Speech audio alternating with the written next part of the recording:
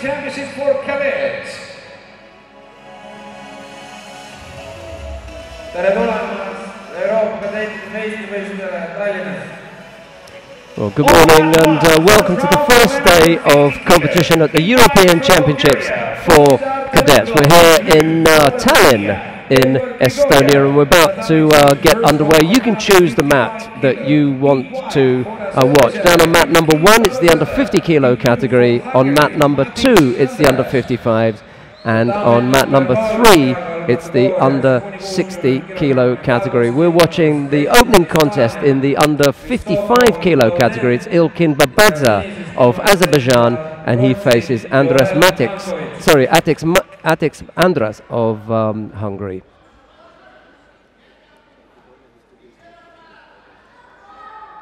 Actually, this is down on mat number 1, Bozhidar Temelkov of Bulgaria and Edvard Grigorian of Armenia. If you want to see the contest between Babazada and Matix, that's on mat number 2. Just click on mat number 2 and you'll be able to pick up the action in that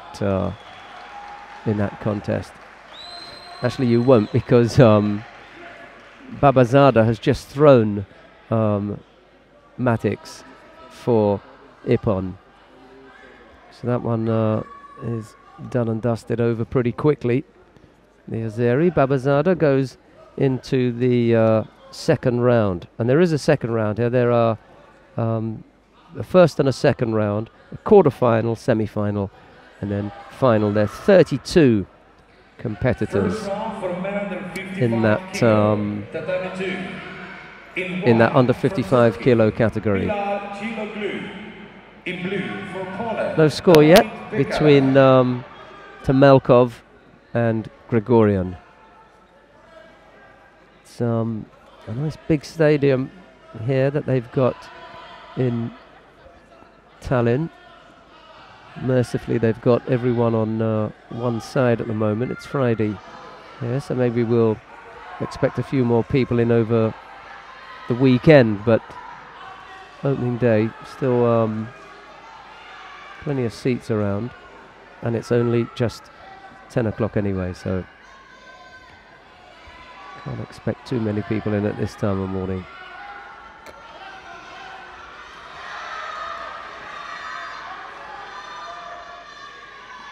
Grigorian looking to go left-sided then over on the right side. Catches Temelkov, a Yuko on the board. Rightly so, I think.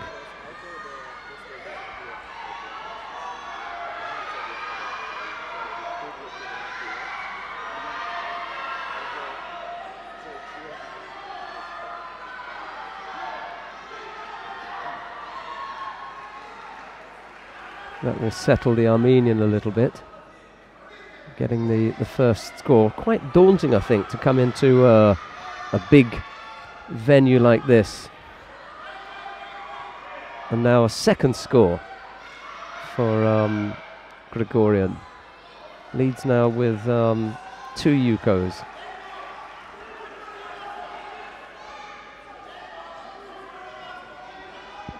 Get the feeling that he might really open up now.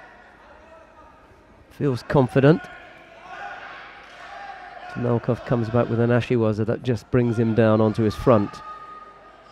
Just knocking him off his feet, but not onto any scoring part of the body. Minute 22 left to go. Grigorian leading with 2 Yukos.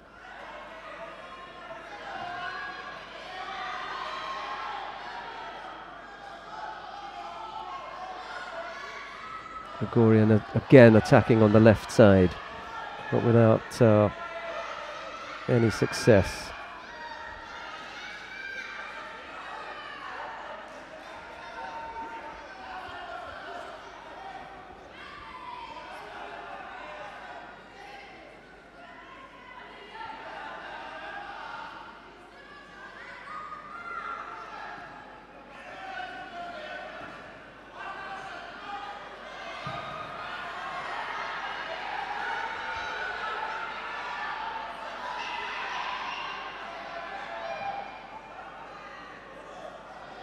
40 odd seconds left to go in this opening contest in the under 55 kilo category. And just a reminder that the under 50 kilo category, lightest weight for the young men. The under 55 kilo categories on mat 2 and the under 60s on 3. That's nice and clear. Light weights down at this end and the slightly heavier weights as you go up the tatami. Not quite sure yet where the young women or the women's weights are going to be, but as soon as I've got information on that, I'll let you know.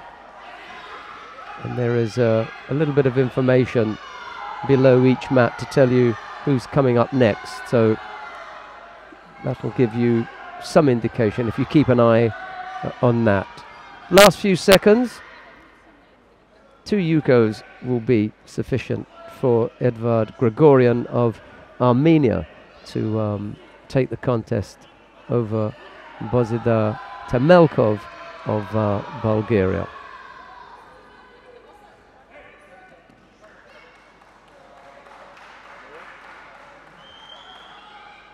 Let's go to mat number 2. And the reason that we're going to go there is there's a rather interesting contest brewing in the under 55 kilo category. Bilal Siloglu of Turkey faces David Pikala of Poland. It's a Wazari apiece at the moment, and there's 44 seconds left to go.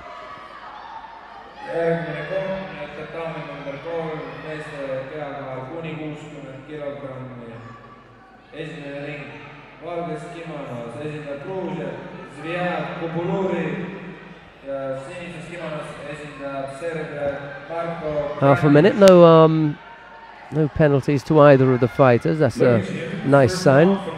And a Wazari apiece. In white for Israel, Tomer Golov. In blue for Moldova, Nikolai Forza.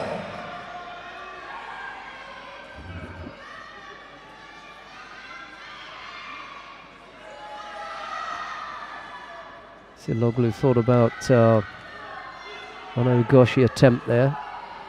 Pikala blocked that. Both just fell to the tatami without any real force, and the referee called Mate. There's another right-sided effort from Siloglu, but it doesn't come off, and they've run out of time, so we'll have golden score now.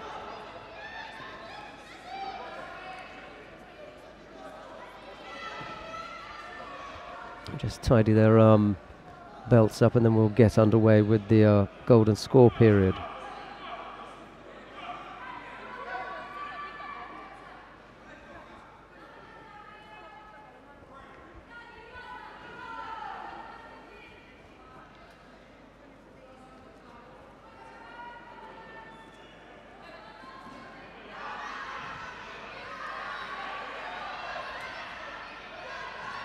Okay, golden score period is underway now.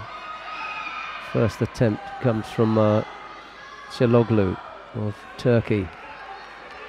Tries to go over right-sided. Trying to bring Pikala over that hip. This time he goes, attempts a shoulder throw, the Ippon Seoinage, but that doesn't come off.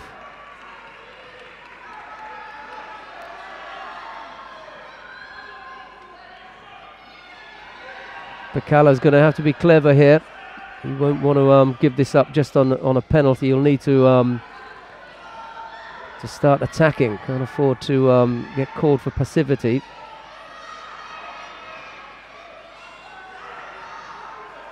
Attempts the Sotemiwaza on the far left corner, but they run out of mat area, and it was successful, unsuccessful in any case.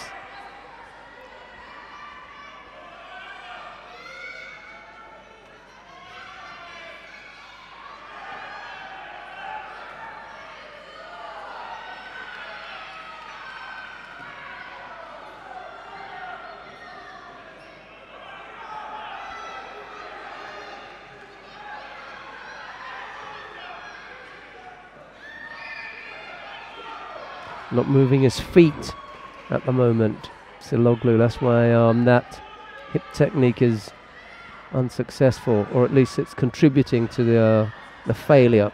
Can't get his feet going. Tricky after you've been out there for a few minutes. Not got the same kind of energy that you had at the beginning. Also, there's the thought in the back of one's mind that you might be counted. He tries the sumigaeshi, that doesn't come off. Bakala's wise to it and now blocks it and tries to roll his opponent over. But nothing doing there. The referee calls mate, stands them back up, and minute 29 has gone in golden score. Players are working hard for this. Another good sumigaeshi effort. Forward and then back. Good work from Siloglu. Pekala's really, he just fell behind. It was coming.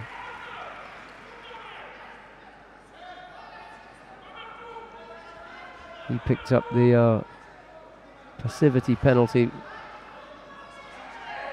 and that was the end of that. Unfortunate way for Pekala to go out, not least of all because he'd scored Wazari, but he just couldn't get another score.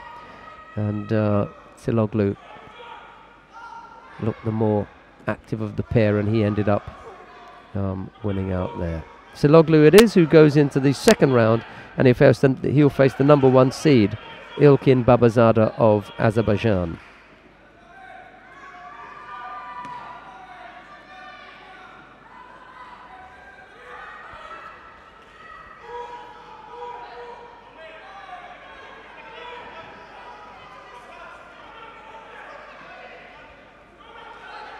Coming on to mat number 2 now in the under 55 kilo category.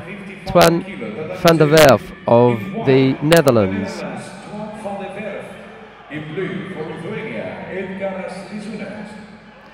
And he faces Lithuania's Edgars Lizunas. Those are the two fighters on the mat now. Van der Werf in the white judogi, Lizunas in blue.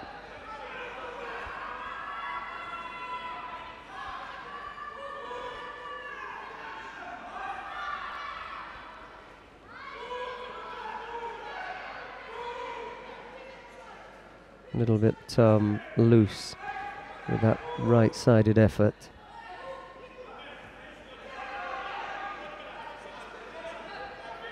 Lost contact with the left hand, and it just ended up collapsing.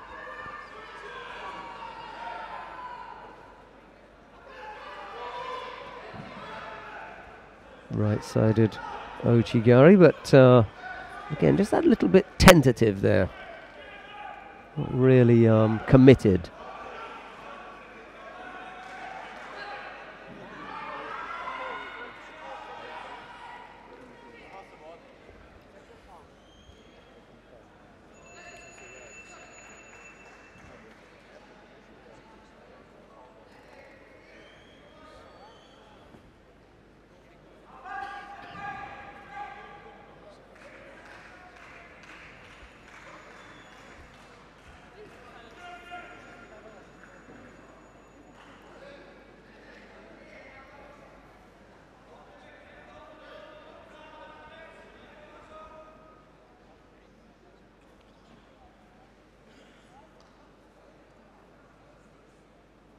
Trying to get that right hand freed up. He was uncomfortable with the grip. That was a better effort.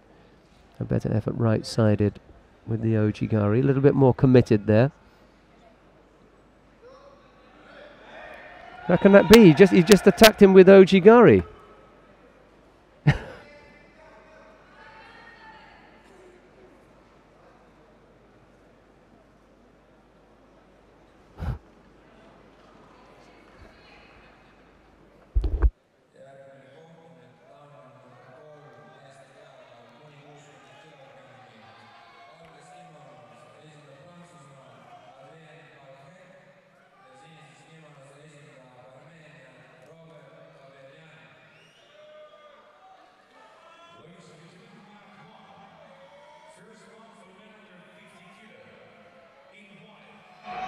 Representing Turkey, Enes Çelik. In blue for Serbia, Marko Saric.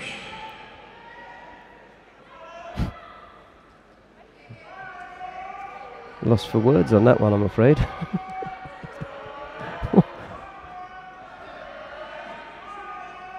Swan van der Werf has tried Ojigari on 2 occasions, and on the second time that it failed, he was given a Shido.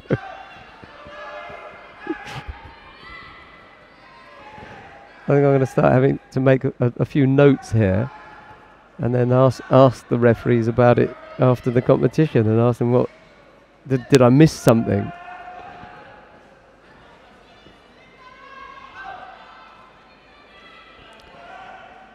Well, the man from the Netherlands picks up that one Shido. That's the only mark on the board. There's a minute left to go.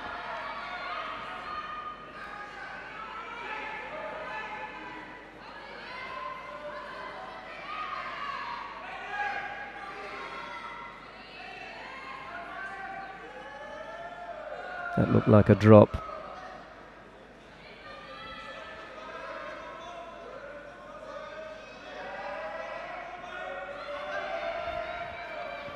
Not looking good for Van der Werf. He's going to need to score here. Van der Werf, I think that is. Ojigari again. Well, that wasn't that great. Kojigake from Lizunas, and he steps off there. Oh, you don't want to be doing that. Lizunas almost got involved in picking the leg up there. Kaji comes up with a really nice Koshigaruma for Ippon. Good score from Lizunas.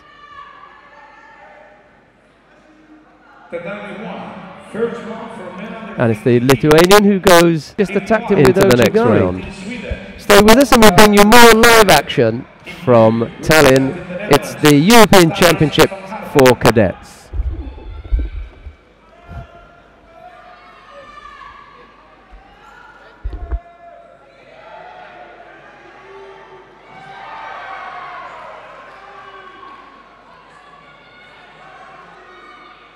Çelik.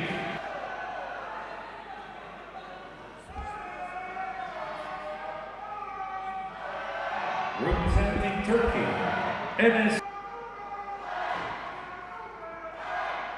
Cadets 2, first round for men under 55 kilo. In white for Bulgaria, Kirill Petrov. In blue for Armenia, Sergey Amatyev.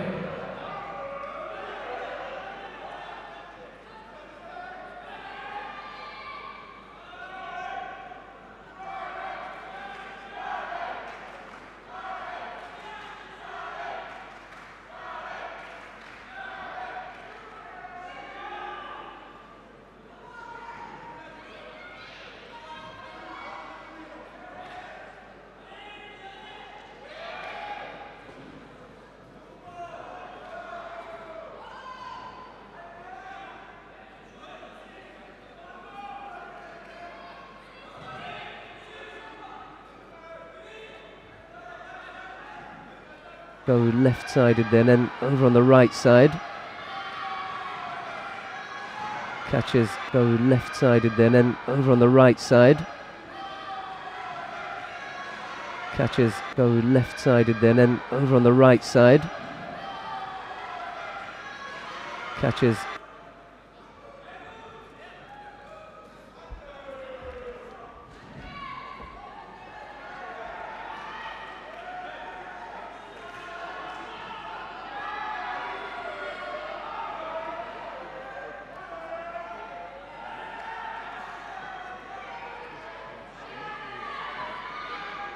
Go left-sided then over on the right side. Catches.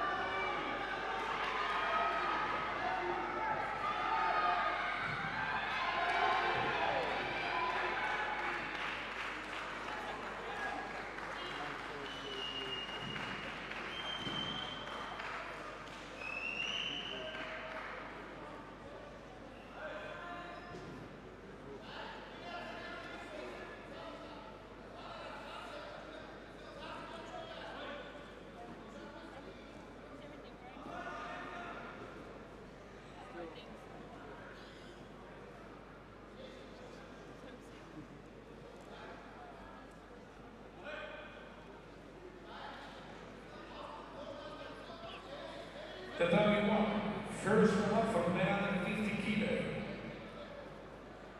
Wearing the white jersey, representing Hungary, Bogdan Peter. Wearing the blue jersey from Georgia, Robinson Beglarishvili.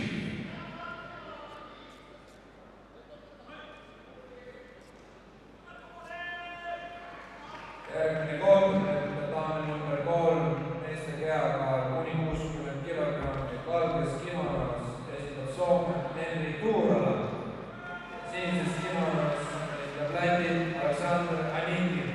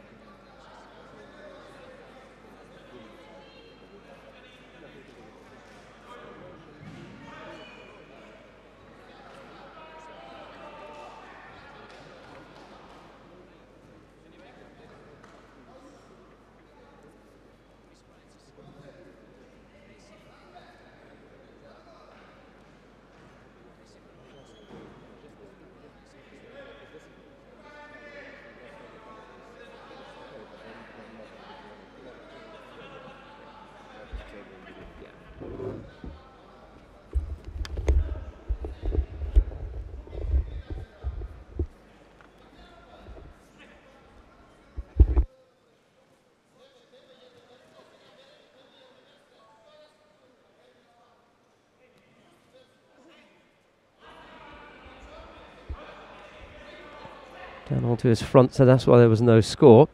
Looked spectacular for a moment. Anakin, the Latvian, calling for a score, but I think that was just a reaction to getting his man in the air. Never going to put anything on the board for that. 2:58 left to go. Turala, Henri Turala of Finland and Alexander Anakin of Latvia.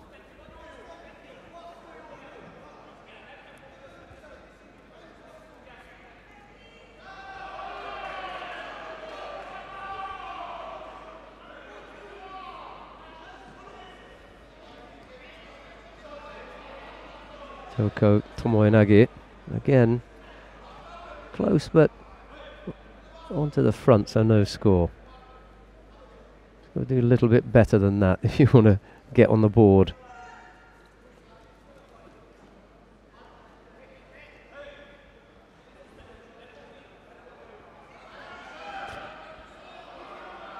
Same as when we started off this morning, 50 kilos, the under 50 kilo category. These are all the men's or young men's weights. 50 down on mat 1, 55 on mat 2 and 60 on mat 3. These are reasonably big categories. 25, 32 and 40. That's the those are the numbers.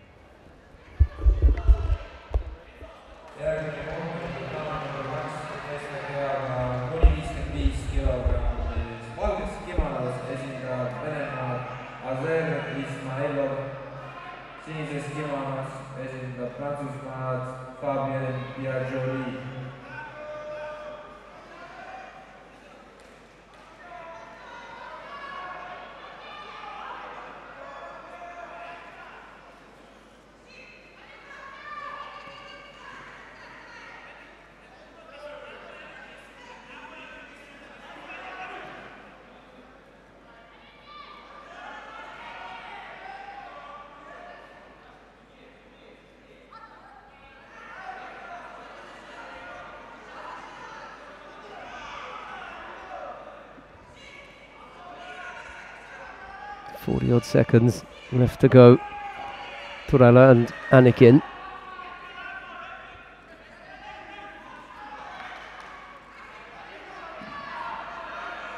That was better. Best piece of work in the contest so far, and Anakin comes up with the Yuko from Ippon Seonage.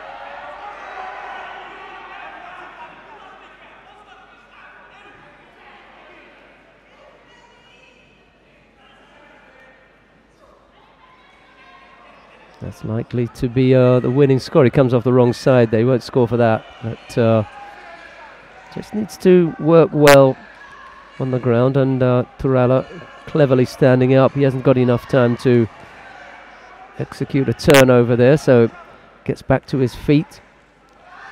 Last chance. Oh, Ujigari couldn't quite turn him onto his side though. That was as close as you can get. Good effort, but ending up on his front. No score. Time ran out, and it's Anakin of Latvia who takes that contest. That's in the under 60 kilo category down there on mat number 3. Our commentary position is in this near left corner at one end of the competition hall. You're looking at the furthest mat away from us to my right, down at mat number 3. Okay, so Anakin it is who goes into the next round.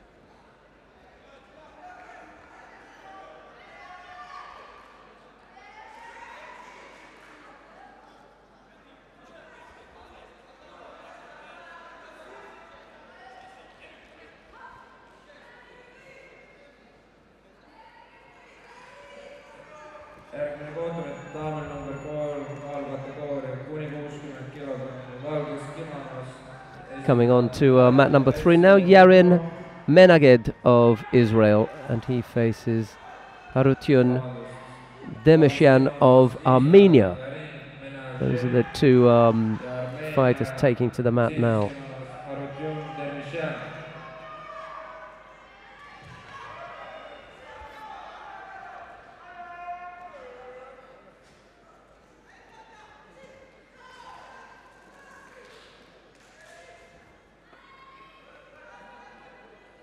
Tatami 1, first round for 150 kilo in white for Belgium, Vladislav Lin.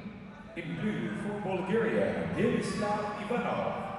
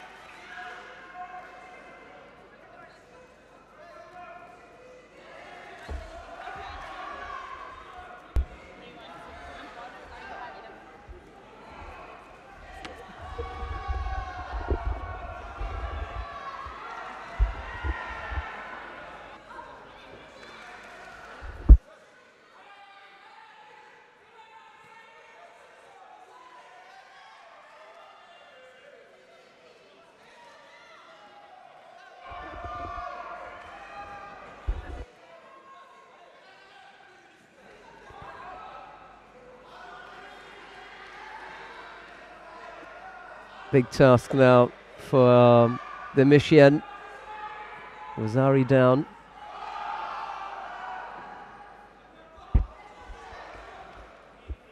Second Israeli athlete to take to the mat this morning. I saw one out the corner of my eye down on the on mat number 1.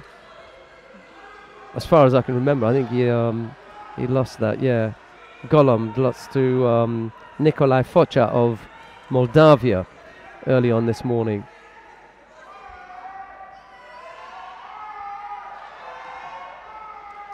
Those of you who are waiting for the girls' the women's weights, they'll be on shortly. We've still got the young men competing here.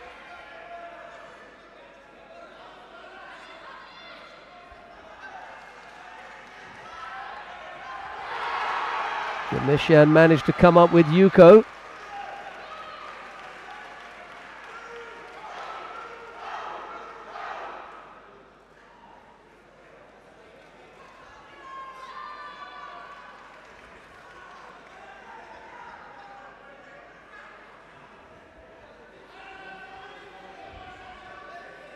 In the under 55 kilo category on mat number 2, Azir Ismailov of Russia has just been thrown for a pond by Fabien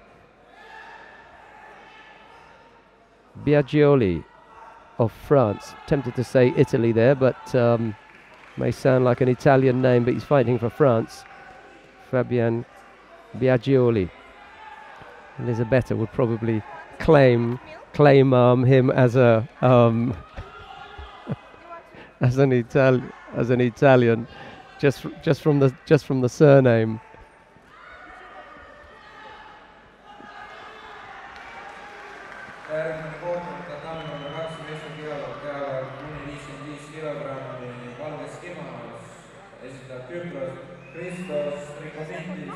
That's on the mat 2.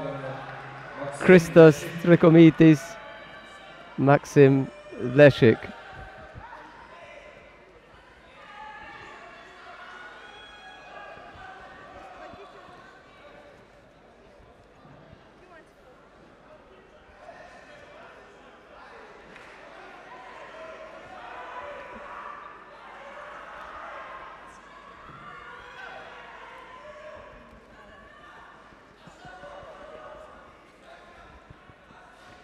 We're on the way, Christos Trikomitis and Maxim Leshik. It's Trikomitis of Cyprus and Leshik of Bulgaria. This is in the first round of the under 55 kilo category. A little bit tidy at the moment. No score down on mat number 3. We were watching the under 60 kilo category between Yarin Menajed of Israel and Harutian Demishian of Armenia. There's no score down there. Well, sorry, beg your pardon. It was that second Yuko that the Armenian came back with. Ended up taking it. Okay, that's what happened down on mat number 3. We'll go back to mat number 2. We may as well. We started watching the Cypriot, Trikomitis and Leshik.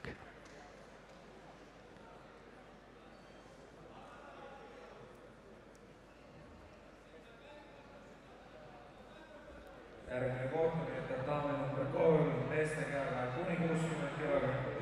Valges kimonos esindab Itaaliat Alessio Bruno, sinises kimonos Soome esindaja Stefan Rompo.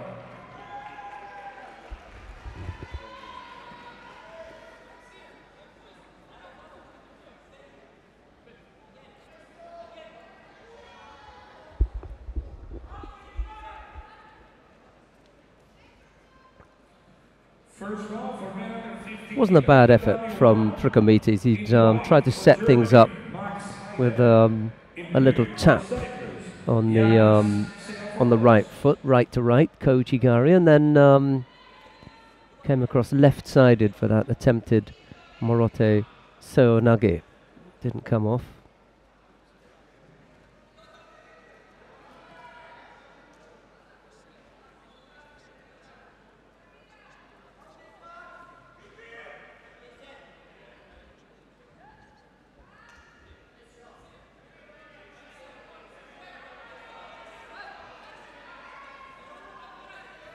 minute 50 odd left to go. Still waiting for the opening score there, and it's now Leszek's turn to attack with the Marotte Sionagi. That doesn't come off.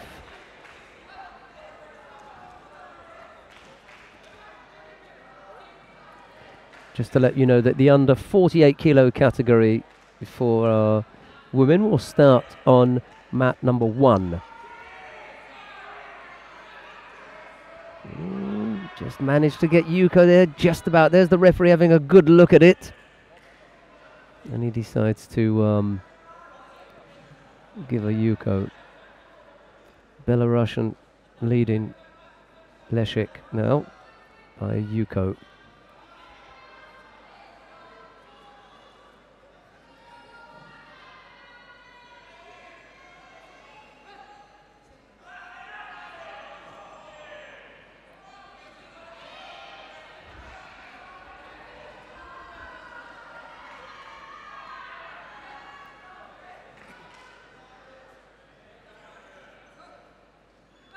A little over a minute left to go. Not as strong. Untidy effort there from Leszek. Didn't set himself properly. For that reason, Trichometis was able to collapse it easily.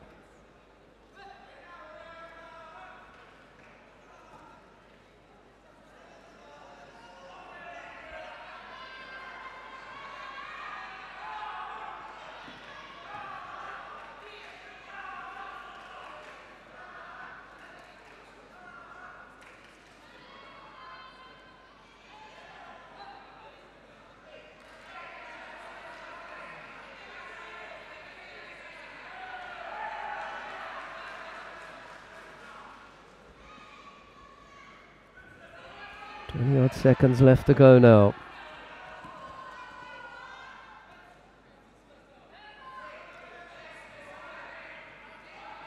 Trichometis is going to go flat out here, try and get this score back.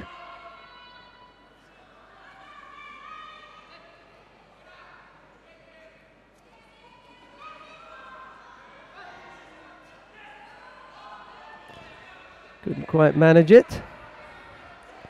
And it's Leszek of Belarus who ends up the winner. They've actually let the clock go on when really it was the time was over anyway.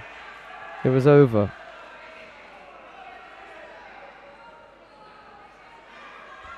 Yeah, the time was over.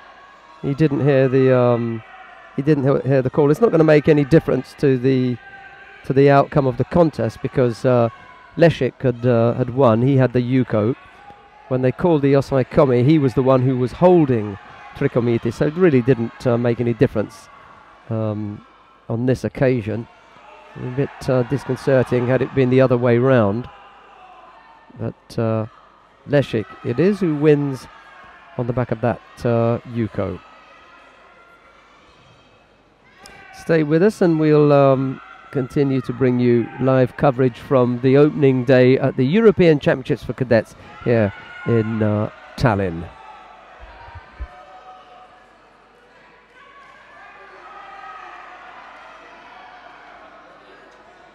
Järgmine kohtumine Tallinn number 2 meeste peaga kuni 60 kilogrammi.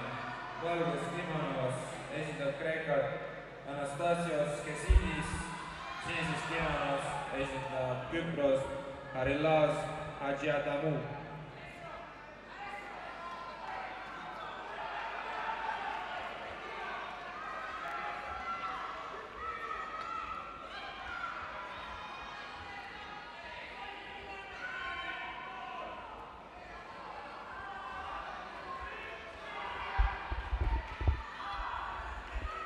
On mat number 2 now in the under 55 kilo category, Karo Marandian of the Ukraine faces Denis Viru of Moldavia. It's Marandian in the white judogi and Viru in blue. 4 minutes is the contest time for cadets.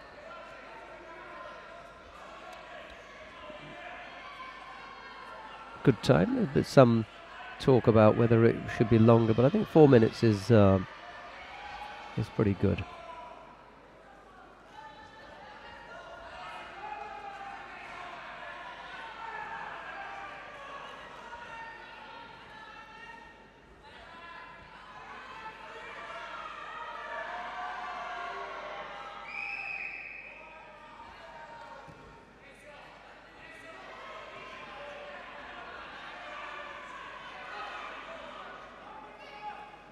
Thirty-two competitors I mentioned earlier on in this under 55 kilo category.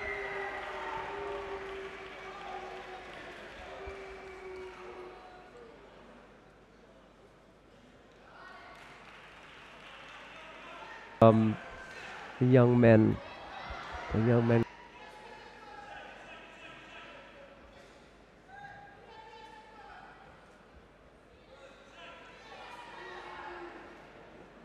Couldn't quite hang on there. Ukrainian lost his chance. Never been caught for Wazari, and then went into the Osai Komi. Picks up Yuko. 2:23 to turn things round. Tatami 1, first round from 150 kilo. In white for France, Cadets. In blue from Turkey, Olcan Karaca.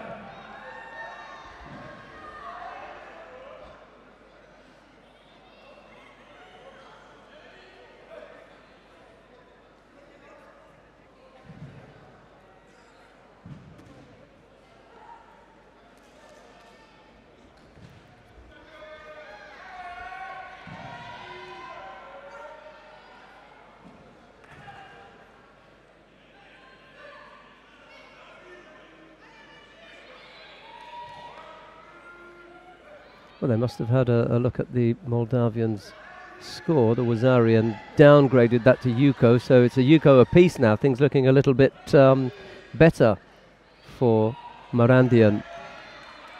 He was down by Wazari at one stage, and then he managed to pick up a Yuko from holding his opponent for sufficiently long to pick up Yuko, and now he attempts left-sided Morate Seoi Nage. That doesn't come off.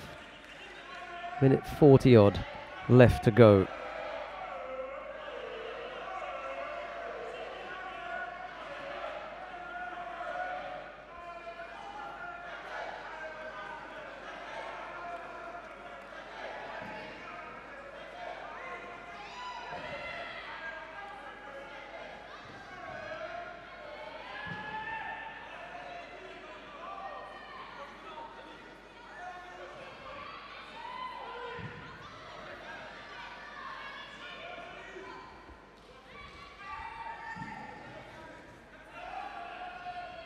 Well, he's keeping up a good tempo. I think that's going to work well for him.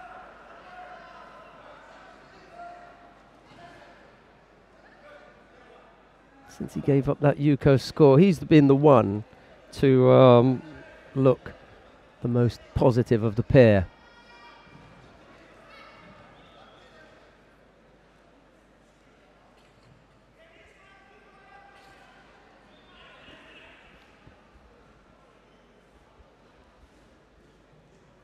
We continue with the first round from 150 kilo on Mark 1.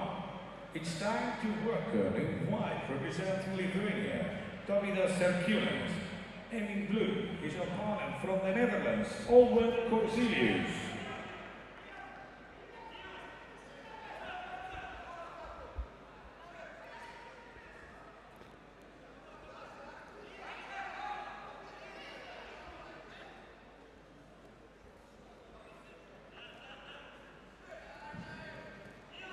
Seconds left to go. Oh, just a slip there. Just watch the left foot. Beautifully done. Oh, Viru. Real opportunism there. What?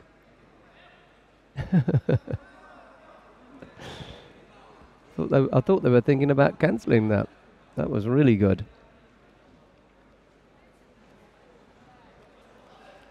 Oh, that is harsh. I mean, it's not going to change it because he should be able to take it with 25 seconds to go, but Yuko, I don't know. Such a nice technique. Oh, that was silly.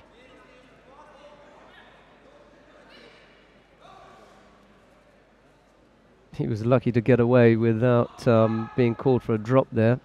He scored twice. That should be sufficient enough for him to take it. Marandian can't come back now. Insufficient enough time. And Denis Viru of Moldavia in the under 55 kilo category goes into the next round.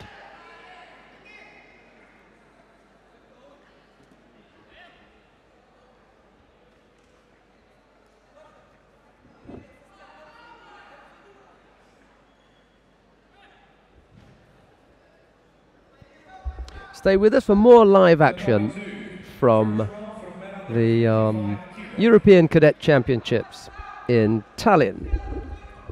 In white, representing Israel, Ophir Shani. In blue, for Great Britain, Eric Ham.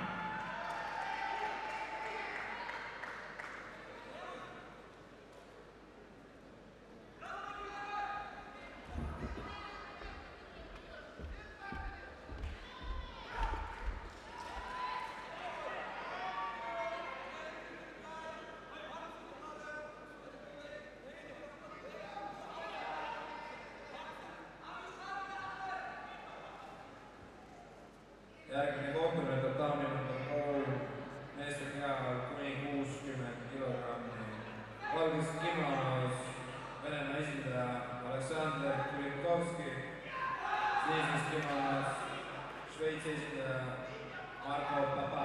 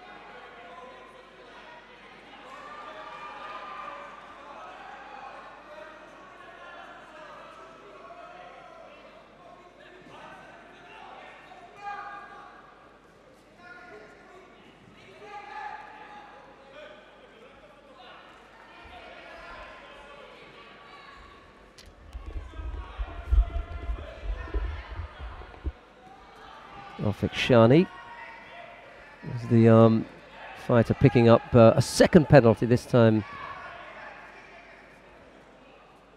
The referee deciding he did to get a little bit of help. Does help them actually if they're guided in a way as to what they're doing in a contest. If there's a poor grip, poor posture, overly defensive, if there's a drop, it's an indication of what you're doing. Okay, they're called penalties, but you get it's like being given a heads up. Hey, you know, you are failing in one area or another. A little bit of a guide.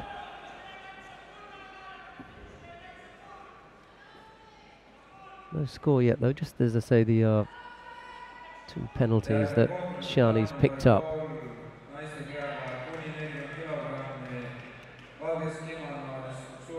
Oichigari from Eric Ham brings Shani down and making it a lot more difficult for the Israeli now. He's a Wazari down, 2 penalties on the board. There's a minute 40 odd left to go. So a bit of a struggle here. Ham's the one who's going to pick up the penalty now for holding on to one side for too long. That's the indication from Henk Plugger, the referee, in the middle, minute 30 odd. Needs to get rid of that grip, does Ham. Nice entry, couldn't quite bring off the Toyotoshi, which is what he was shaping for. Not a bad entry. Part of the thinking behind that was to get out of the pressure that Shani was putting him under. And now he picks up a second penalty, this time for dropping. He really has to tidy that up, because having scored nicely with that Ojigari, you won't want to let things get away from him. They have started the under 40 kilo category down on mat number 3. That's for women down on mat number 3, and they have begun with the women on mat number 1 in the under 48 kilo category. So if you've been waiting for those categories, they're on now. Needs to complete the roll here. He's going to lose it now. Referee calls Mate. 40 odd seconds left to go.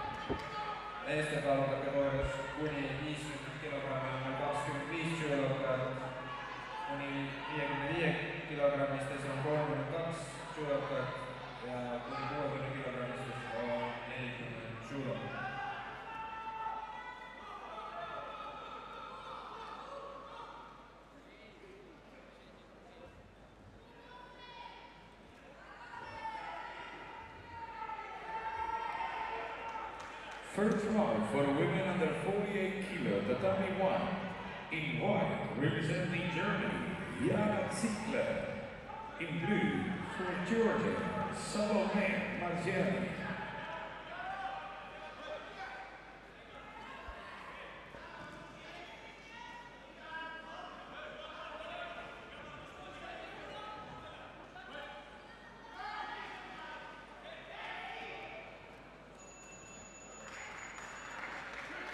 Managed to hang on in the end, did Ham, taking the contest from Shani on the back of that Wazari. Down on mat number 1, Jana Ziegler of Germany faces Salome Marziani of Georgia, if you want to see that one. We've got Elios Manzi of Italy coming up against Ruslan Soa of Latvia. That's on mat number 2 in the under 55 kilo category. And then down on mat number 3 you've got Olivia Piotr of Great Britain and Sarah Hermann of Germany. That's on that one's just finished on mat number 3. So that's what's available to you.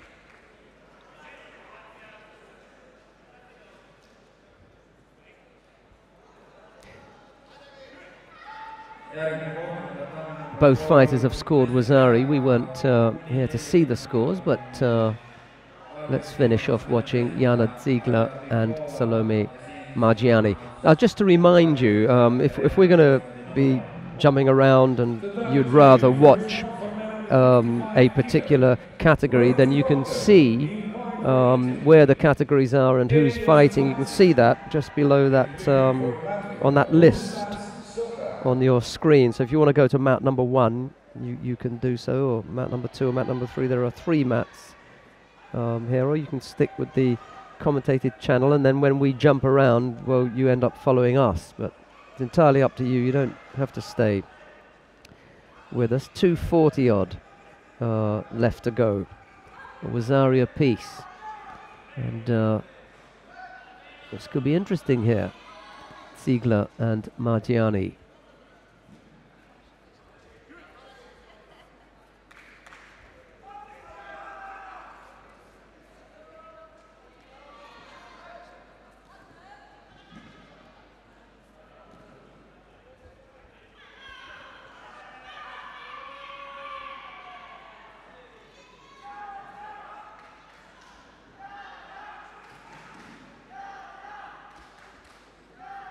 Cheers from some of the German crowd for Jana Ziegler, trying to give us some encouragement. This is the under 48 kilo category that we're watching here.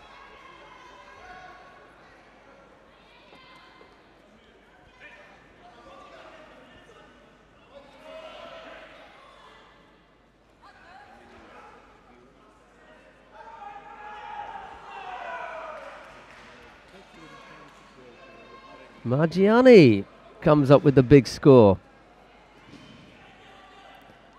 Ziegler couldn't come up with the counter. Yoko Wakari would have been the counter, but she goes down heavily. Ippon Seoinage top was what Margiani was shaping with, and a big Osoto to finish. Stay with us for more live action from the European Championships for Cadets. On mat 1 in white for Turkey, Cice Tata. In blue for Slovenia, Teja Tropa.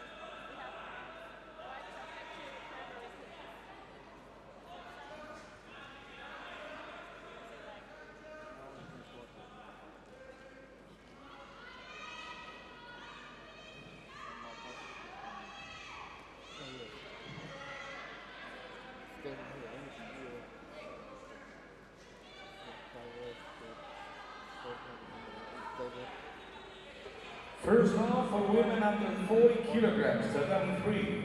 In white from the Netherlands, Aniek Noorder. In blue from Poland, Vanessa Magnitska.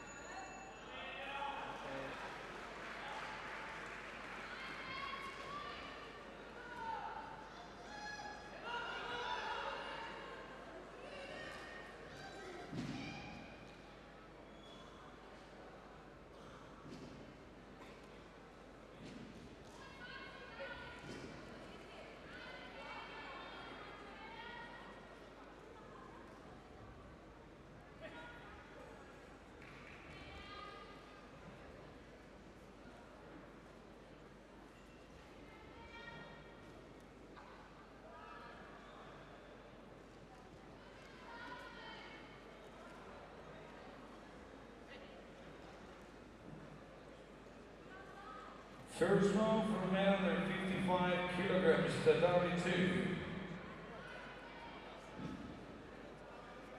2. In white, representing Georgia, Beka Natatralashvili. In blue, for Ukraine, Asima Mamedov.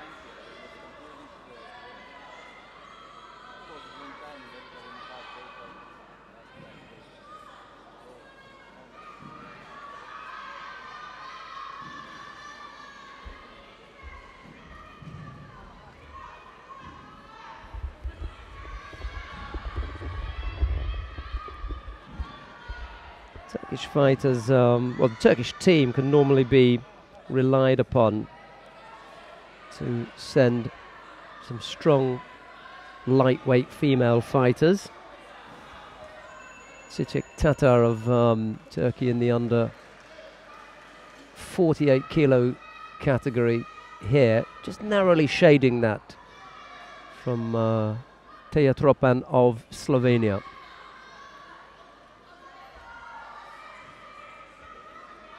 I think the Slovenians had a number of, well, reasonably well-seeded fighters. Tropan wasn't one of them, and she ends up on the losing end of that, but just by that single Shido, as I say. And Tatar of Turkey goes into the second round.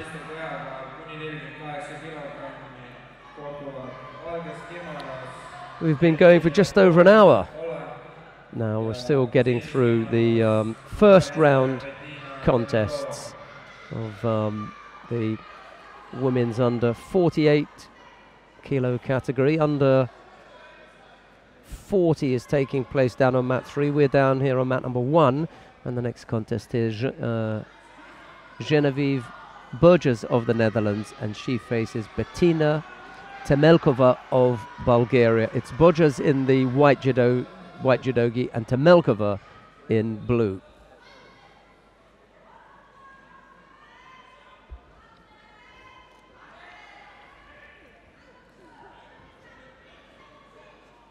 Interested to see what well, they've already sorted out the contest on mat number 2. That's Beka Nataralashvili of Georgia has just defeated Asima Mamedov of the Ukraine, and there's still a little bit of I'm not sure why it is that the Ukrainian has, well, he's left already, but it's the Georgian who's ended up as the one who looks damaged. Anyway, they're going to sort him out. He's cut his head open pretty badly as well. Well, they'll have to sort that out.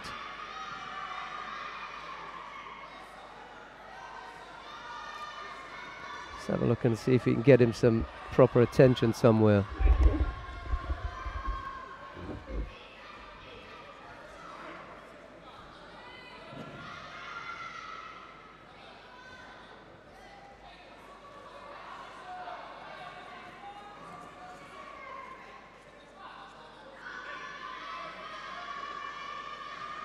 järgmine kohtumine totaalne number 2, meeste kehaga kuni 55 kilogrammi, valges kimonos Suurbritannia esindaja Peter Myers, sinises kimonos Kreeka esindaja Alexios Sarmantidis.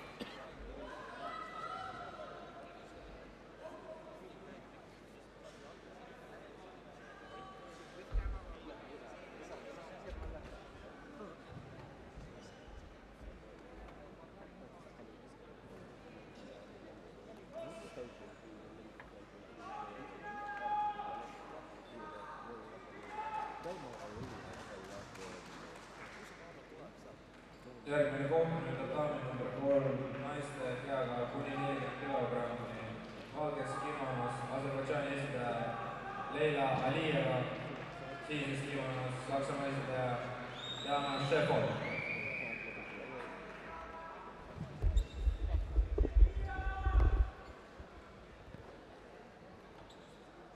Temelkova it is who takes the contest upon to her, defeating Genevieve Bodgers of the Netherlands. Now we've got some information about what's happening in the tournament, and the best man to give that to you is Hans van Essen. So here he is. Good morning, everyone.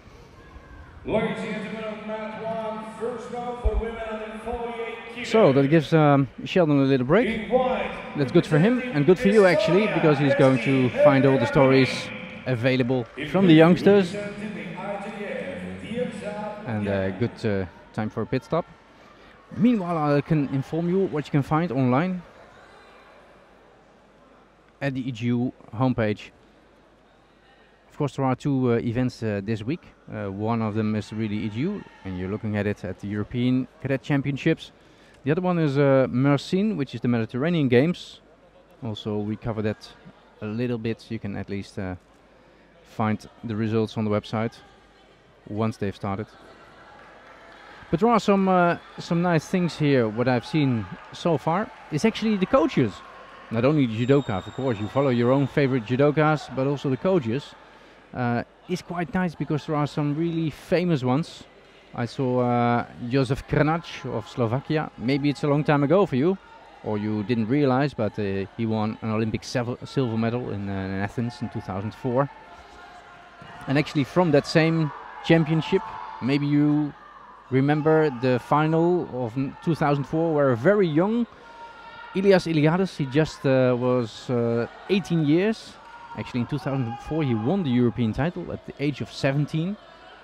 And then when he was 18, the Olympic Games were in Greece and he took the Olympic title. And in the final he met Roman Gonchuk, who's now a coach. So also Roman Gonchuk is here from the Ukraine. Actually he did repeat his stunt. He was second at the Olympic Games in Athens, and he took a bronze medal in Beijing in 2008. So now he's a coach for the Ukraine. And Ukraine have a very successful team in the cadets, also juniors, very good juniors. But there are some more athletes, what I find interesting, former athletes like Ariel Zevi. He was of course a European champion last year in 2012. 4 times European champion actually. The oldest European champion ever. That was quite a miracle. Now he's a coach. And Israel, come on, what's happening there? It's amazing results, both in the seniors as in the juniors. I'll have a look at the cadets this weekend. But yeah, I think development is going very well in Israel. But especially in the seniors, you see very good results. Not only the women. We know that Yarden Jerby is in the top 3 on the 63 of the world ranking. She led it actually a couple of weeks ago. But also in the men's category, Israel is doing really well. And of course it's very good that Ariel Zevi is among the team. He's so experienced. He was the vice world champion in 2001. 2001, come on, it's 12 years ago. Long time ago, but most in our minds was the European title in 2012 in Chelyabinsk. Chelyabinsk is the city where the World Championships will be held next year. This year, of course, in Rio de Janeiro. Where also the Olympic Games will be held in 2016. Actually, these youngsters are looking forward to maybe 2020, those Olympic Games. That city will be decided in September in the IOC meeting. And there are 3 cities left, which is Madrid, Istanbul and Tokyo. Of course, for the judoka it will be nice to be in Tokyo.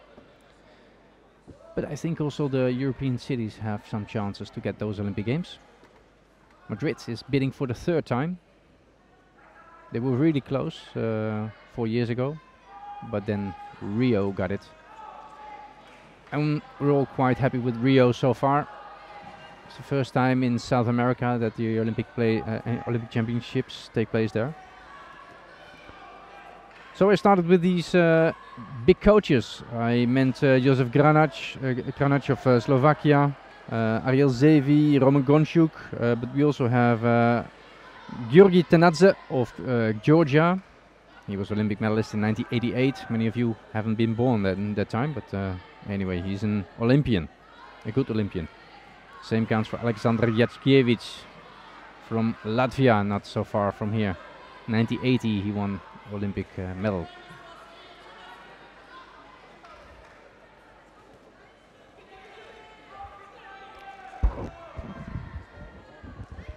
Tatjana?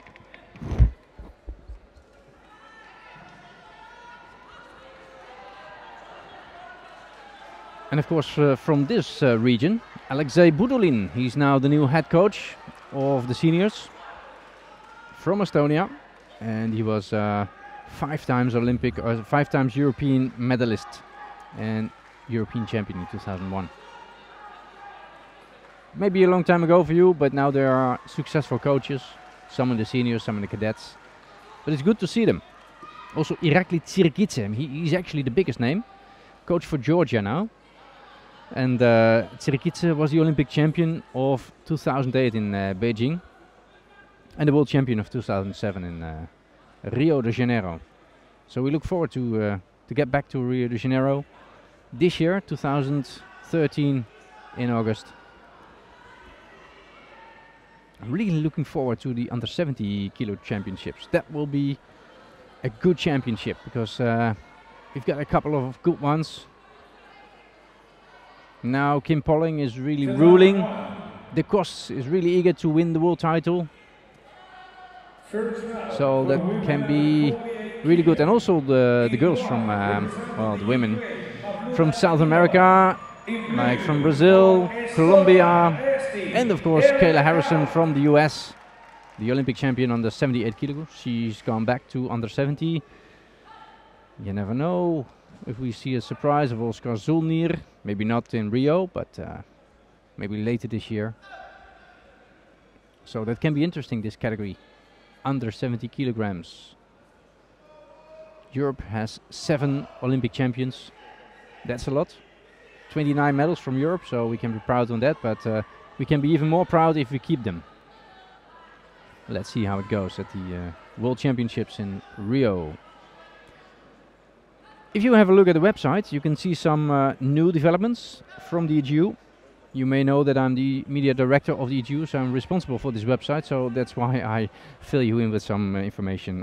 We have a new project, which is the EGU experts. We have a team, we have a green button. Actually, I'm clicking on it right now, a green button on our website, and then you see all these coaches again that I just spoke about. Alexander Jackiewicz, but also Ezio Gamba, Neil Adams, Maarten Arends from the Netherlands, James Bridge. Well, a lot of them really experts, really world champions, and they can help you if you have technical questions. So if you have any technical questions, not regarding the rules, because we stick to the rules of the IGF, we cannot help that, and we will apply to that the test rules, I must say, of course. So if you have any complaints or additions, that is not the way to approach the EGU experts, but if you have technical questions, that is interesting to ask, and especially for coaches, because we really invite coaches to be involved in seminars, coach seminars, where the coaches are being taught to involve the young children from 8 to 12 years in those seminars to really teach the children and to involve them into judo. Of course, we need to work on the youth, so it's good to have the coaches there and to have the same kind of developments. So therefore, these EGU experts is in fact a new commission and a new activity of the EGU. We hope to refresh the website soon, just in advance of the World Championships, to give it a nice look and feel. And also we are very interested in the lifestyle of judokas. So what do they wear? What music do they like? This kind of music or this kind of things will be added to the website soon to create some more new heroes. But we have a few of them. Who's your hero? Let us know. You can give feedback.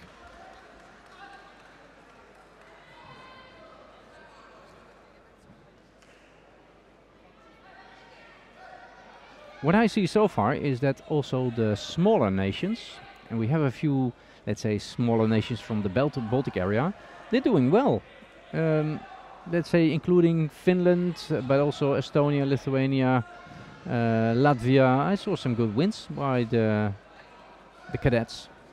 The cadets under 18. Of course, we have some winners of last year also here.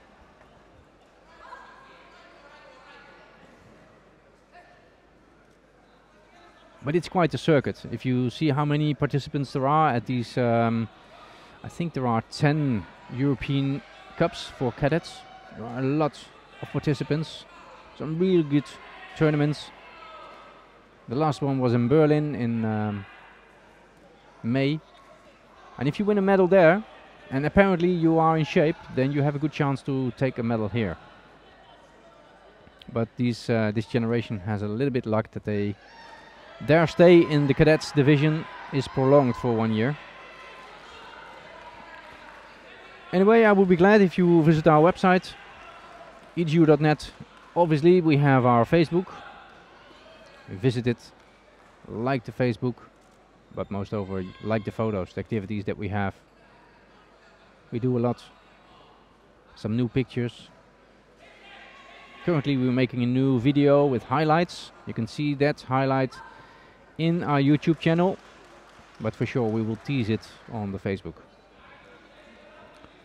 What I remember from last year is in Montenegro, in Bar, was a nice championships. But why is it especially nice? Because this age, the athletes all join each other's joy, so they really cheer for each other.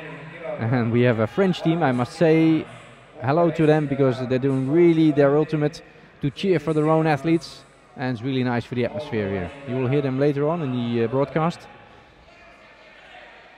It's really nice to have them. And the French are really European champions in cheering. I must say that. Good to have them around again. They have some good chances for medalists. And all in all, last year we had approximately 20 nations who all won a medal. That's good. A good distribution of the medals. It's not only Russia or Georgia anymore. That was a couple of years ago, but now many countries are scoring the medals, and that's good.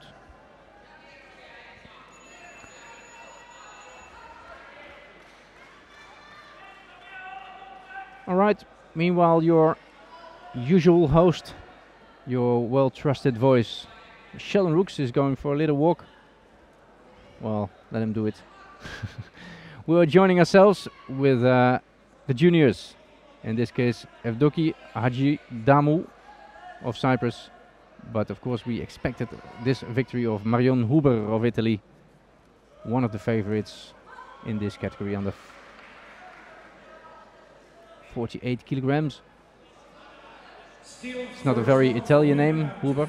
Kilograms on mat 1. In white, representing Georgia,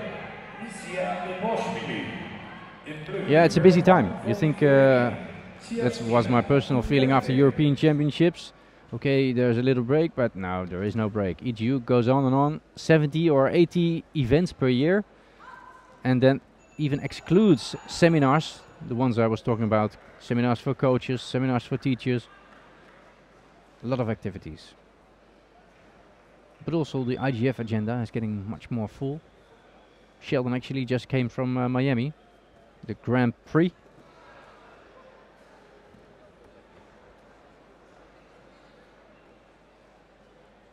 And this week, if I'm not wrong, is also the the Pan American Open. Used to be a World Cup, of course, in San Salvador. Pan American Open. Also this weekend. Busy, busy, busy. So you can enjoy yourselves with judo. We all do. Sometimes I say we are all married. And if you're not, you are actually, with judo.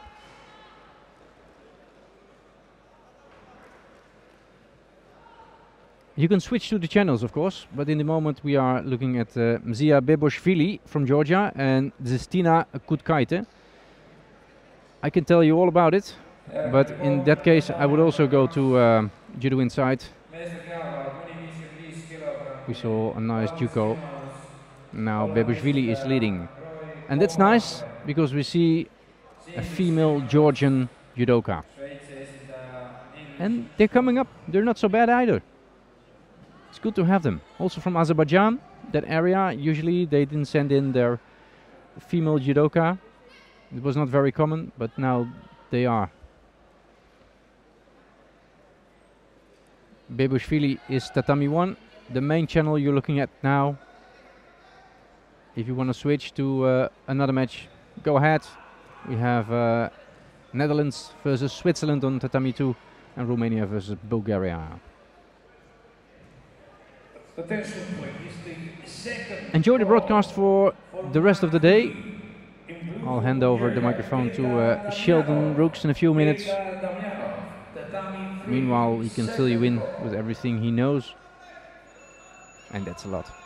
He travels all the world. as mentioned, he just came from Miami. Bebushvili takes the victory against Kutkaite from Lithuania. Not so far from here. On the 48 kilograms.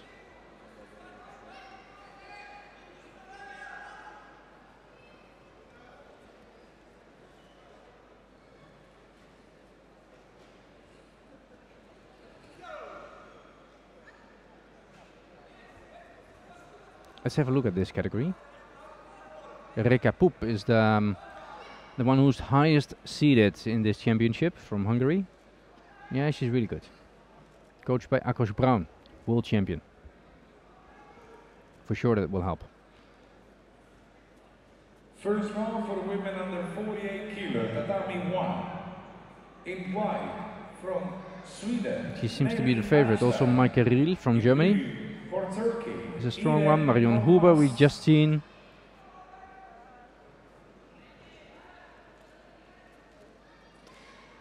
This is the last call on mat 3 for Peter Damianov from Bulgaria. I repeat, last call for Bulgaria's Peter Damianov.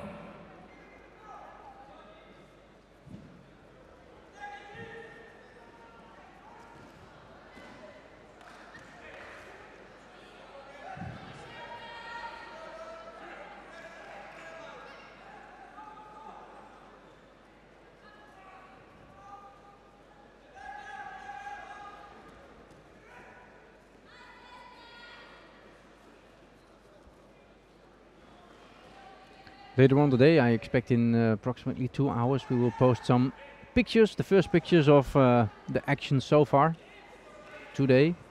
You can find them in our media section. Many photos you can find there. The last ones we've posted is the Miami Grand Prix. And last week we had the Veterans Championships. Amazing number of medals. And more than 1,100 participants. That was amazing in Paris. We hope we've posted now all the photos because it was quite some work. The photos of the podiums.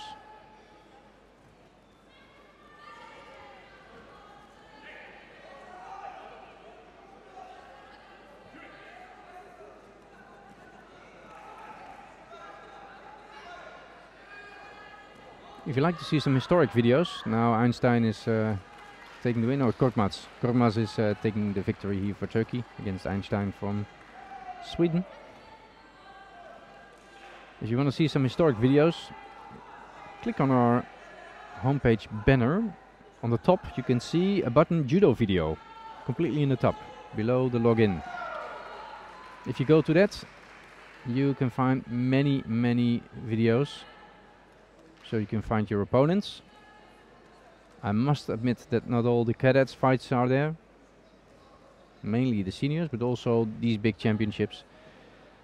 And what is new is that we broadcast this full day, the 3 days of course of fighting, and you can find the whole broadcast back on internet in YouTube. Later on today we hope to interview some winners, or at least some medalists of the day. Victory for Turkey. This can be an interesting match between Natik Gurbanli of Azerbaijan and Edvard Grigoryan of Armenia. Gurbanli is very strong.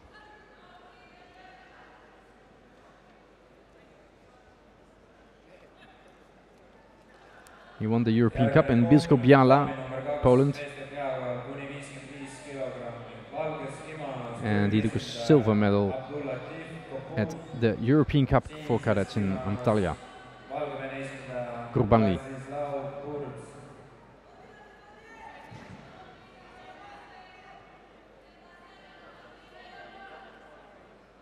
I think he has the best reputation, but I can only look on paper. Now we see them live. Edvard Grigoryan, he won a bronze medal in Tver European Cup. Let's see what he can do. But as expected, the Azerbaijan, Georgian and Russian teams will be very strong. Why? Usually physically they are a little bit stronger than the Western European nations.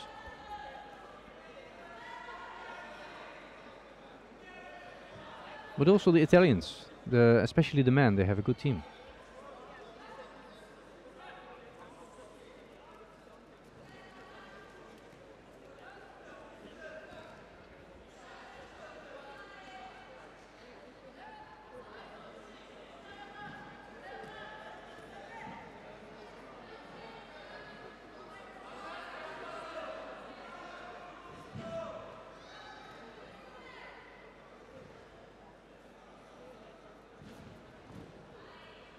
The referee asked the coach to remove himself because he's coaching outside the mate situation. You can only coach when it's mate.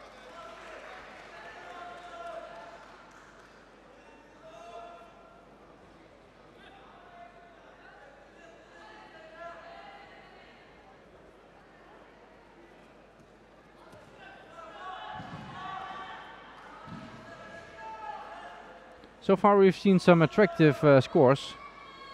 Anything can happen with these lightweights, of course. That's the attractive part.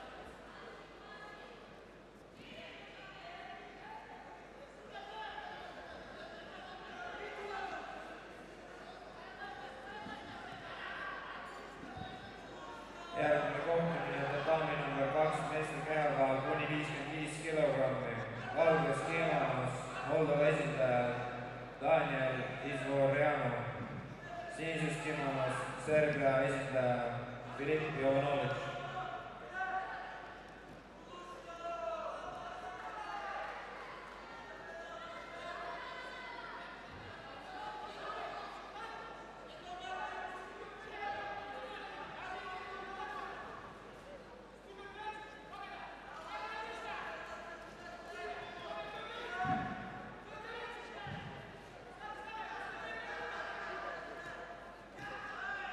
Some minutes ago I mentioned that approximately 20 nations won a medal in Montenegro last year. It was 23 actually. Very good score. But the leading nation was Russia, followed by Georgia and Germany. And mainly the German girls, because they took 2 gold medals. Just before Italy, Netherlands, Poland, Bulgaria, Romania, Croatia, they won the gold medals in this case. And in the male category last year it was Russia and Georgia as expected. We just talked about them, and Gurbanli is one of them who could win a medal this time.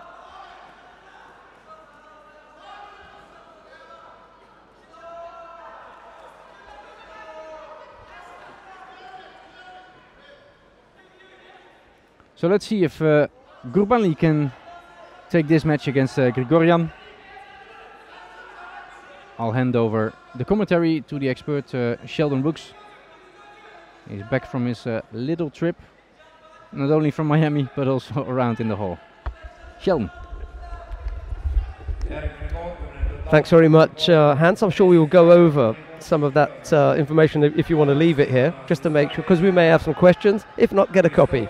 We'll take a copy from you. And Hans van Essen, we'll hear from him a little bit later on. We're also going to hear from Tatiana Vlada, who's been catching up with some of the fighters and some of the coaches, in particular the Georgian team, who've sent a number of women to this competition.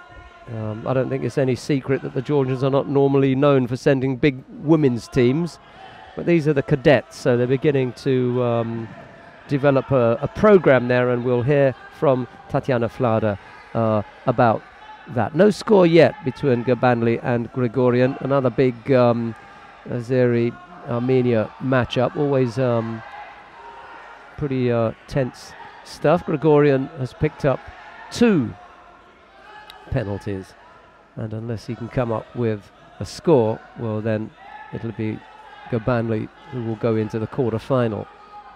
So kind of running out of time here.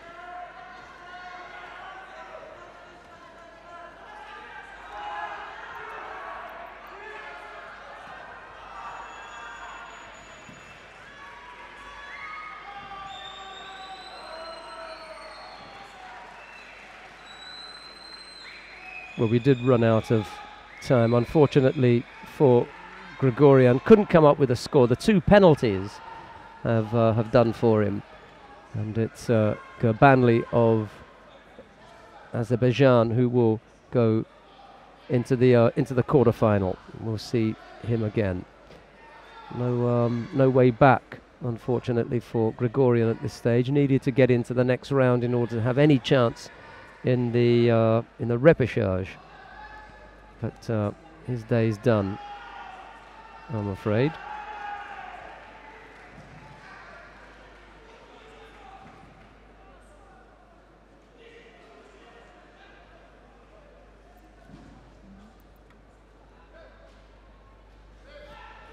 Right, let's see where we're going to go now. Nikolai Focha of Moldavia faces Enis Çelik of Turkey. This is in the under 50 kilo category. Round 2 here on map number 1. And just to let you know, down on map number 2, it's the under 55 kilo category. We're sharing that, under 55 and under 44.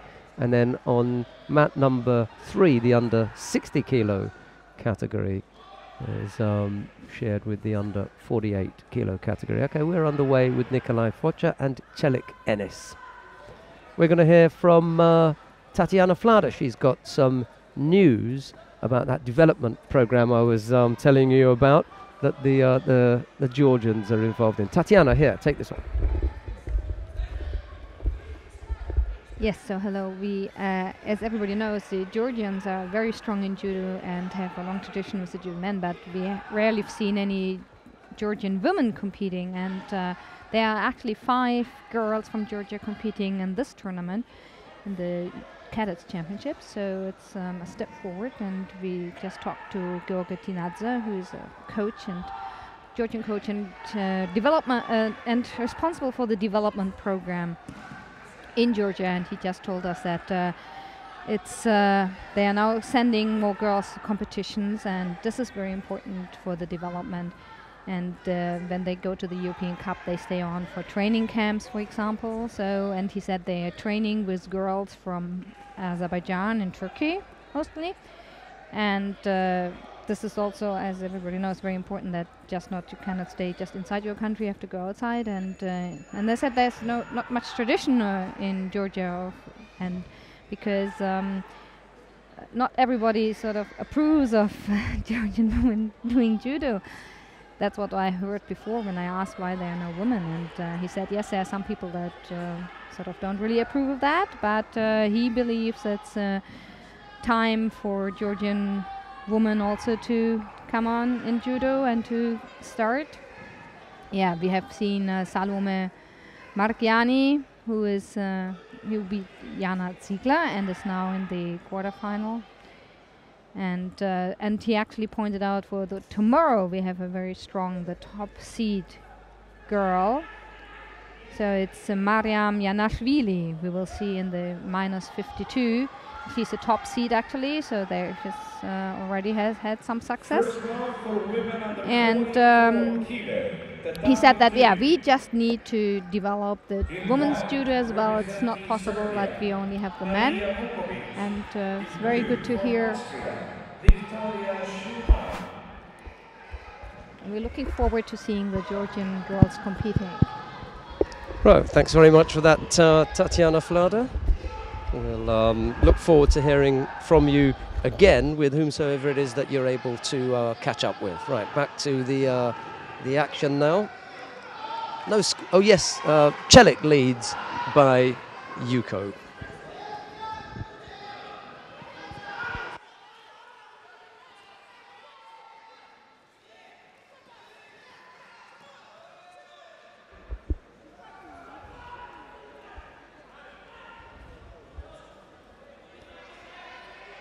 That single score there. And thanks very much to Hans van Essen, who's come back with that information on that European Coaches of Fame that we were that he was talking about. Out goes another coach. That's down on that one. He was asked to vacate his chair.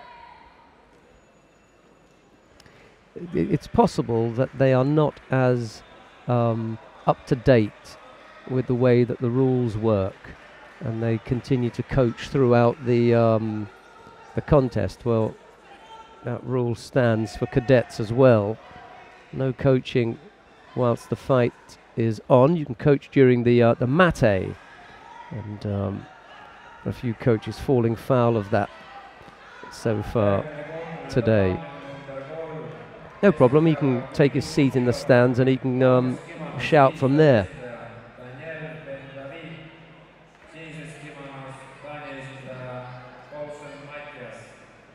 Two Shidos now against the Moldavian Focha. Bit over, well, a minute left to go now.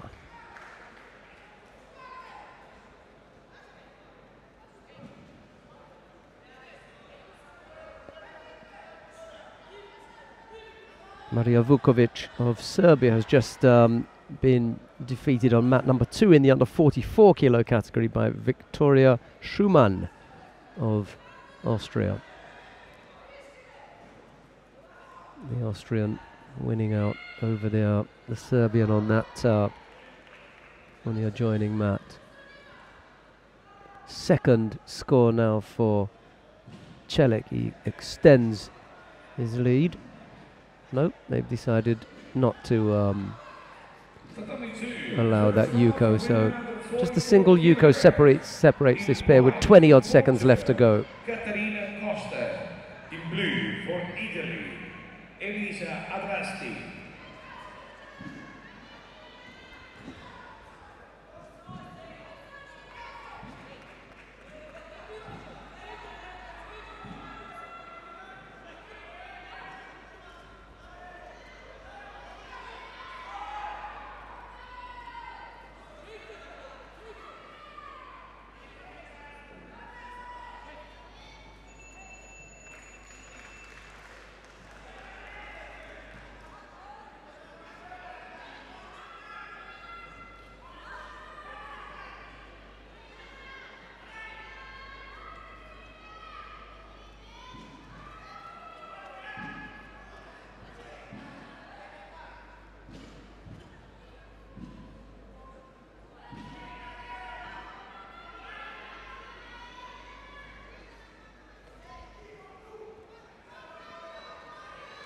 Celik it is who takes the contest in the under 50 kilo category. These are all second round contests now, so that puts Celik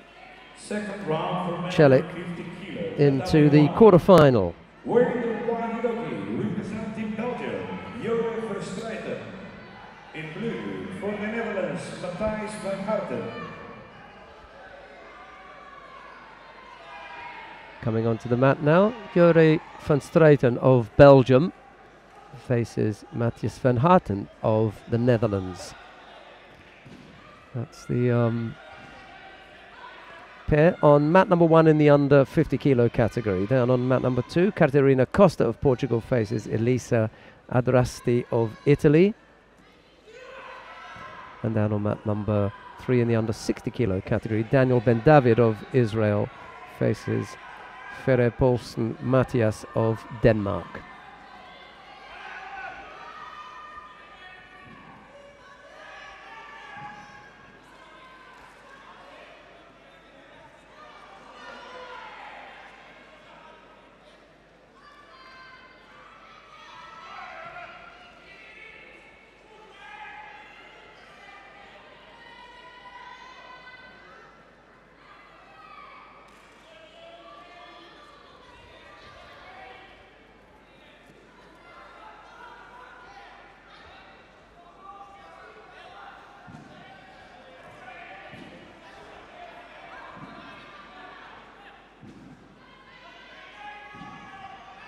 We'll try to get some of the fighters up here, those that Tatiana Flauder can get hold of.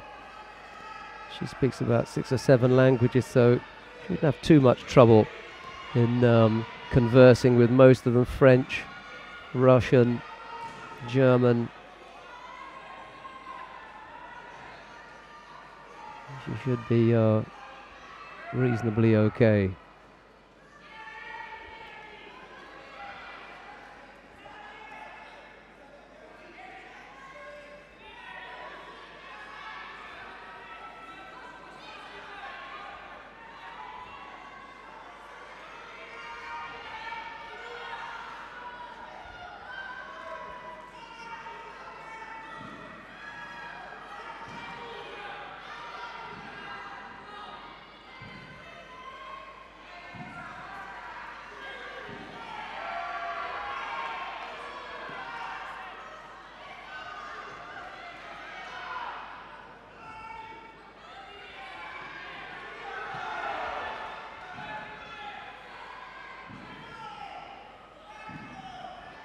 No score yet between Verstraeten and Van Harten. Van Harten trying his best to roll his opponent over. Can't quite manage it yet.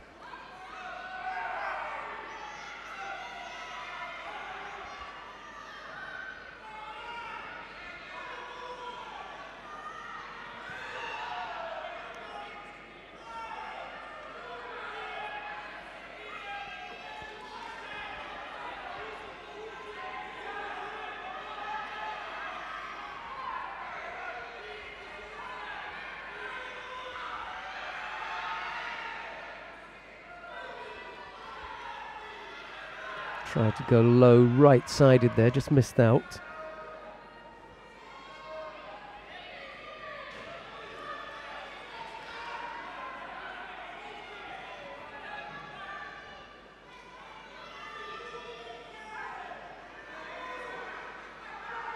Järgmine kohtumine tatami number 3, meeste kehakaal kuni 60 kilogrammi. Valgeskimonas uus esindaja Svjat Kubuluri, sinises kimonas Leonard Pegu, kes esindab rahvusvahelist judoliitu.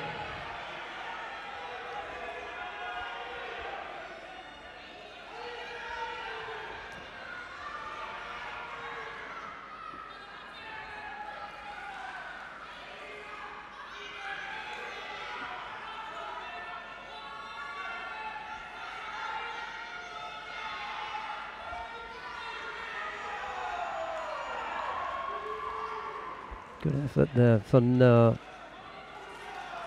Harten.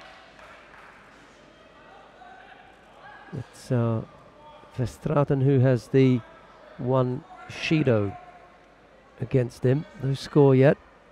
There's just half a minute left to go. A little bit far away with that Sutemi-Waza attempt. And picks up a second Shido now.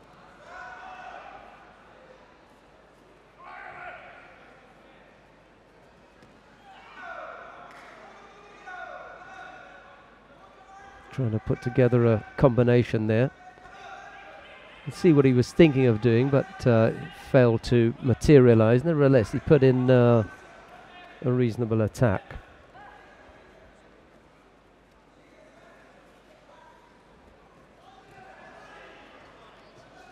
That was poor. Really going nowhere.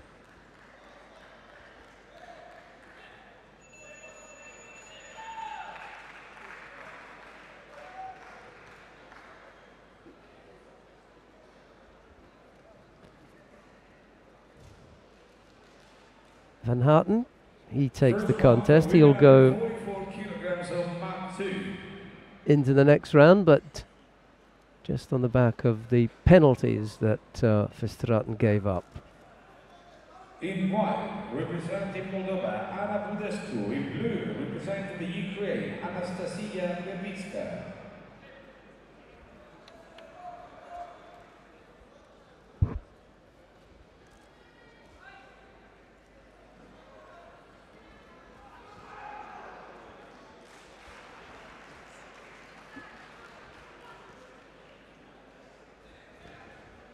Coming up now, on mat number 1 in the under 50 kilo category, Manuel Lombardo of Italy faces Robison Beglarishvili of Georgia.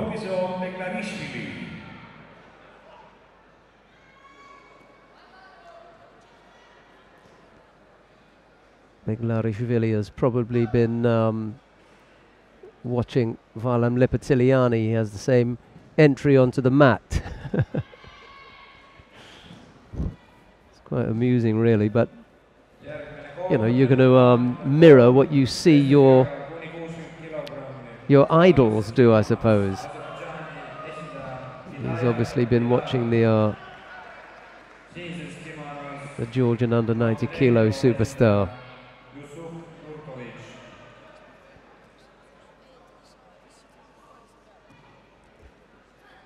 He's a little way off that kind of level. He's a little way off that kind of weight. Could be the future of Georgian judo here. You never know. They've got to start somewhere. Beglarishvili, who's to say that we won't see him in a few years' time? I mean, it wasn't that long after we saw. Well, I was going to say it wasn't that long after we saw Shavdatuashvili in the juniors that we saw him winning Olympic gold. He was still a junior when he won it.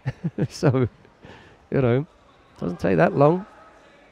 2 years' time, well, 3 years' time, he could be in Rio.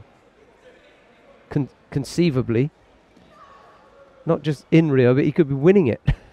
He'd have to put on 10 kilos, I think.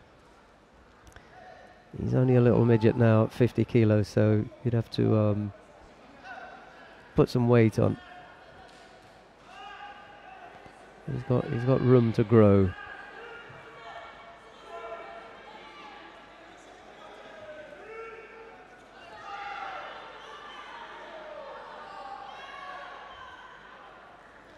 Italian coach wants a Yuko. The referee wasn't keen on giving it.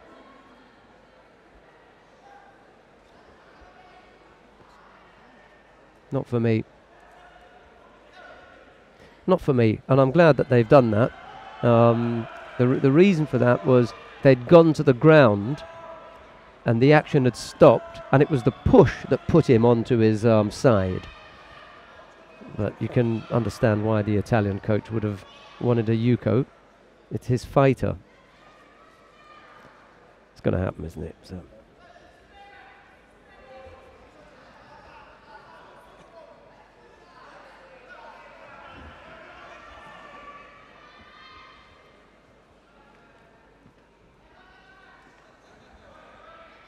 Just to let you know what's happening on the other mats. Anastasia Verbskaya of the Ukraine faces Anna Budescu of Moldavia on mat number 2 in the under 44 kilo category. We're sharing mat number 2 with the under 55 kilo category, and then down on mat number 3, the under 60 kilo category is still in full swing there. That's the second round taking place down there.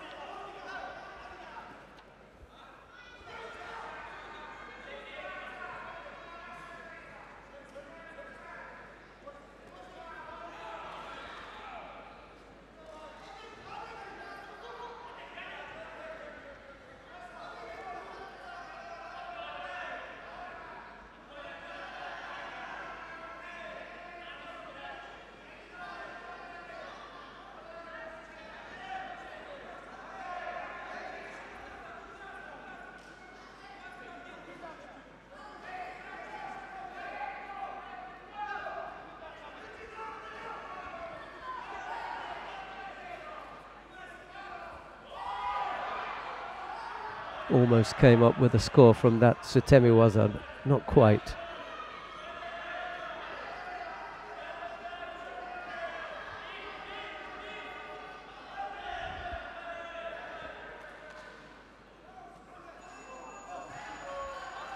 Half a minute left, or just over half a minute for one of these fighters to come up with a score.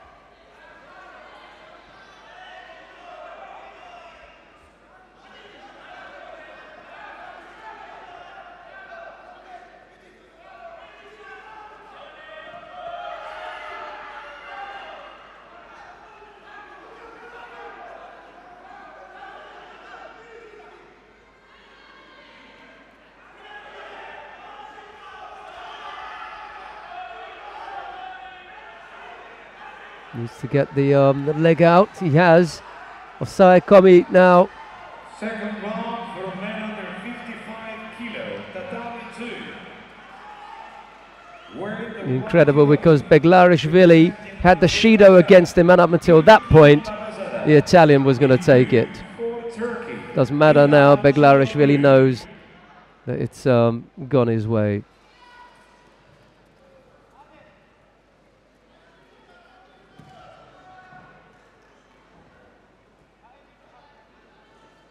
Sinigaeshi attempted from Lombardo. He missed out there, but just a little bit untidy. In the Nevaza, got caught, and Beglarishvili came up with the score, the winning score, as it proved.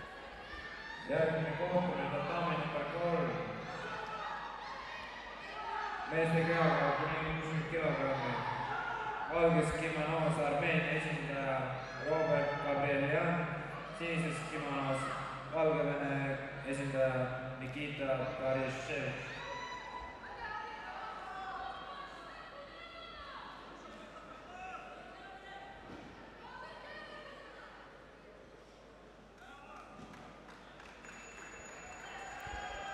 Coming on to mat number 1. In the under 50 kilo category, Angelo Pantano of Italy, and he faces Denislav Ivanov of Bulgaria. Angelo Pantano. In blue for Bulgaria, Denislav Ivanov.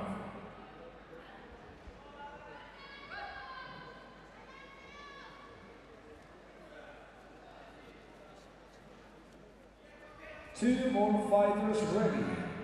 On mat 2, men under 55 kilos, second round. In white, for Lithuania, Edgaras Lizunas. In blue, for Armenia, Shahed Amakian.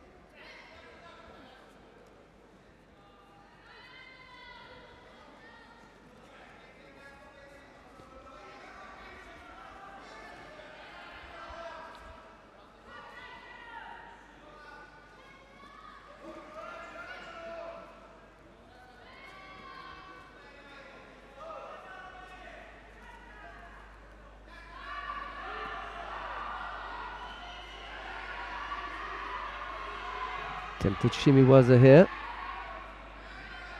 Ivanov attempting to fight that off, but he can't. Pantano manages to squeeze that on and comes up with a submission.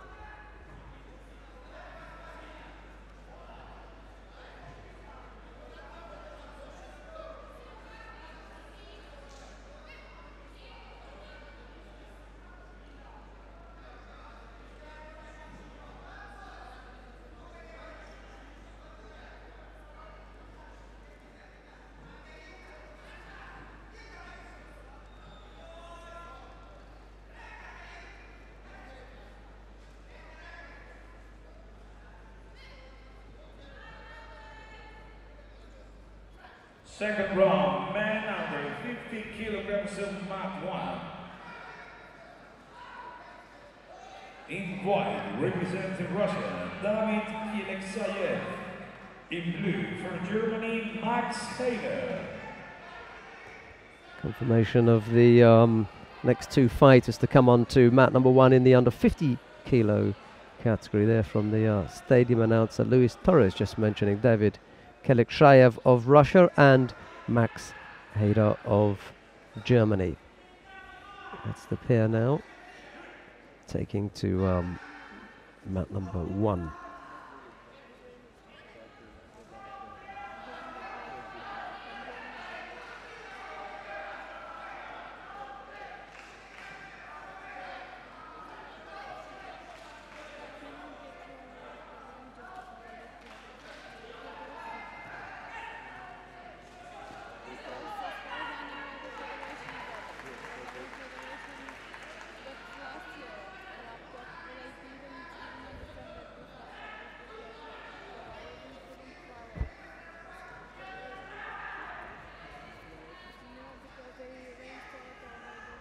Nippon in fairly short time from Kelekshayev over Hader. It's the Russian who comes up with the big score and makes his way into the quarterfinal.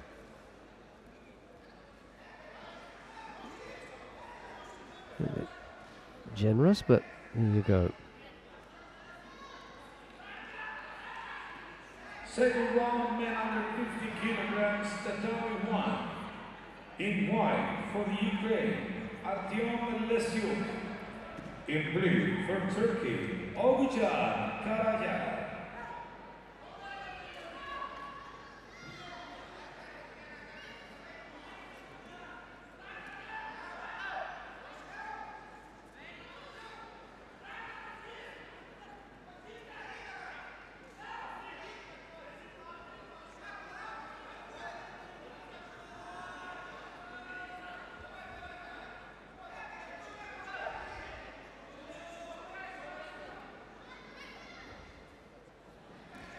Two fighters on the mat now.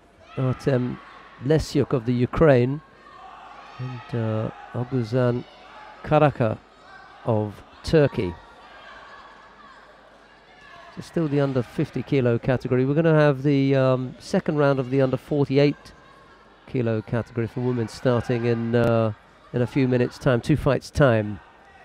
Well, that will be underway here on mat number 1. You're free to click on whichever of the mats you want to watch.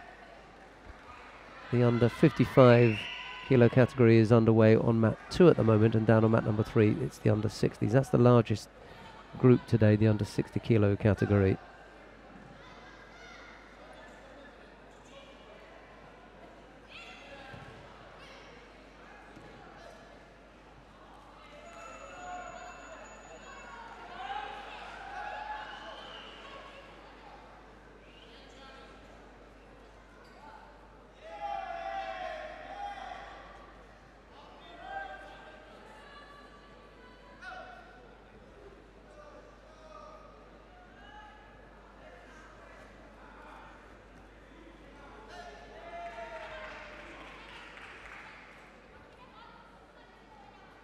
Järgmine kohtumine tatami number 3 meeste kehakaal kuni 60 kilogrammi.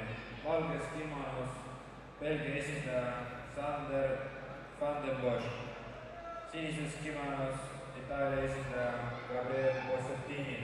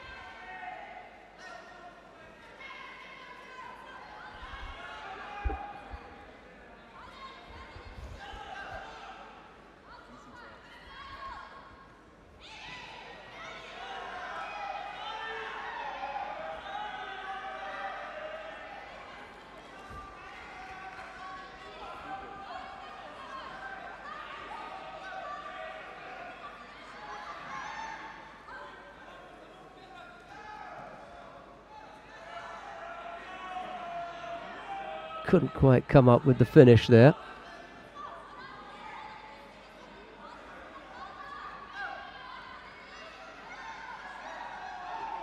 Lesiuk trying to come back from a score down, just the one. Okuzan Karaka having scored Yuka. There's 1:28 left to go. Oh, almost Tsurikomiyashi there.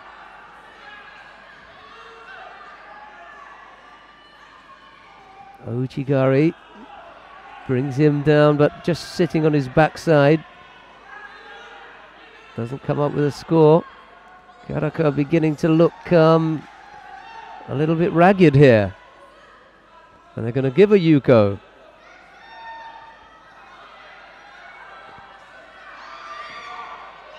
Tomoenagi, but no score. This is great now. Both fighters have got a Yuko. And Lesiuk continues to press. Comes back with another Ojigari. Misses with the Seonagi attempt because Karaka is about to launch his attack at the same time. Comes again with the attempted Tsurikomiyashi. Trying to work on the arm now.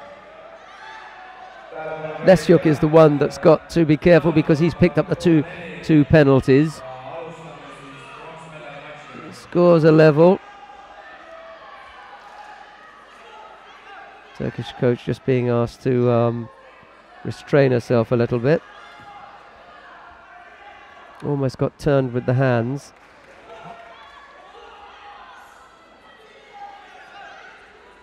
Half a minute left to go.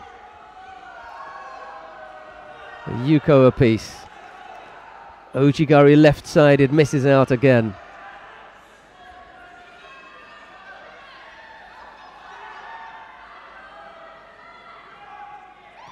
Good score, really good score from Karaka. That's going to end it now.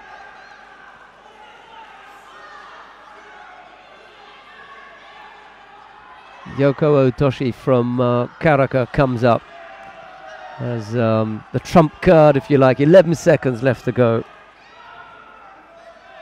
Could get called for a drop there. He does.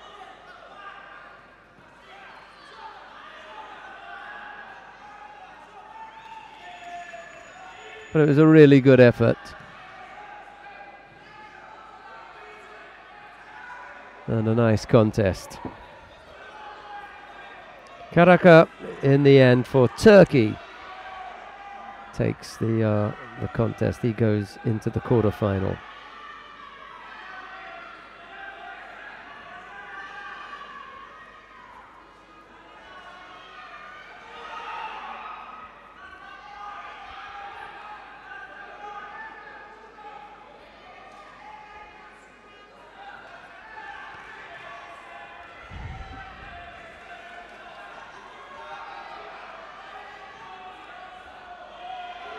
Right, we've got the last of the second round matches coming up now.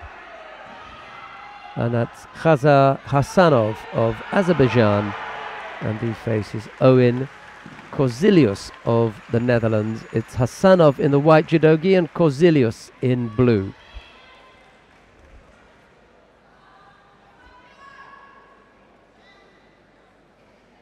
On mat 1, the second round from under 50 kilo. In white, from Azerbaijan, Hazar Hasanov. In blue, for the Netherlands, Owen Kozilius.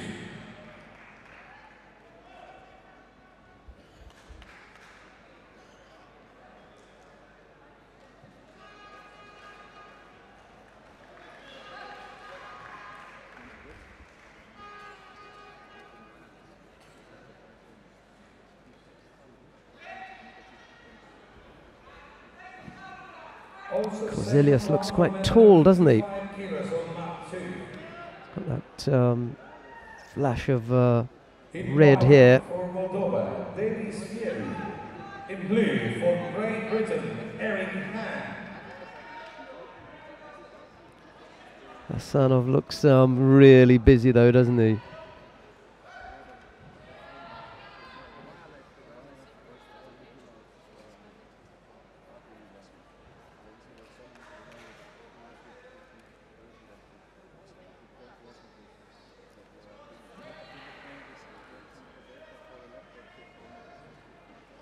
He's already been asked to leave once, and he's tried to make a comeback, so his day's done now. Having been asked to go once, he's got to stay up in the stands, so that was what that was about. 3:20 odd left to go. Kozilius guilty of holding on to one side. Dutch coach thought that the Azeri had ducked his head underneath. We'd have to look at a replay of that to make absolutely certain of it. I didn't see. Have to go with the referee on the mat at the moment. She was the one closest to it. She made the decision. That's Heather Lutjens of Belgium. A lot more competent and knowledgeable about refereeing than I am, so I'm going to leave it to her. She knows what she's doing. 250 odd. No score yet. Just the single Shido against Kozilius for holding on to one side of the jacket for too long without attacking. Right-sided from Kozilius. That wasn't that strong, was it?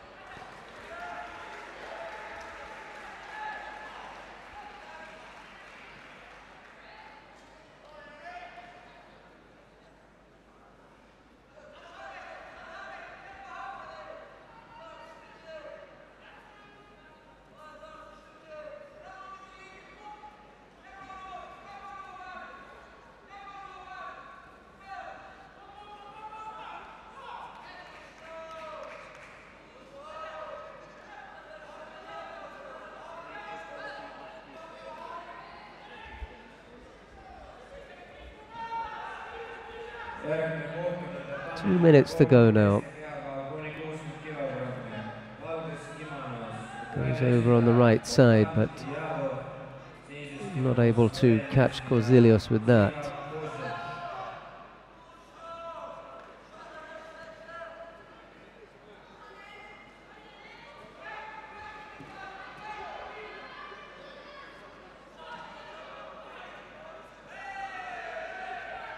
Attempted Tomoyonagi from Hasanov, doesn't come off.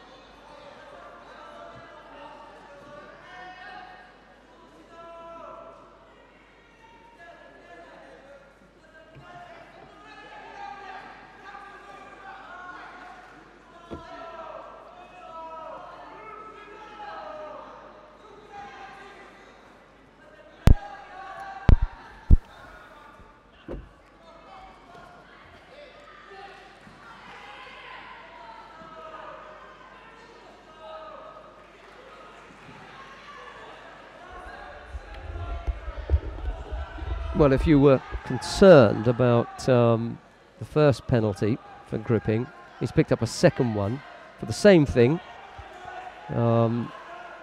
kind of sort of, in my mind anyway, gives a little bit more credibility to the first one.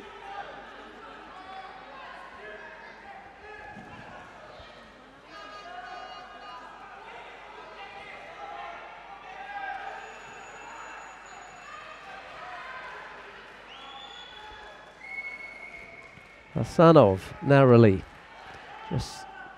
just squeezing past Kozilios. 2 errors from the young man from the Netherlands, both gripping infringements.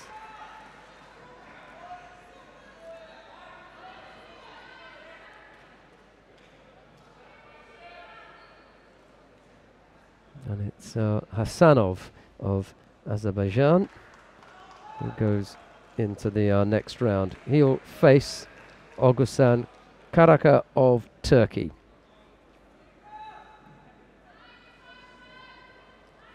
Well, just to remind you that you can look at mats 2 or 3 if you want. We're here on mat number 1 following the under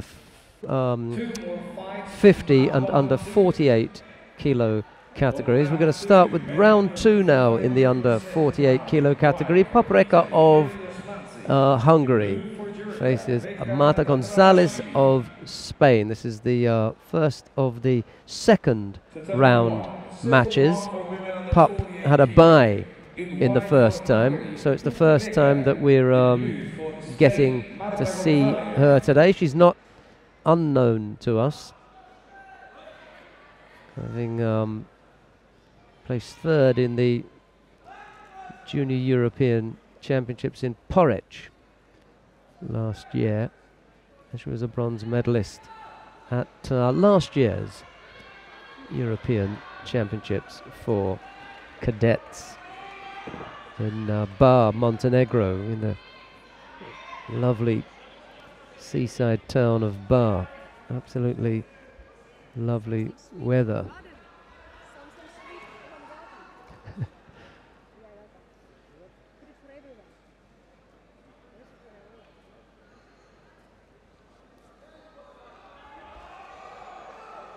See how she copes with Gonzalez.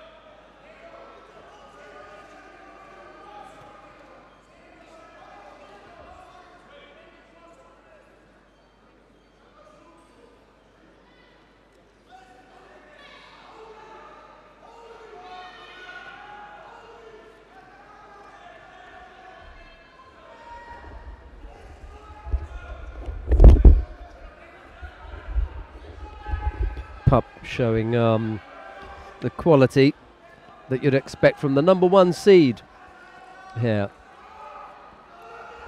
And she's into the quarter-final with that win over Marta Gonzalez of Spain by Ippon. Well, we're going to find out who it is that Pup will face in the first of the quarterfinals, because coming up next, Salome Margiani of Georgia faces Çiçek Tata of Turkey. The winner of this will face Paprika of Hungary.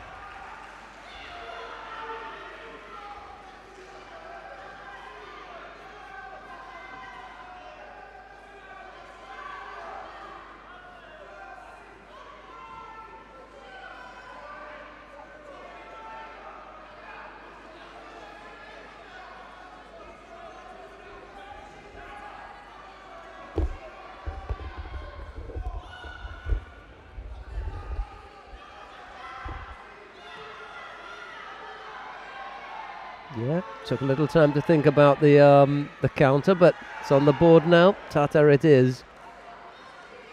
Who comes up with the Yuko score?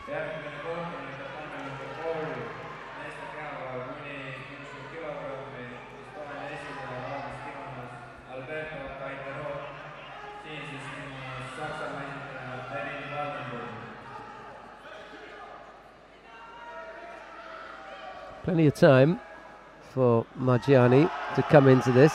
Almost had a chance for her own counter there. Just missed out.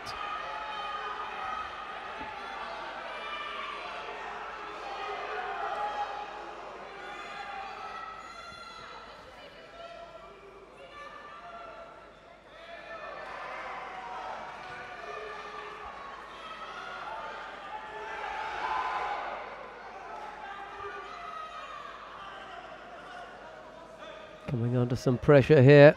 Margiani having to defend on the ground.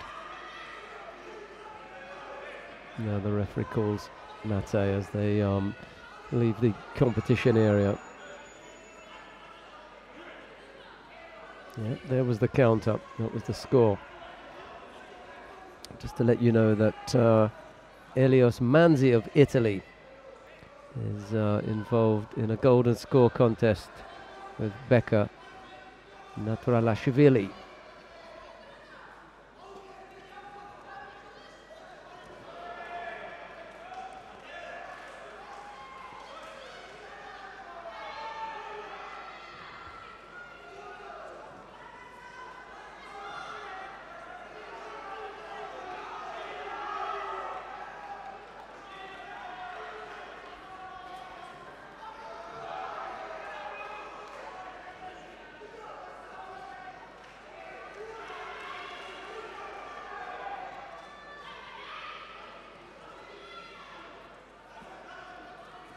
That was the one slip that Margiani has made. I think she found it a little bit difficult in Nevaza, but apart from that, any time she's looked like giving something up.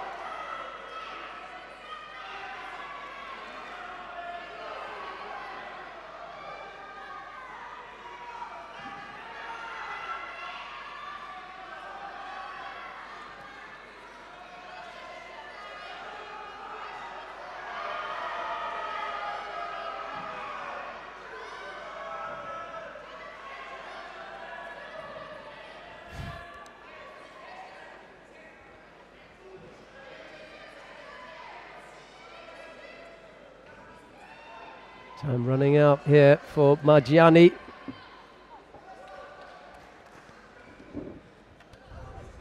Just that Yuko the lead. Might be enough to take it. Tata trying to hang on.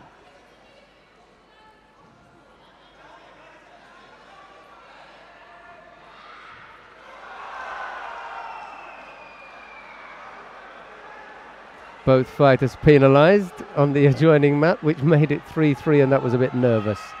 Anyway, on another slip, but this time it's the Turkish fighter who slips. Yuko is the score, and that was so close. Margiani couldn't hold on for the Osaikomi. Should have taken the contest there. Couldn't hold on. So it's a Yuko apiece. We'll have a golden score period between Margiani and Tata.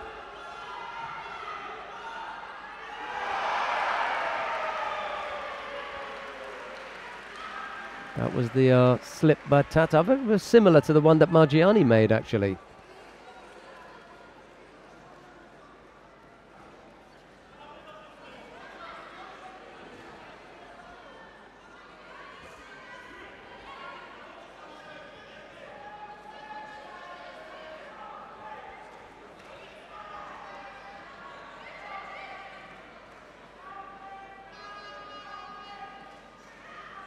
Not sure if that Shimiwaza is on.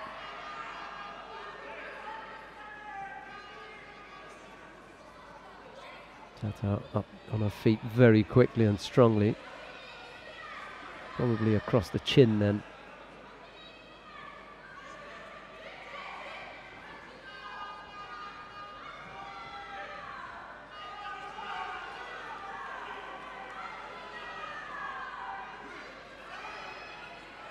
Finally balanced this contest, both fighters having scored once. Big Osoto effort from Margiani. That was a good effort.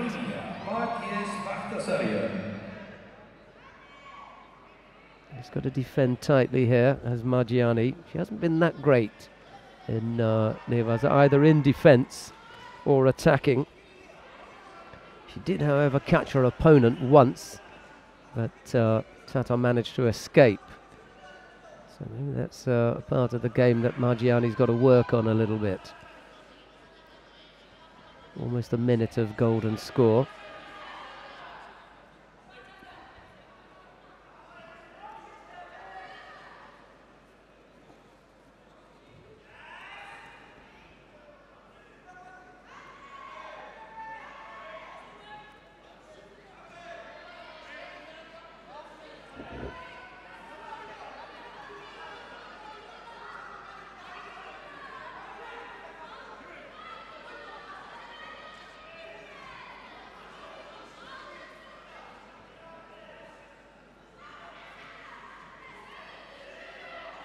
Yeah, good efforts from the Georgian, keeping up a good work rate. Wonder if she can control this next cycle here. Be first to the attack. She isn't. It's the Turkish fighter who attacks first.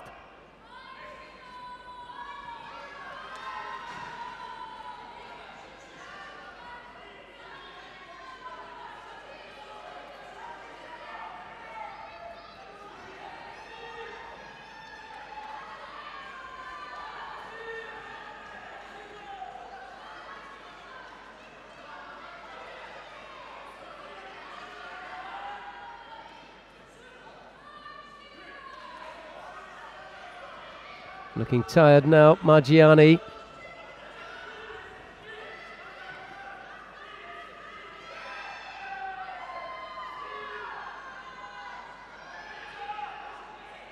Hasn't quite got the arm.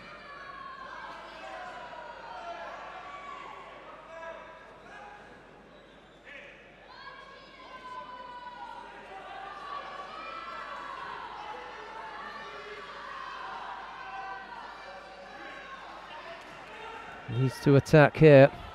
Won't want to go out on a Shido.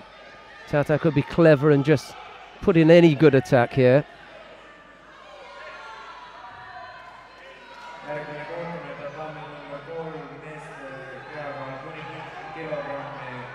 Itaalia esindaja Alessio Bruno, Austria esindaja Sander Hau. Finally balanced there. 220 they've had. Big attack there from Margiani. That keeps her in the game. Concerns there for a moment that she was going to let that slip, but she managed to put in an attack. Looking really tired though. Yuko apiece, 2.5 minutes of extra time already fought.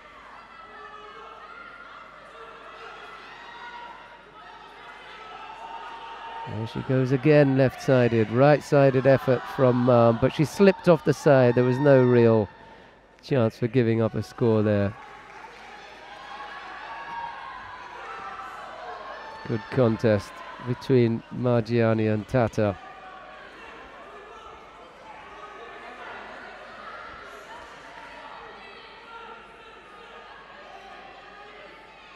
Really draining contest on this pair of youngsters. Almost 3 minutes of extra time fought.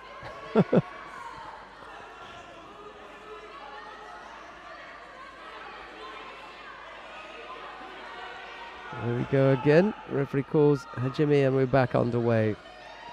7 minutes of actual fighting time have already taken place. There goes the Georgian again. She's come closest to scoring. And I think that might be it.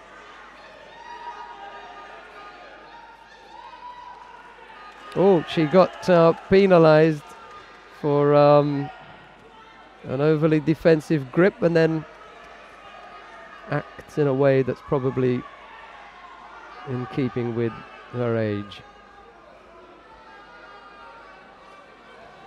Frustration boiling over a little bit there.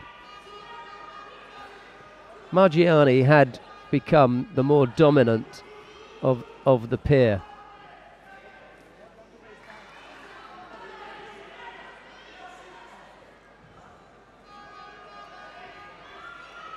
And she was the one who just shaded her Turkish opponent, Çiçek Tata. Close, but it's the Georgian who goes through to the next round. Margiani will face Papreka of Hungary in the first of the quarterfinals.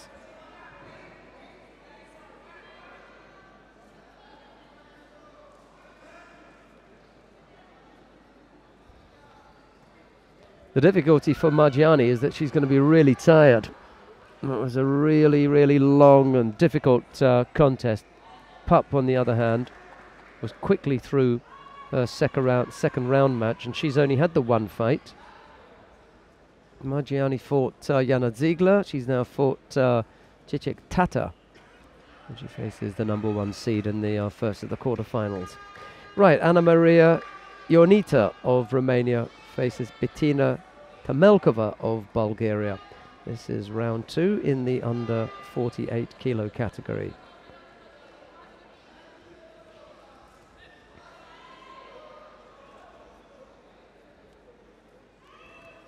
Järgmine kohtumine tatamil number 2 meeste kehakaal kuni 55 kilogrammi. Valges kimonos esindab Aserbaidžaani Rufat Agizada. Sinises Hollandi esindaja Roy Hofheimer.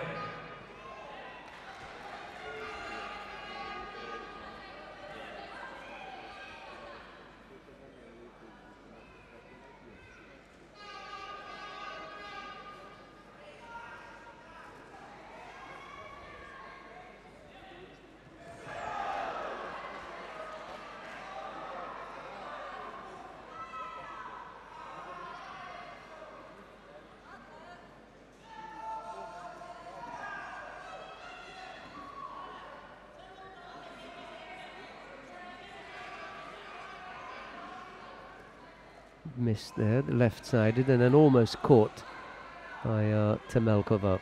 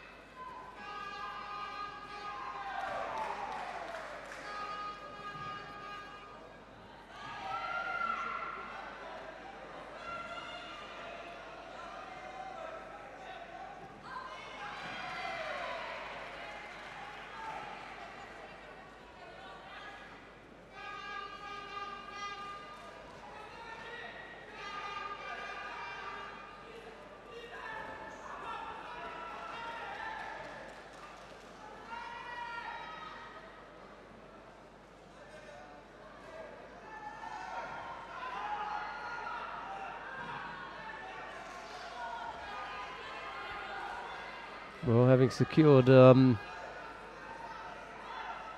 place in this round, Temelkova won't want to give it up easily.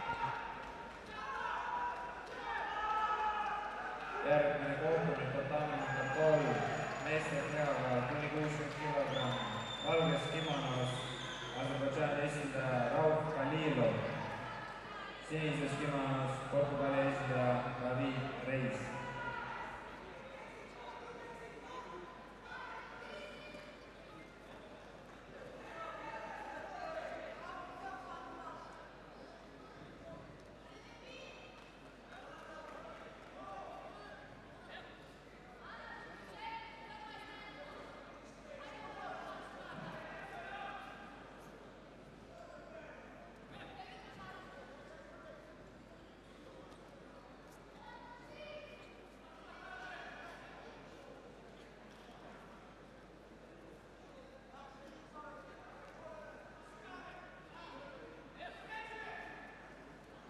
A little over a minute left to go.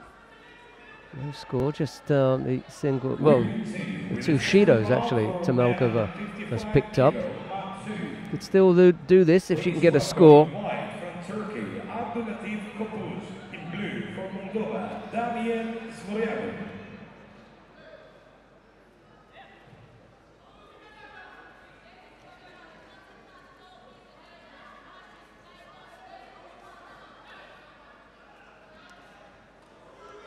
Shido now picked up by Ionita for passivity.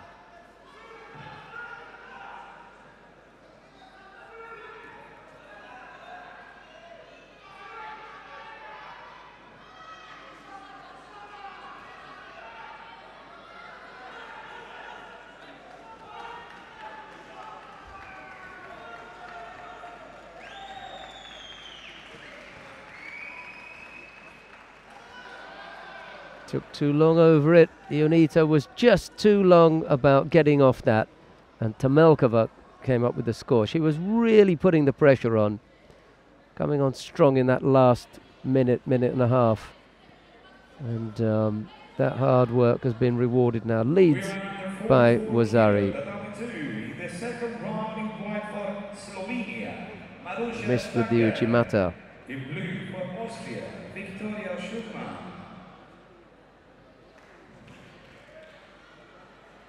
Järgmine kohtumine tatami number 3, meeste kehaga kuni 60 kilogrammi. Valges kimonos Kreeka esindaja. Good win for Bettina Temelkova. Nice Makikomi. Wrapped the arm up well. And caught the Romanian for Zari.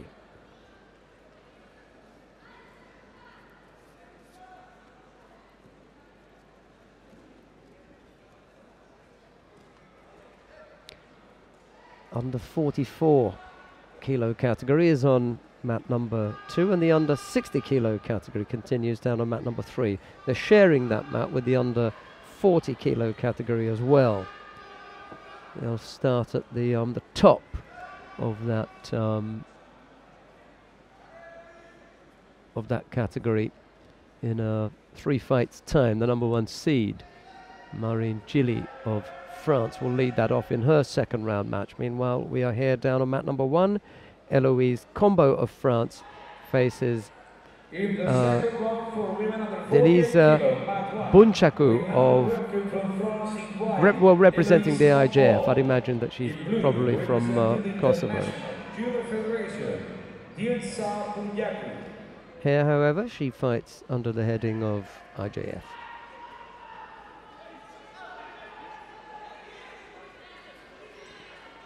Combo in the white, Judogi Bunjaku in blue.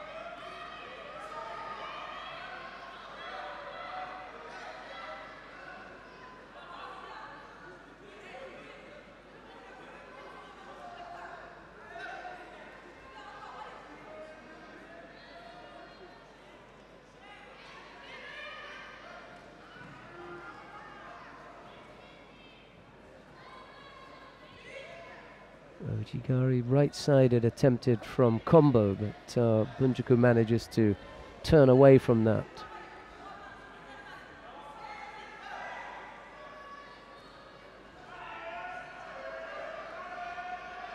Ladies and gentlemen, welcome to Tallinn, Estonia.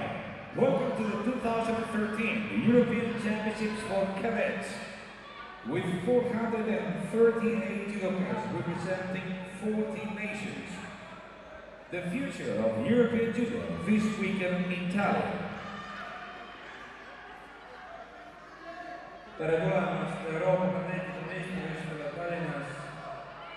438 judokat 40 riigist maadlevad sel nädalavahetusel siin Tallinnas. Coming back nice and strong there, Bunjaku attacking Combo right-sided. But didn't quite have the hands in the right place.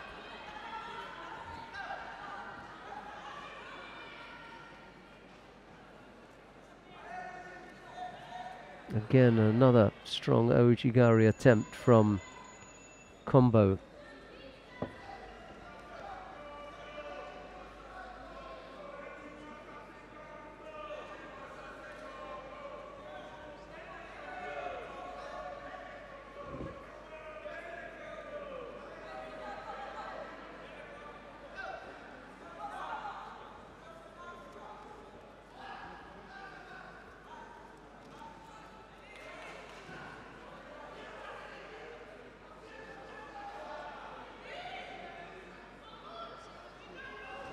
That's the most likely way that Bunjaku is going to get caught with a counter.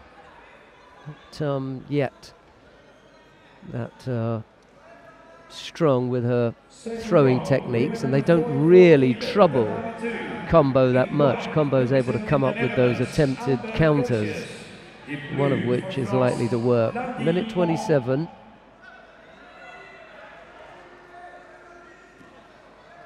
Second penalty picked up by Bunjaku.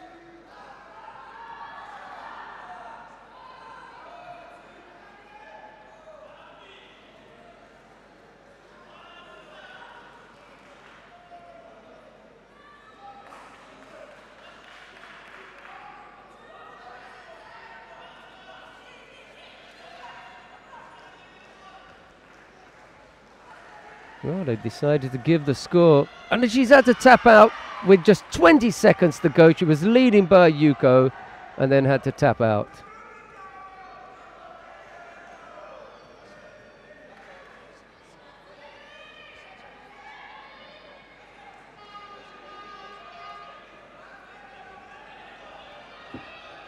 Stay with us and we bring you more live action from the European Championships for Cadets, live from Tallinn in Estonia.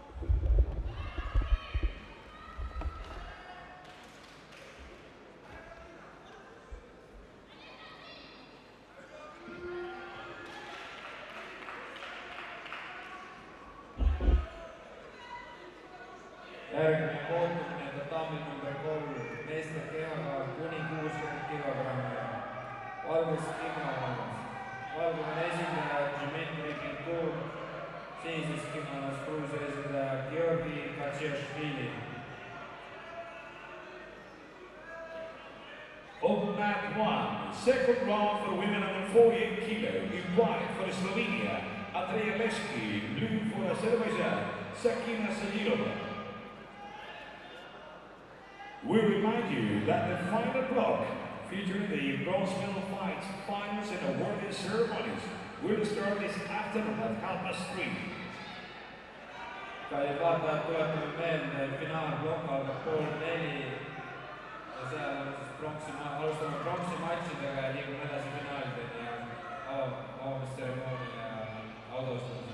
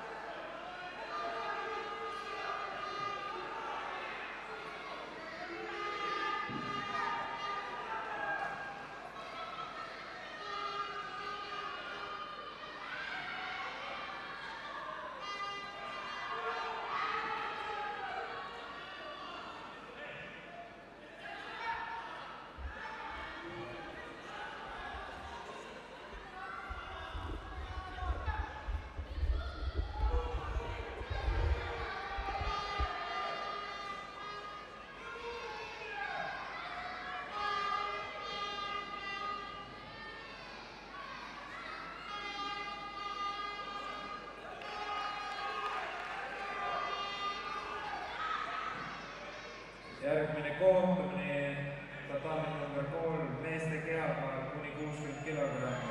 Valges kimonos No score yet. Aleksandr Kulikovski. Sinises kimonos Belgia esindaja Zayirova of Azerbaijan picks up the passivity penalty. Sakina Zayirova She's in the blue judogi. Andrea Leške of Slovenia is in white.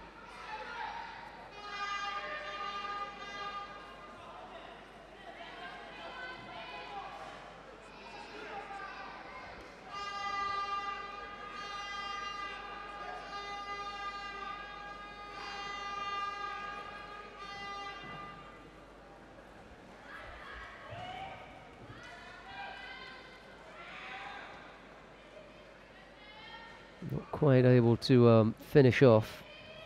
Doesn't want to hang around there for too long if she can help it. In the second round for women under 44 kilograms. On mat 2, we are ready. Just not quite up to defending against that. And Leške able to apply the shimiwaza, and Zagirova having to tap out.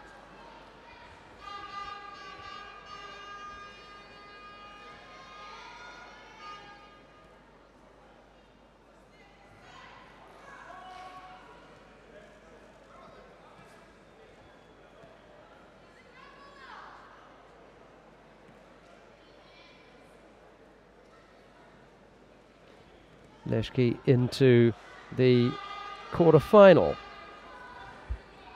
She's the number 2 seed here. Second round, women under 48 kilo. Tatami 1 in white for the Ukraine, Mavluda Yatimova. And in blue for Italy, Marion Huber. Sure, you heard the stadium announcer there just mentioning that Mavluda Yatimova of the Ukraine is about to take to the mat to face Marion Huber of Italy. It's the Ukrainian Yatimova in the white judogi and Huber of Italy in blue.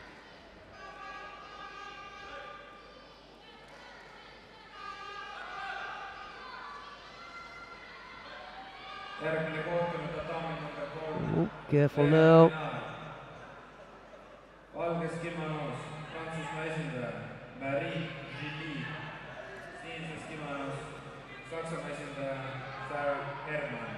Ladies and gentlemen, on mat 3, quarterfinals for women under 40 kilograms.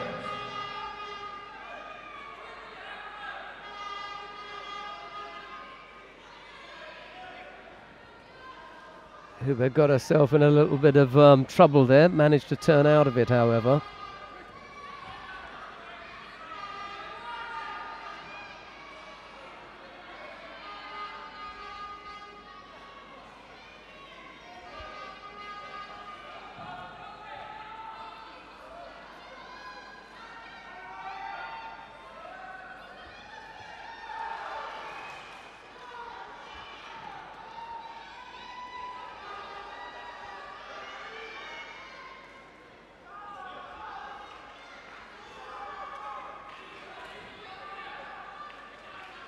It was down there again in some problems. The team of us for a second time, however, not able to extricate the arm.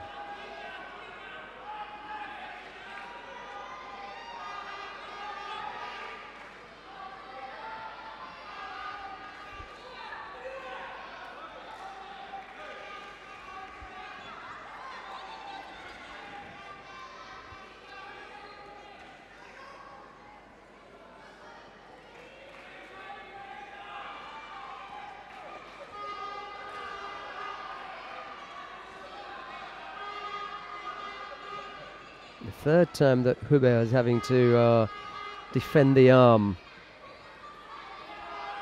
You get the feeling that either Yatimova is some kind of demon in newaza, or Huber is making a few errors in her tachiwaza that puts her in some trouble. Yatimova's coach is invited to watch from the stands.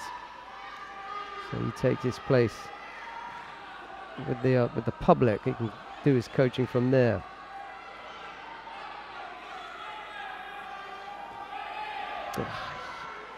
After all that work, she steps on to Huber's technique, and Huber's not going to let her out of that one. This one's done.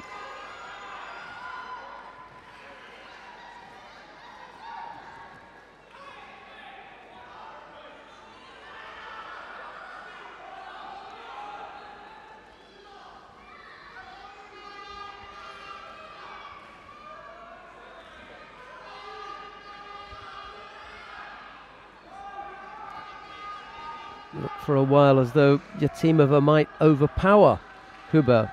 In the end, it was the Italian who stayed strong, avoided getting caught on the ground, and managed to throw the Ukrainian and then hold her to complete the win. Marion Huber of Italy into the next round. She'll face Andrea Leshki of Slovenia.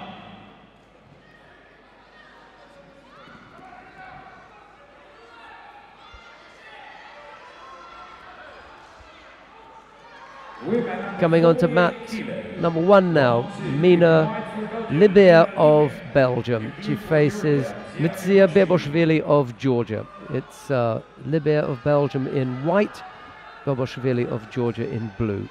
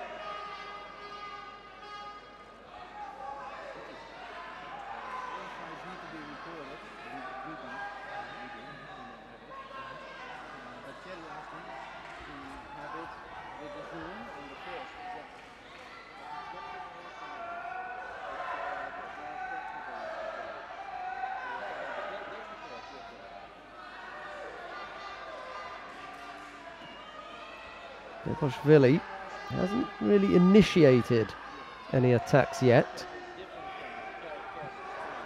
It does, however, give the impression of being the stronger of the pair. Minute gone.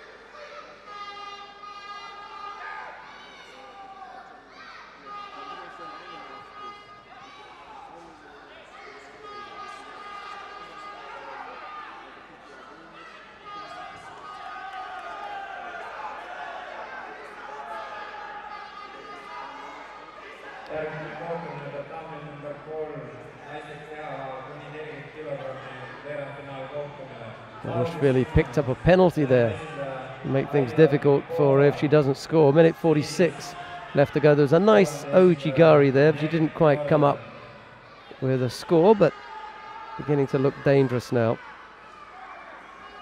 Don't worry too much about the Shido.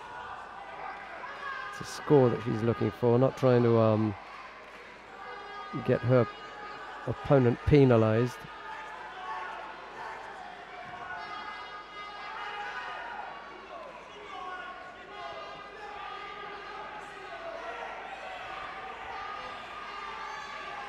That was the effort that ended up on her front. Well, where Libya ended up on the front. Minute 20 odd left to go. Good contest in store here. Both fighters now have been penalised.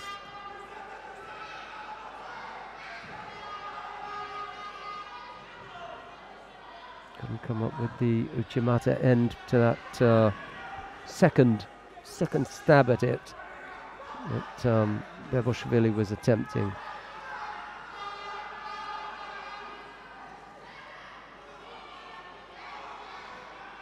Blocks that fairly easily. Hip technique counter that she might have in her locker, and picks up another penalty, this time for a drop.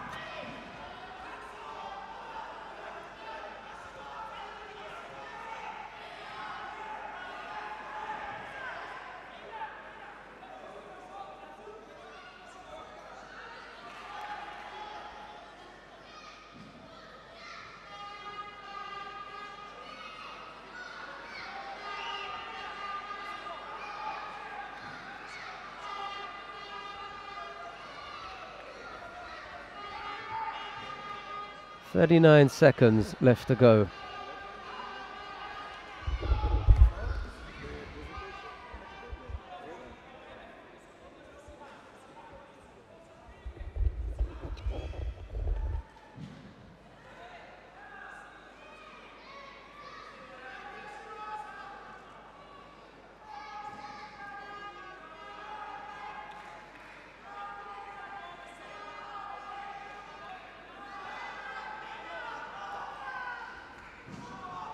Half a minute for one of these to come up with a score. Libert has already picked up a penalty.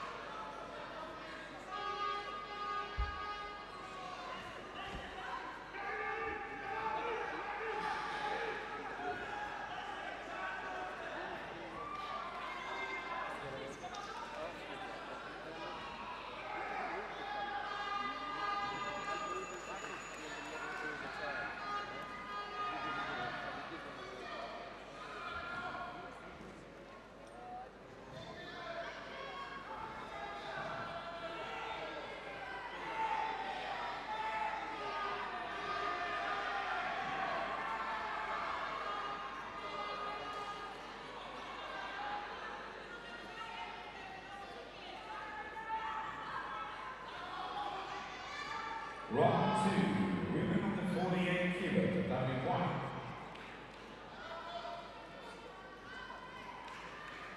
In white for Russia, Kristina Shilova. In blue for Turkey, Eren Korkmaz.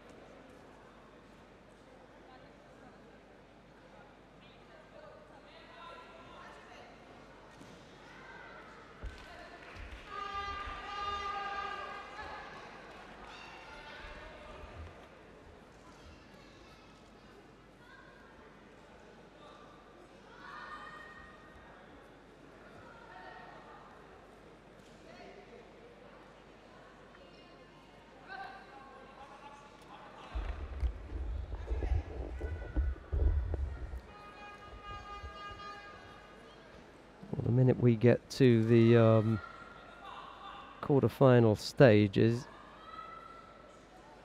that's when things really begin to heat up.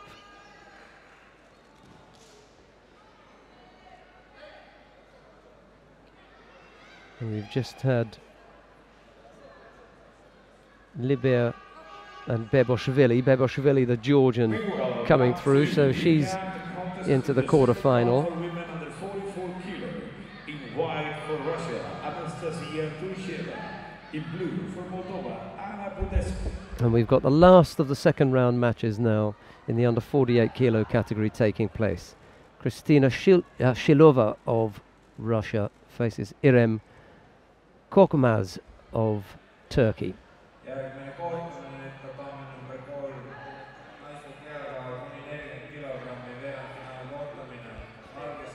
Well, the Turkish teammate went out earlier on. Tatar lost to Margiani. Beboshvili, Georgian, is through, and could be that Korkmaz will face her. She'll have to get past Kristina Shilova first, and the record that the Russians have in lightweight cadets is pretty formidable. The likelihood of all the Russians in the lightweight women being put out is pretty slim. They've got a good, a really good record.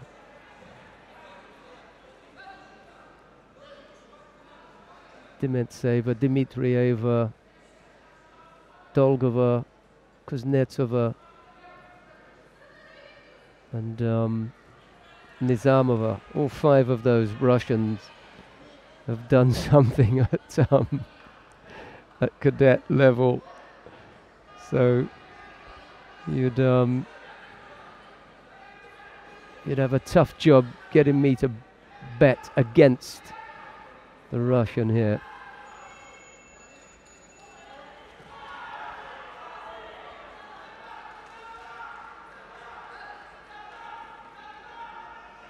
They've been very strong, and I've just seen Anastasia Turcheva of Russia in the under 44 kilo category defeating Anna Budescu of Moldavia on mat 2.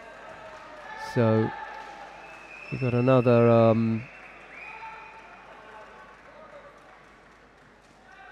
winner over there from the Russians. No score yet here, however.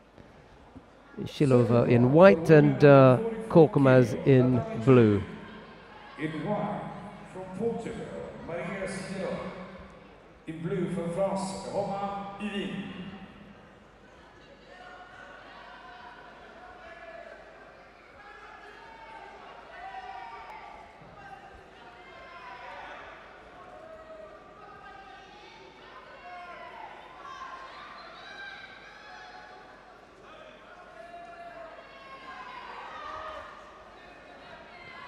I don't know if somebody wants to add to those names that I've mentioned, but those five are pretty strong to me.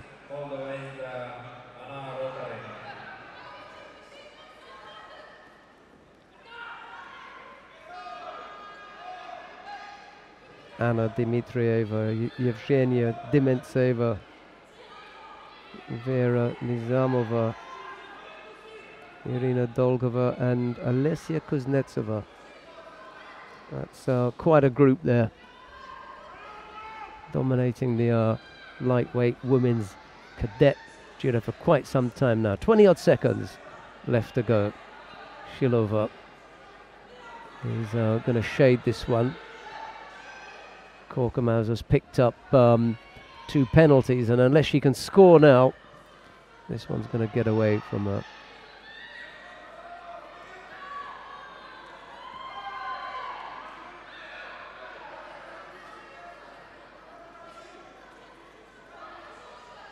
Picks up a penalty for a false attack. It's not going to be enough, however. She has a quick look over to her left to see the time run out. And Shilova sneaks through there. Well, Shilova will have to fight Zia Beboshvili in the last of the quarterfinals. And that brings this second round to a close. We're going to start again with the quarterfinal matches in the under 50 kilo category. That's coming up next. Stay with us for more live action from Tallinn in Estonia as we bring you the European Cadet Championships.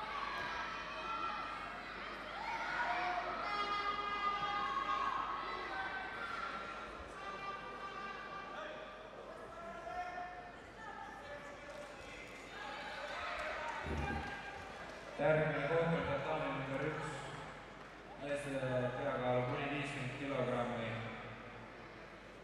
valges kimonos, Aserbaidžaani esindaja Natik Kurbanli, sinises Türgi esindaja Enes Selik. Again, you can choose the mat that you want to watch. If you want to click on mat number 2 and watch the under 44 and under 55 kilo categories, they're taking place up on mat number 2, and up on mat number 3 it's the under 60 kilo category and 40 kilo category for women up there at mat number 3. We're underway with the first of the quarterfinals now in the under 50 kilo category. Natik Gurbanli of Azerbaijan faces Enes Çelik of Turkey.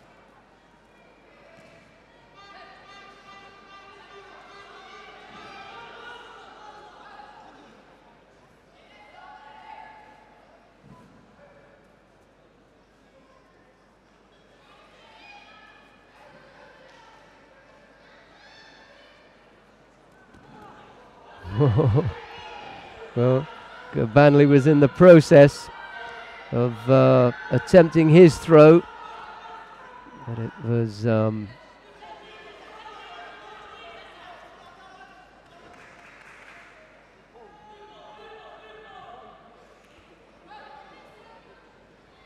Çelik who came up with the score. Momentarily got it wrong on the scoreboard. So, Gurbanli with the work to do. Minute 45 left to go.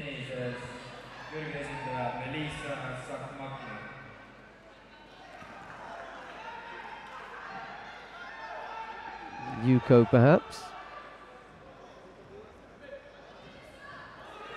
The referee just indicating that was the score. Referee just indicating that she's going to have a look at this and she'll let him know. No? So a Yuko to Gurbanli. Yeah, that's the right score, and that's the right thing to do.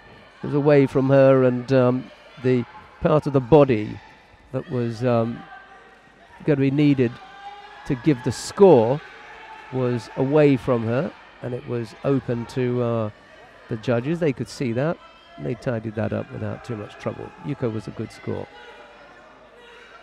Gurbanli, in his rush to get his hands on his opponent, holding on to one side for too long and committing the gripping infringement. A bit untidy now. Just needs to settle a little bit and not get panicked here, because he's got a good chance. He's got one score on the board already, and he can still come up with another.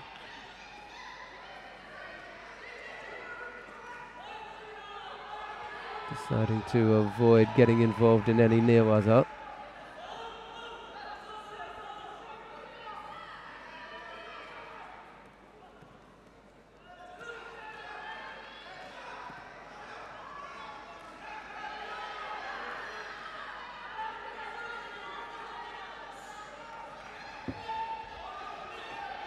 .56 seconds to go. Gobanli can still do this. Celik is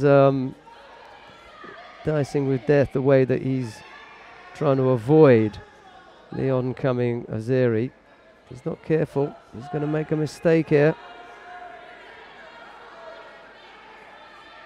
See, for me, that should be Shido there. He just sat on that right arm. And it was.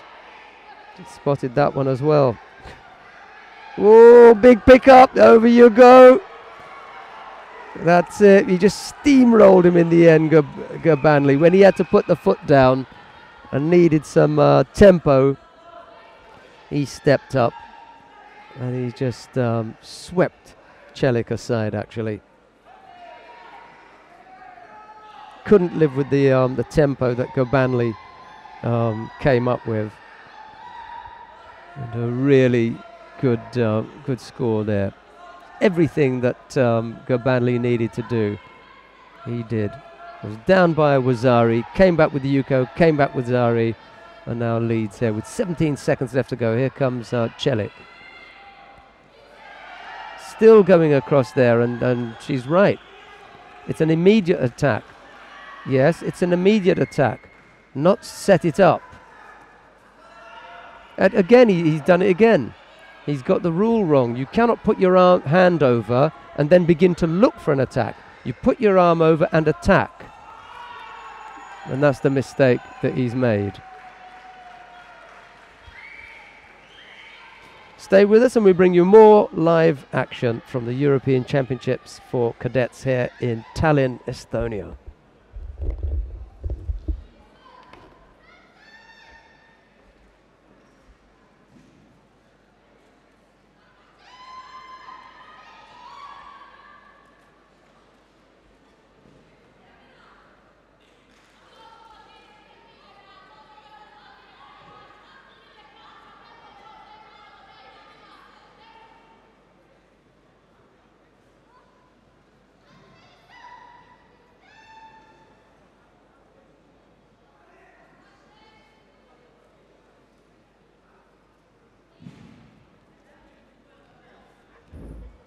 Järgmine kohtumine Tallinn number 3, meeste peakaal kuni 60 kilogrammi.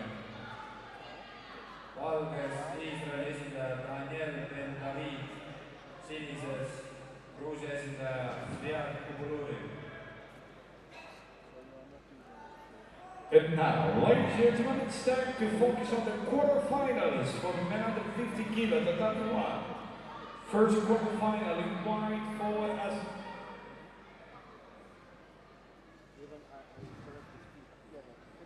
in white for the Netherlands Matthijs van Gaten, in blue for Georgia, Robinson Meglanishvili.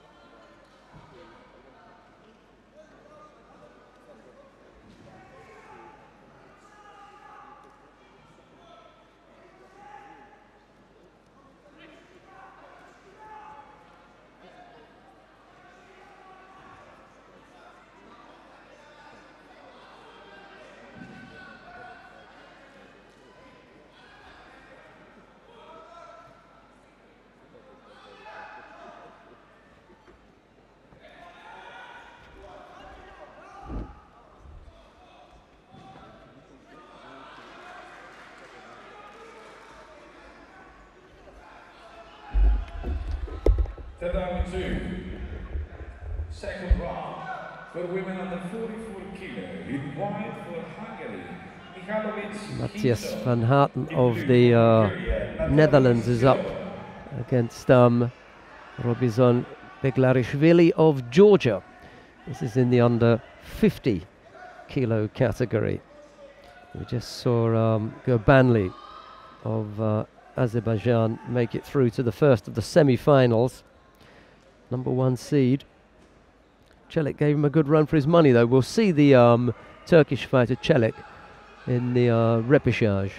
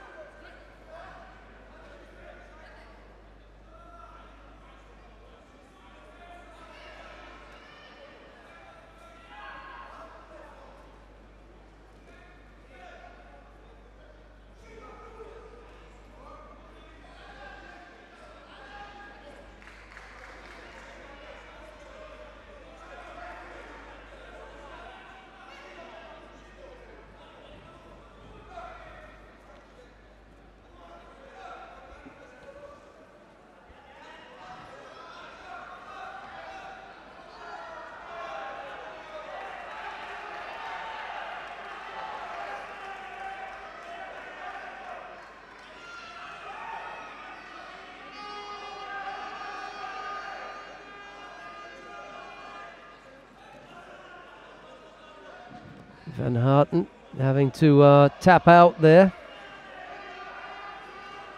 Sorry, Matthias van Harten forcing Beglarishvili to tap out. And it's Van Harten who makes his way into the semi-final. He'll face Natig Gurbanli in the first of the semi-finals.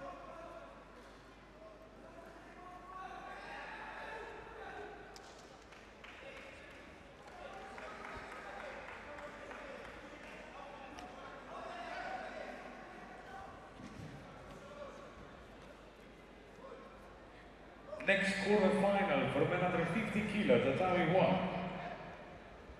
In white for Italy, Angelo Montano. In blue for Russia, David Kileksayev. There you go, those are the next 2 fighters on to mat number 1 in the under 50 kilo category, the third of the quarterfinals. Angelo Pantono of Italy faces David Kileksayev. In blue for Armenia, Sergei Navayev.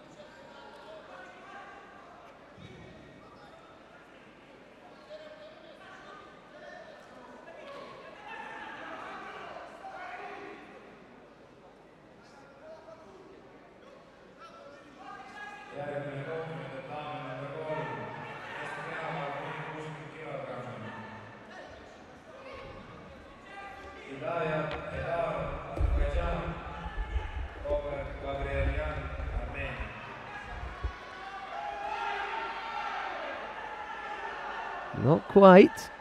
Not quite. Pantano almost coming up with that seonage. Oh, he did. Well, he was lucky to get that. Just about got enough of the scoring part of the body as far as the referees were concerned. So Yuko for the Italian, but Russian coming back. Oh, careful on the arm now. Looks as though he's got it tightly defended though. 2:20 odd left to go. Enough time.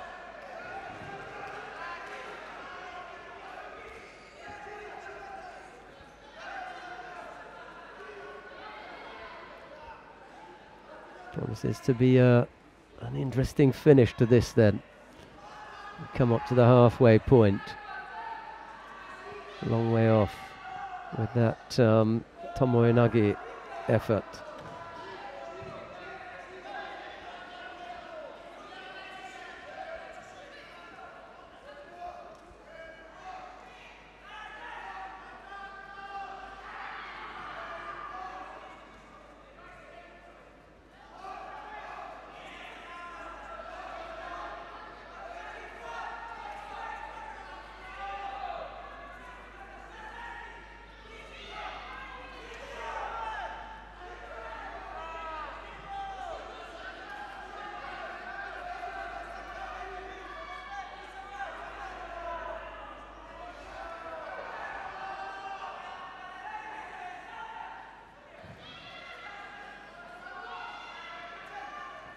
Alexeyev hasn't panicked here, has he?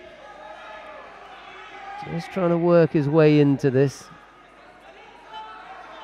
No, there's only the one Yuko against him.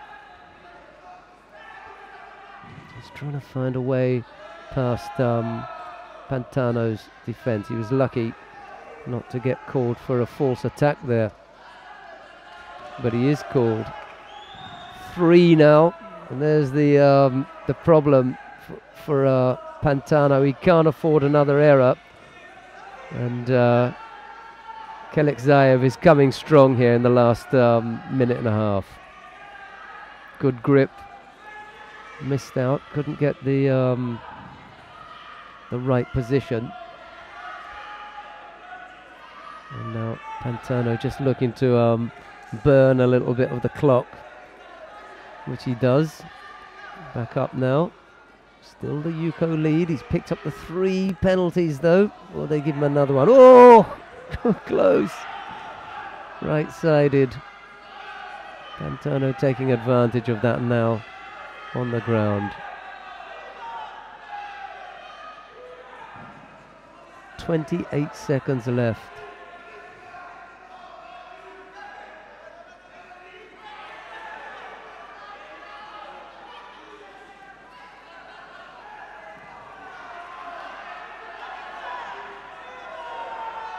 Gonna have to do it standing up.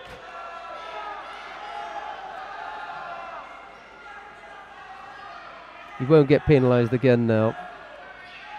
Oh, and he throws him with a beautiful ashiwaza as well. He was open for that because he was just throwing everything at it. But what you can't do is to take away anything from that technique. That was superb.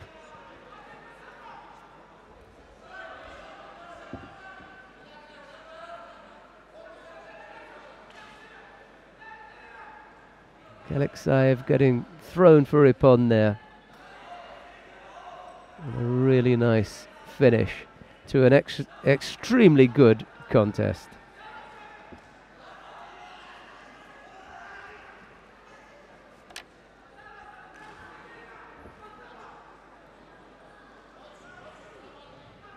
Coming next, the 4th quarterfinal for men under 50 kilo on mat 1. In white for Turkey, Oğuzhan Karaka. In blue for Azerbaijan, Khazar Kasanov.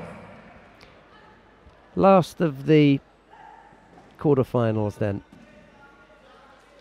Oğuzhan Karaka of Turkey faces Khazar Hasanov of Azerbaijan. The winner of this will fight Angelo Pantano of Italy.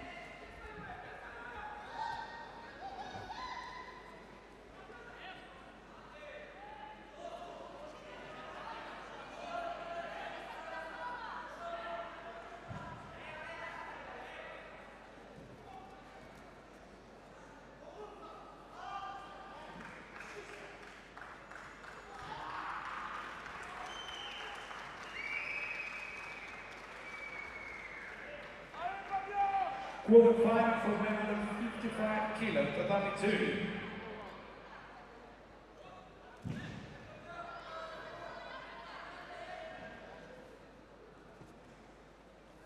In white, representing France, Fabien Pierjoli.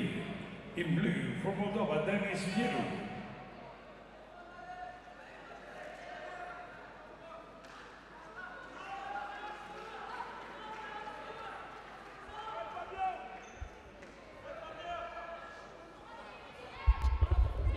Järgmine kohtumine, tatami number 3, meeste kehakaal kuni 60 kilogrammi.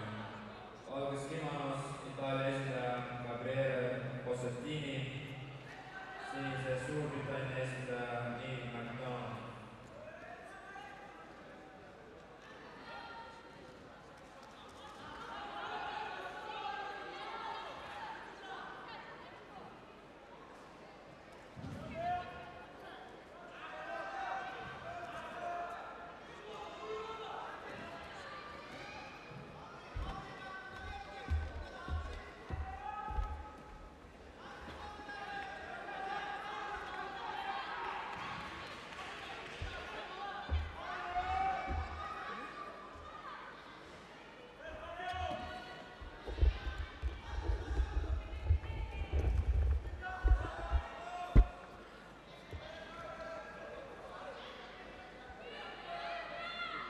There was always the risk that you would leave his arm there, but Karaca didn't get hold of it quick enough. And the referee decided to call Mate.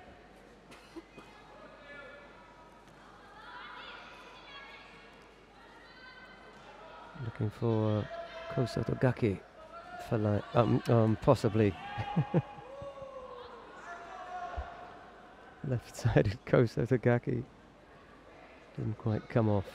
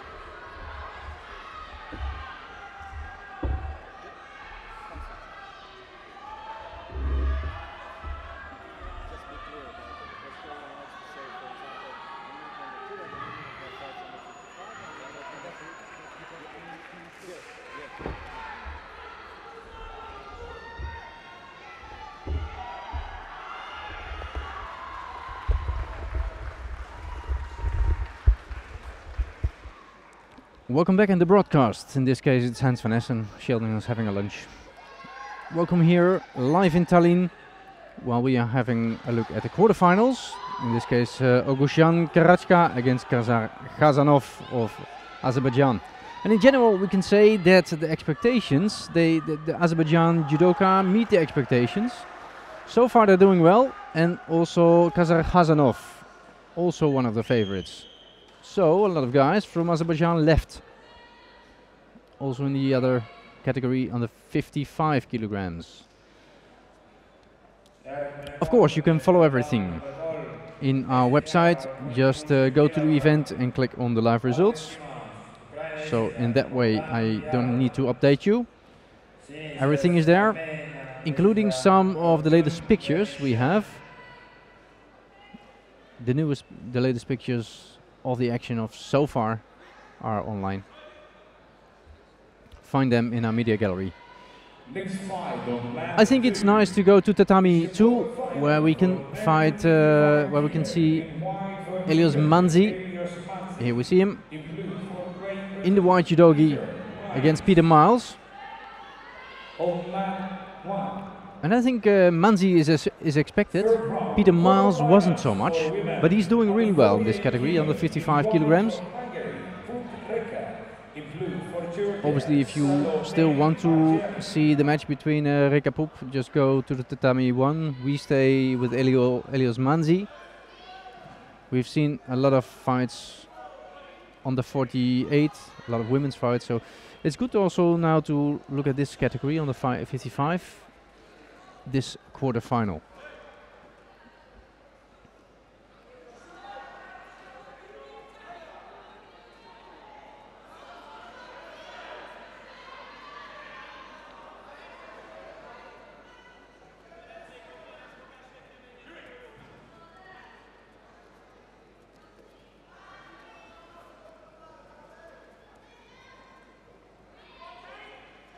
At least Peter Miles is trying.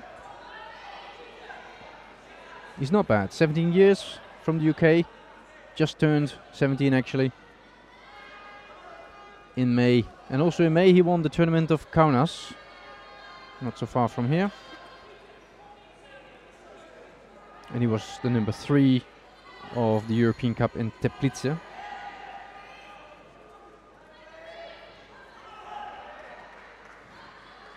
That tournament was won by Ilkin Babadzada, also one of the stronger fighters. Second was Farid Gadrashkanov, if I pronounce it well, but also he is from Azerbaijan. So that says it all. In this category and on this day we can expect a lot of Azerbaijan medals. At least that's my expectation. Meanwhile, Reka Poop has claimed the victory on Tatami 1. Still no score between Manzi and Peter Miles.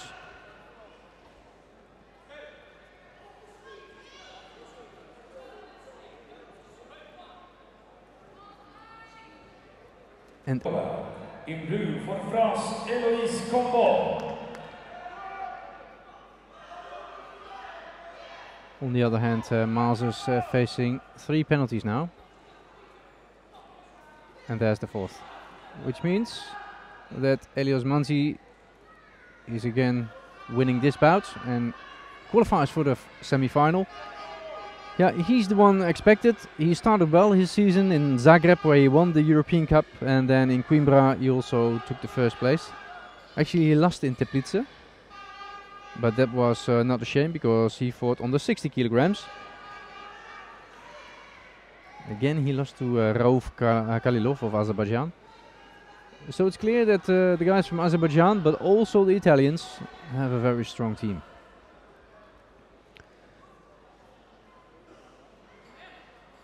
Let's see what is a nice fight.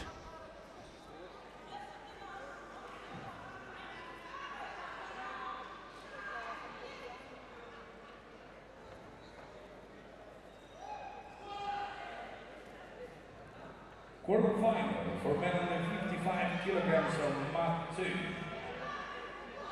In white for Azerbaijan. Let's have a look at this fight. Rufat Tagitzadeh from Azerbaijan against Abdulatif Kopuz of Turkey.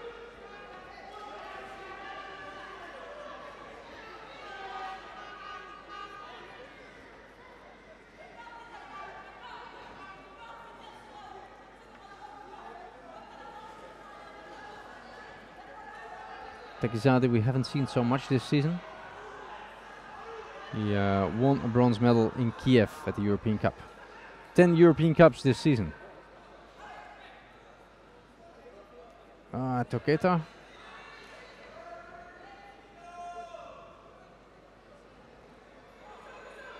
No score.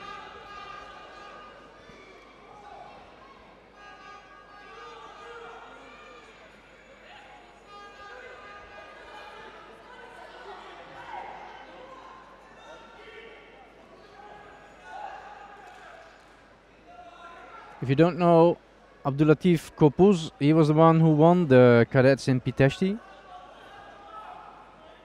Maybe not the strongest event. I'm sure it actually was not the strongest event. But he did win. And not for nothing he's in the quarterfinal. But again now Takizade takes the lead. But now literally in points Vasari. And is in Osaikome position.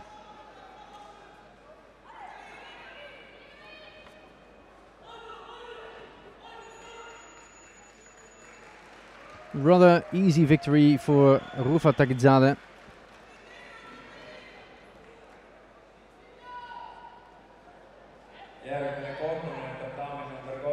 So then we have the semi-finals, which is Ilkin Babadzada of Azerbaijan fighting against Fabien Biagioli of France, and then the second semi-final is Elios Manzi versus Rufat Takizade.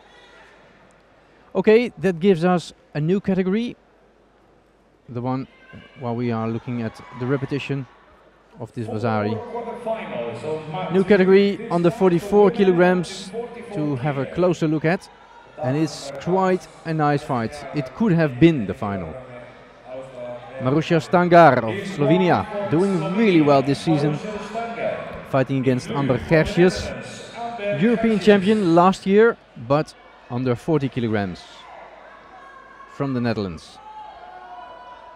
It was the only victory of the Netherlands last year. And I was really looking forward to this match. Now they meet each other in the quarterfinals. The Stangar family is on site, as well as this family Gersius. So this can be a nice one.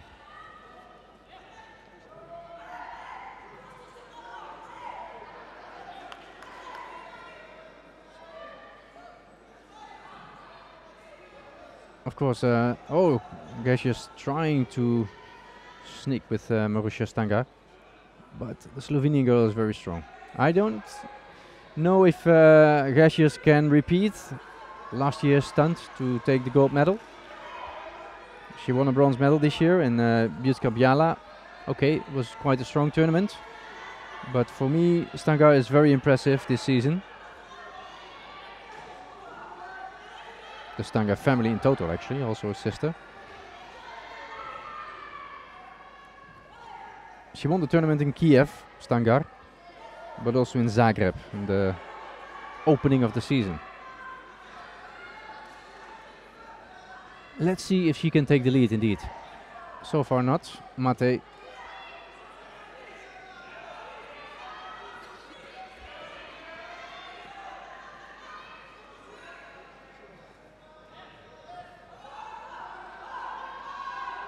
If you want to review the interviews of last year that we held with the winners, for instance this Amber Gersius, you can look at our YouTube channel, YouTube/European Union, European Judo. You will find it. All the interviews, also the interviews at the European Senior Championships. Quite nice to see. Also the team events. So a winning Georgian and a winning Dutch team. Nice interviews. And here are the future heroes of those European Championships.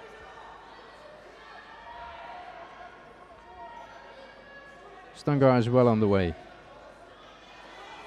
This month in Leibniz he won the 3rd place in this category on the 44 kilograms. But Leibniz was actually won by Juliana Savic of Serbia.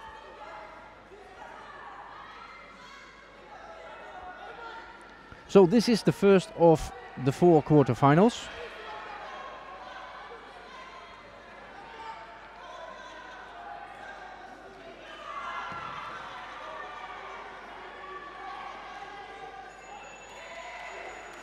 and I see 7 different nations. Only Turkey has 2 representatives in the quarterfinal. So a good distribution among the nations.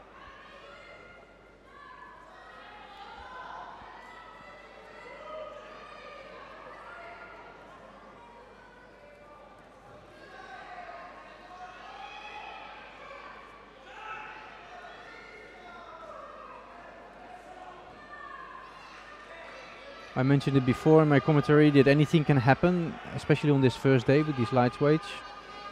But so far no score, and I can agree with upon this penalty for Gashjes. Stangar is a little bit more in the lead, although it doesn't lead to a score so far.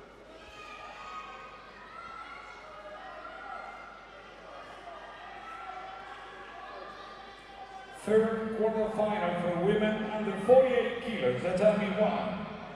Ready to welcome in white for Slovenia, Andrea Leschi. And in blue, her opponent from Italy, Mario Huber.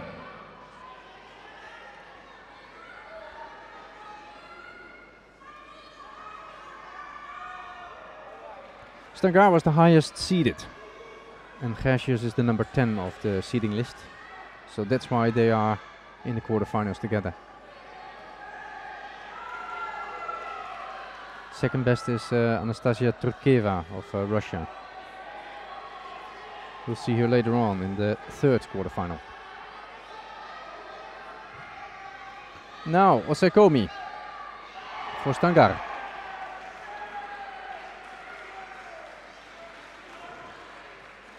No, Toketa, ooh, just at 15 seconds, so Wazari.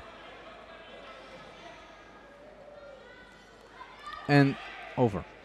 So it is indeed, as expected, Stangar who will be the first one in the semi-final.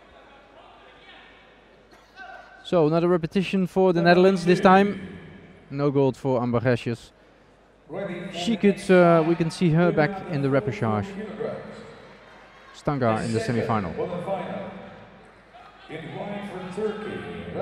So let's stay in this tatami for the second quarterfinal. And I mentioned it before, 2 representatives of Turkey. In this case, we're gonna see Rabia Senaya, and the other Turkish fighter is Melissa Sabmakli.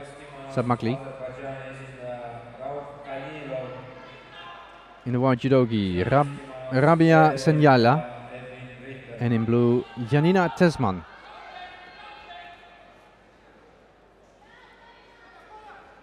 The German.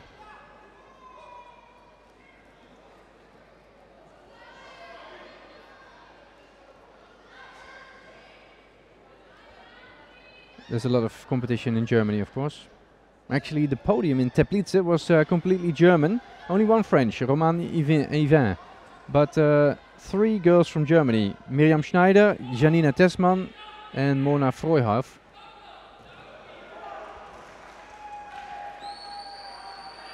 But this is Tesman, second in Teplice.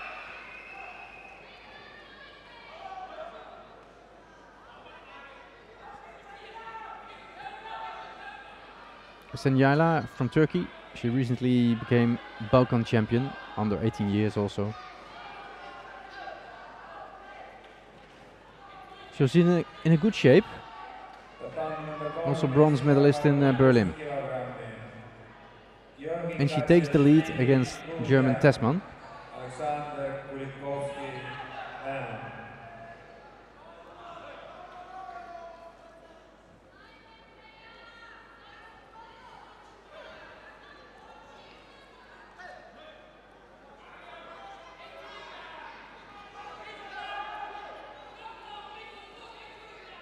Yeah, they have a lot of choice in Germany. In a way, I'm not surprised, but I have a lot of respect for the Germans, that they have so much talent at every level. Also in the juniors, also in the, let's say, the 20, the under 23, well, newcomers. You see them a lot in the World Cups and the European Cups. They have a lot of choice. Well done by Germany. But so far, it is Senyala in the lead. And we know that some nations are really strong in this young category, especially in the women's. It is Turkey indeed. in the lightweights, most over. And Sanyala is one of them.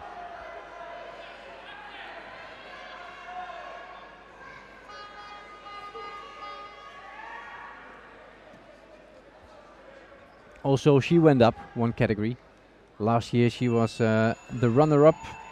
She lost against Gersjes, who we've just seen in the final. So, silver medalist last year. And this is a chance to qualify for the semi-finals again.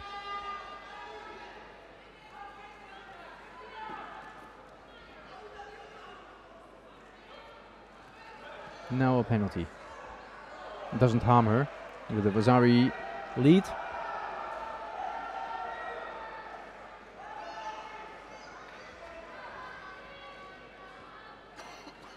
Just for the records, that you're updated completely, Andrea Leski defeats Marion Huber. So another good victory for Slovenia, Andrea Leski. Well done.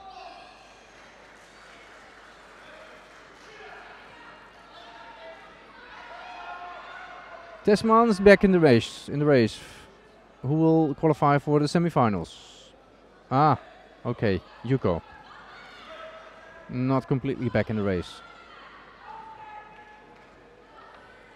We continue with the quarterfinals for women under 48 kilo tatami 1.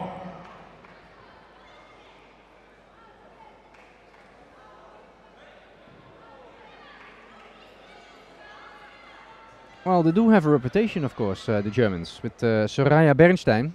She was last year's European champion. In that case, under 17. In white for Georgia. But it's not a guarantee that your career is going with up to speed. I remember that there was another German, Nicola Weichlein, champion in 2008, 5 years ago. I haven't seen her back, in all honesty. So it's not a high guarantee for success. It's a nice step up to the junior level.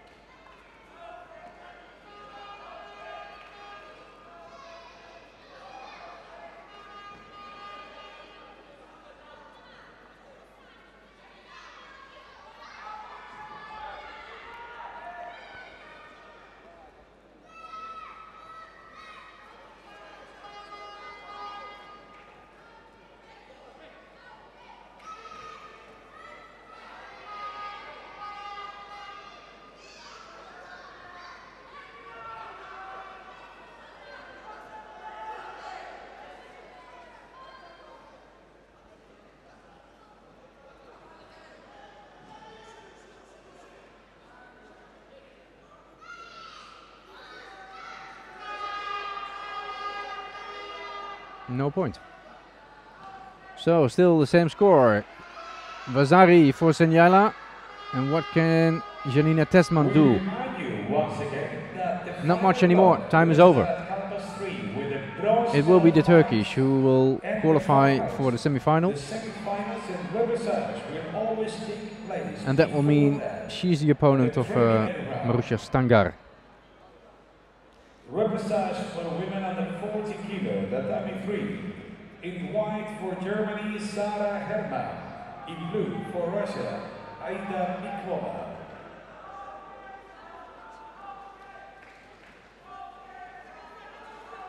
Once again, to all the delegations, please don't forget that reportage. Yeah, the Turkish are talented. Will be held at the end of the preliminary round.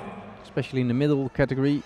We've had Dilara Inchidai, who took the European title on the 57 kilograms a couple of years ago.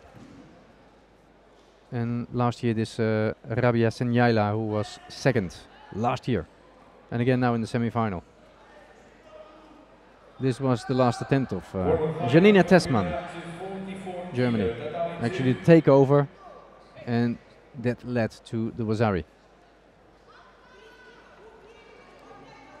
The next quarterfinal on the 44 kilograms is Anastasia Turkeva versus Maria Sidrot of Portugal. And she goes by João Neto, also a European senior champion in 2008. This morning I mentioned a couple of very well-reputed coaches here in Tallinn. You have a lot of big names actually here. Joseph Kranac, Vsevolod Salonis, Roman Gonchuk, Ariel Zevi, the European champion last year. But also some women. For instance, Laura Di Toma was second of the World Championships a long time ago. Irina Rodina of Russia, Lara Morix of Romania. All of the level of a European champion. So both in the men as the women big coaches, and João Neto is one of them.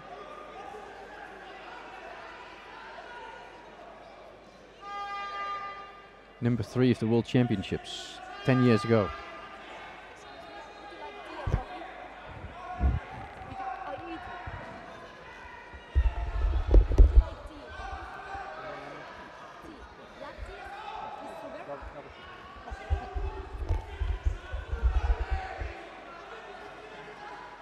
While I'm being spoiled with a cup of tea. That's good. While we are having a look at Anastasia Trukeva in the white.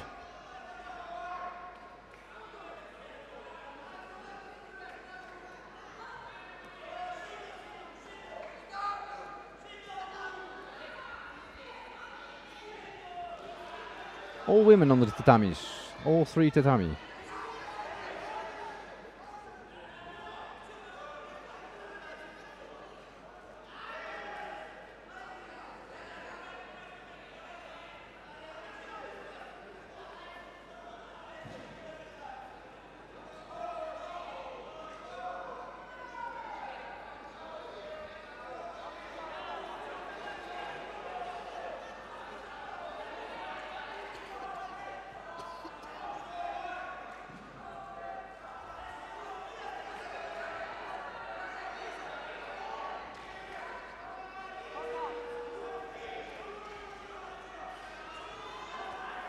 I'm having a look at the records of Anastasia Trukeva.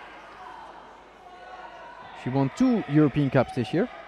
That seems to be sufficient to be one of the favorites in Antalya and in Tver, and second in Bielsko-Biała in Poland. Definitely she's among the favorites, and as mentioned before, Stangar and Trukeva are the highest seeded. So she should be, on paper, the next one to reach the semi-final. So far, Sidrot is doing well in this.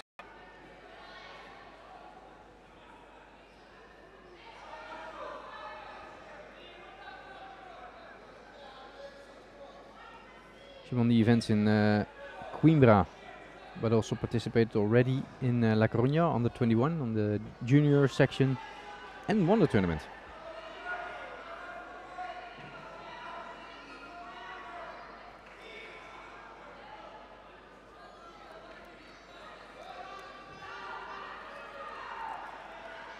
So if you want to have a look for the photos, just go to edu.net/media and you will find the latest pictures.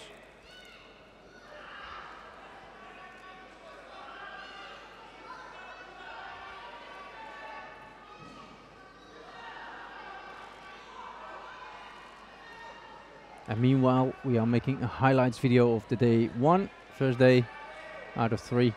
And you can see all those videos in our YouTube channel. And to make it complete, yes, you can follow us on Twitter @JudoEurope.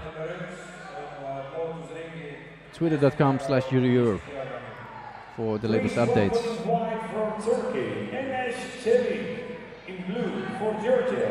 Well, there's a lot of fighting, but no scores so far.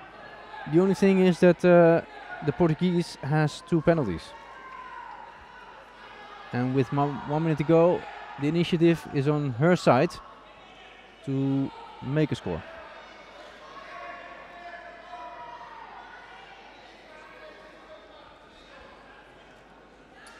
Last year the Germans were very strong in the women's category. They took 2 gold medals, the only nation with 2 gold medals.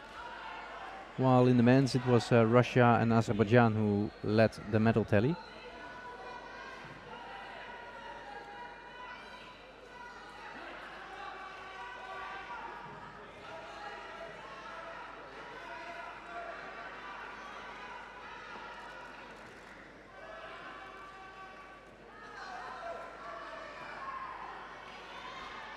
Well, at least they have a good talent in Portugal, in this Maria Cidro. She's doing well, and Portuguese is not very spoiled. They have good seniors, but also it is getting thinner. I'm really curious what Monteiro can do, Telma Monteiro, at the World Championships on the 57 kilograms. She was still pretty okay with her bronze medal in April in Budapest at the European Championships. She was quite satisfied with that after having a bit of a troubling period. They have a good talent in Celio Diaz in the men's under 90 kilograms, but it's good to see some new guys on the block. In this case, a girl, Maria Sidrot. Yeah, it's no point. Unfortunately for her, it could have been a decision-making point with 16 seconds on the clock.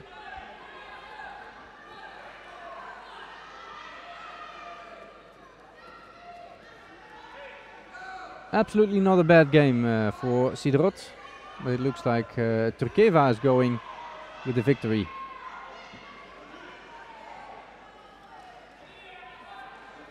One penalty difference. And that's it. So, tough match for Turkeva, but she is going to the semi-final. Yeah, that was also close for Turkeva. Could have been a point as well.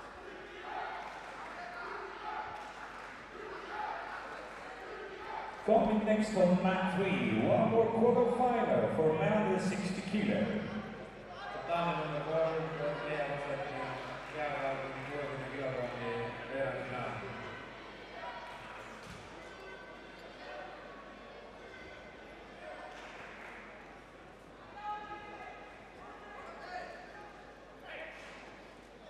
So, to make it complete, the last of the 4 quarterfinals. In this case, Melissa Sakmali, I should say, against Kincho Mihalovic from Hungary. Yeah, and Hungary and cadets and juniors is always a special story. Also, they have a big reputation. The Hungarian talents are amazing. And slowly now they going to senior level. I know that Anand Nazaros was a European under-17 champion. Barnabor, Jenevitsky, all those people who are now in the senior level. Karakash, of course, twice. And now we have Kincho Mihalovic taking the lead in this quarterfinal. But a lot of women from Hungary who were very good at cadet level. And this seems to be quite an easy victory for Kincho Mihalovic.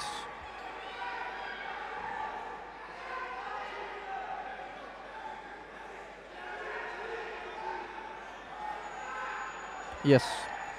Ippon by Osekomi. Well done by Mihalovic.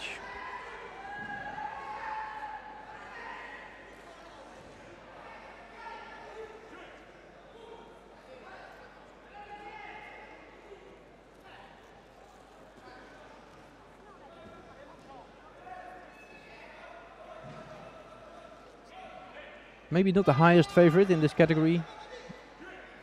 I think really Stangar and Turkieva are the strongest.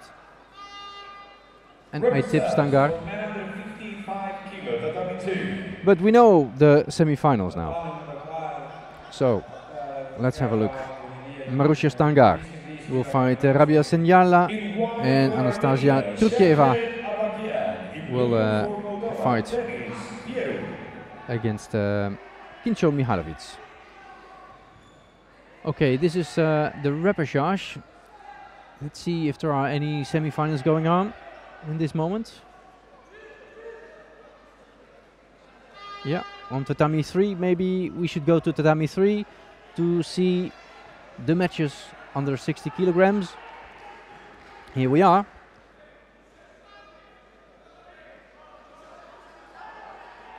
And we are looking at Gaius Brazionis from Lithuania against Daniel Ben-David from Israel. Oh, and we timed it well for Brazionis, who almost scored. Yes, he scores. Ah, it seems to be attractive. That's good. That's what we want to see. Good choice to have a look at this category under 60 kilograms. Ben-David is leading by 2 Yuko against Brazionis 1 Yuko. Brazionis in white.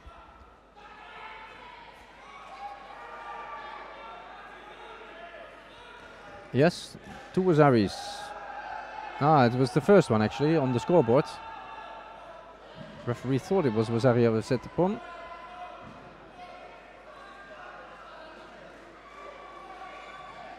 Yes, now it's back to 1 Wazari for Ben-David. Yeah, Israel is also a little bit of a strange country with so many talents now. It really explodes there. But if you see who they have here in the coaches, then they are rather spoiled. Oren Smadja and Arik Zevi. That's not bad as a junior or a cadet to start with these coaches. That should inspire. Both Zevi as Cheyenne Oren Smadja won World Championships medals. Starting at 3:30, will only feature the bronze medal fights in the finals.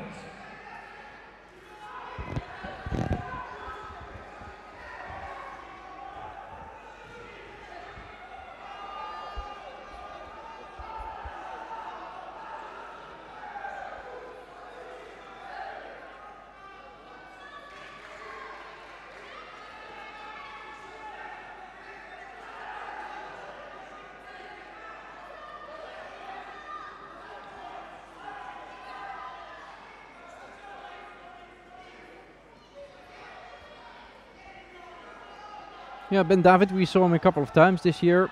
In Zagreb, I remember he was a bronze medalist.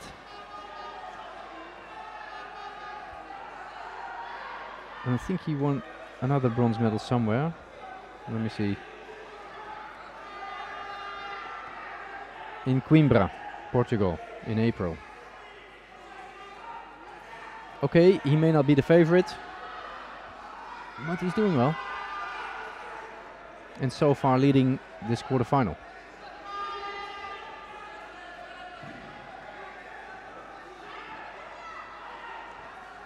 Let's check what is the status, and if you want to see for yourself, just go to edu.net. You can find the results over there.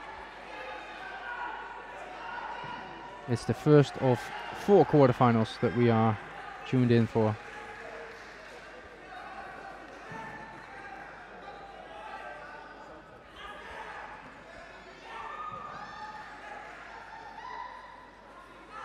Marcel Cerkea of Romania is the highest seeded, as well as Bogdan Ukryadov of the Ukraine.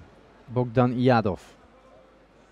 On my paper it looked like Ukryadov, but of course that's the abbreviation for the Ukraine. Yadov. So the first semi-finalist we know, Daniel Ben-David. And I said it before this morning that not only in the women but also in the men's category, Israel is doing really good business. Zagimuki recently won in Tallinn here in the World Cup. Gold medal on the 73. Golan Polak, well, they have quite a choice. Let's stay here. In white for Great Britain, Peter Mines. In blue for Turkey, Abdulatif Kopuz. Because this, he's not the highest seeded, but Hidayat Haydarov seems to be a very stable judoka, and for me he's one of the favorites. This year he won the tournament in Berlin and in Antalya, and if you win in Berlin, okay, that says something. At least you must be in shape. And he added another bronze medal in Bielsko-Biała in Poland. The guy in white against Neil MacDonald of Great Britain.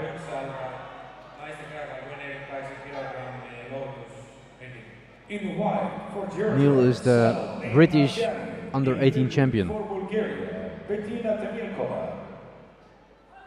He picked up a silver medal in Coimbra. That saves you searching on judo inside. Silver for McDonald.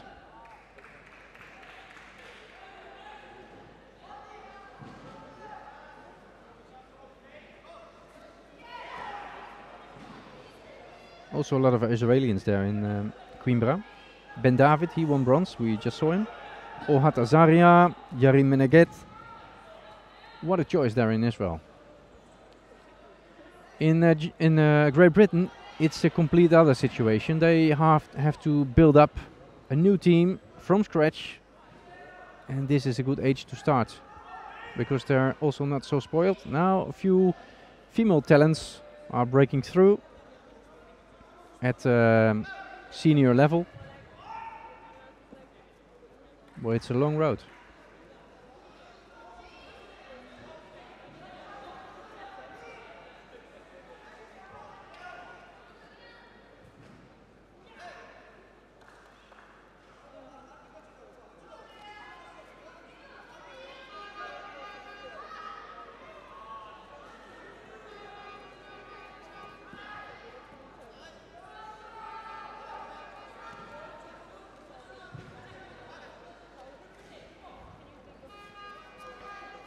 The question is, can Haidarov become the European champion this year? Because, in all honesty, you think that Azerbaijan is so brilliant in these categories. Yes, they are, but under 16, not so much. It's a long time ago that they had a European champion, Serkan Akhmadov. And Akhmadov I haven't seen so much in the seniors.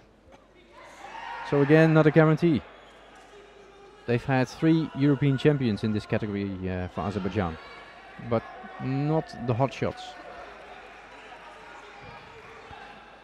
We may know the examples of some hot shots currently, who all became European champion under 17 in that case, and later became Olympic champion. Arsen Galstian and Iliadis.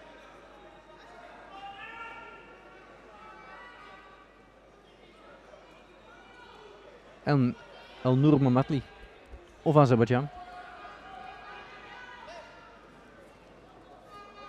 Those 3 became European champion under 17 and took the Olympic title. So that means every Olympic cycle there's one. Iliadis in 2004, 2008 it was Mamatli, in 2012 Galstian under 60 kilograms. So Peter Miles is leading at Tatami 1, Tatami 2, and Tatami 3 we are looking at Haidarov, no score so far.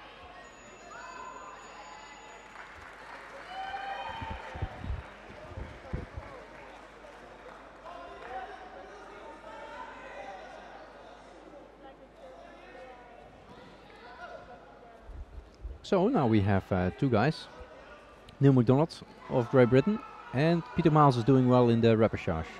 He just defeated Kopuz of Turkey.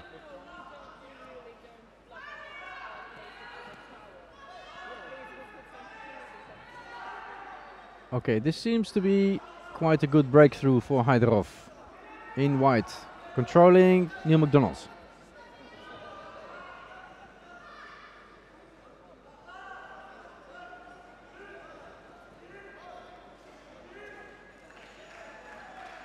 Now it's Ippon. Haidarov had quite a tough fight previously against Robert Gabrielyan of Armenia. Really a tough fight, but he won with 1 penalty difference. Or 1 Yuko, could be. I think it was a Yuko. At least the score. Okay, so Haidarov is the opponent for Ben David. That can be interesting, but Haidarov is a strong guy. Here's the score for the Juco. Second represents for women under 48 kilo, Tatami 1. In white from Italy, Marion. The third of 4 quarterfinals. Bogdan Yadov against Martin Gaitero. Alberto Martin Gaitero.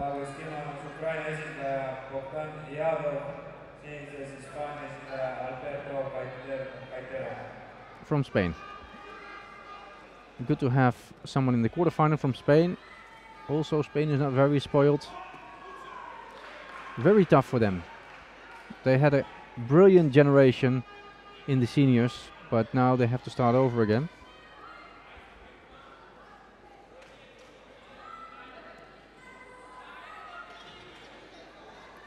And Alberto Gaitero is one of the talents. He won in Fuengirola International Tournament, not a European Cup, but still a good seeded tournament. It used to be a European Cup actually last year. And the Cadet European Cup in Coimbra he won. It's usually well seeded. He defeated Neil McDonald, who we've just seen with his lost match.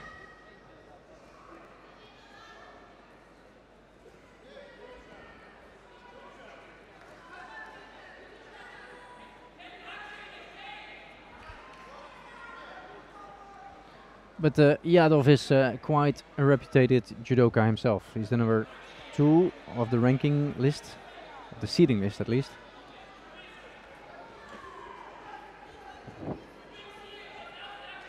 Also of the ranking list, the European ranking list.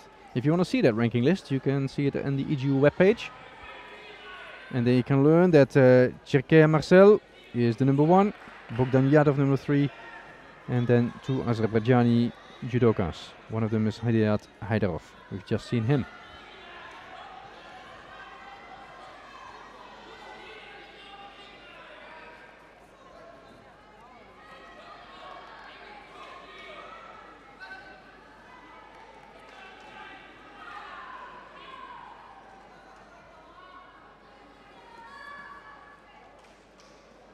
Meanwhile, a Netherlands-German fight at Tatami 2 and women's under 44 kilograms.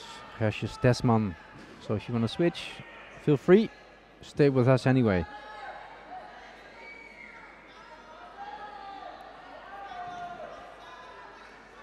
No score here for Yadov. It's not the first time that they are European champions here in Tallinn. They've had European Junior Championships in 2006. Good players actually there. Teddy Riner was a European champion. Well, we know all about him since that time.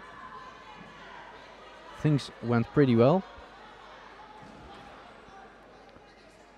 And also Georgi Zantaraya, the 2009 world champion. Some medalists, Autumn Povia and Hugo Legrand, both bronze medalists in London.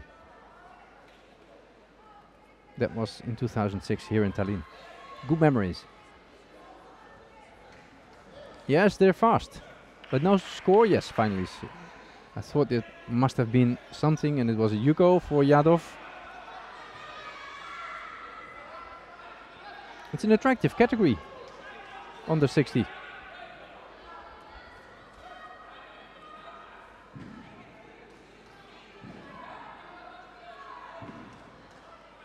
I can imagine that, let's say, the women of 63 kilos like to train with these boys of 60 because they're bloody fast. Really good training partners.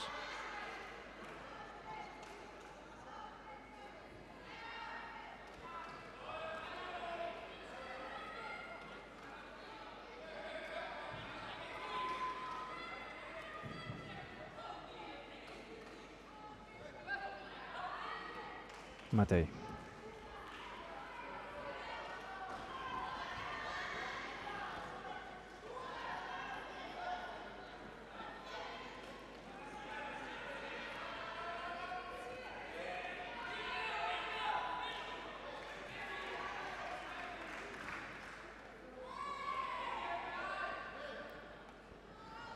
I would have expected that Ukrainian talents are most over the men. But if you see at the history of European champions, it's most over the women.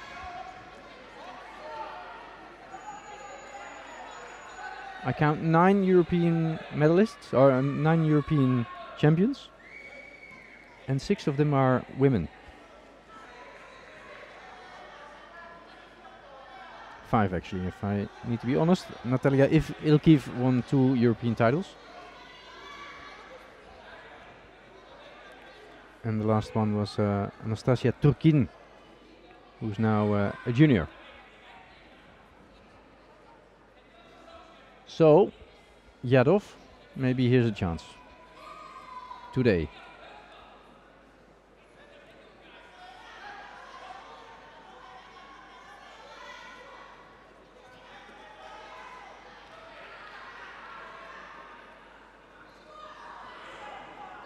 Now this is a straight hip on.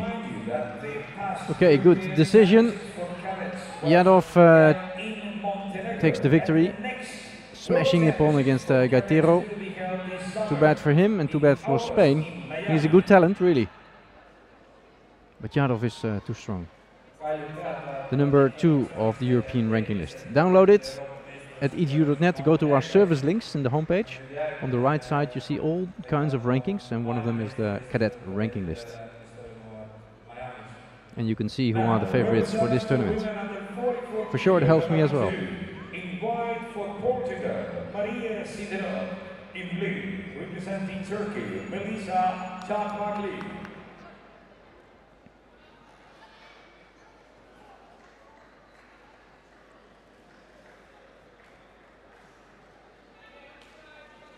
Tatami number 3, mehed kuni 60 kilogrammi. Rauf Kalilov. The last quarterfinal in this category under 60 kilograms, Rauf Kalilov. Well, we are looking at the repetition of the previous match. This straight hip on the back. Yadov takes it. The fourth of, well, let's say the last of the quarterfinals. Rauf Kalilov against Alexander Kulikovsky.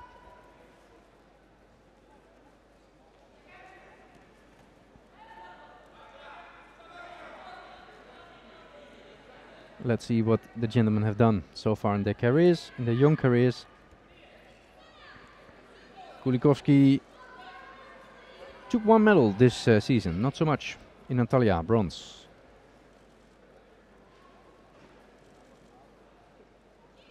And the winner was there, Hidayat Haydarov. We've seen him before.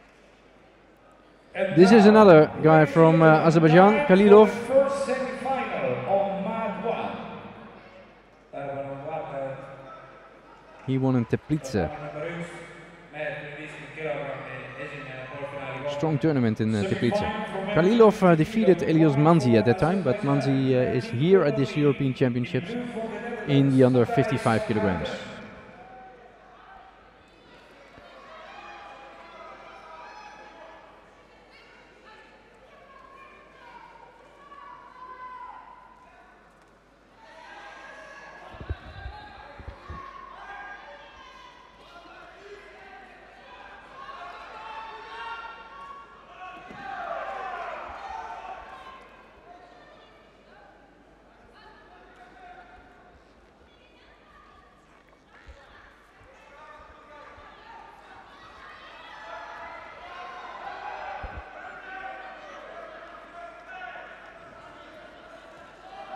Okay, this is a Wazari now.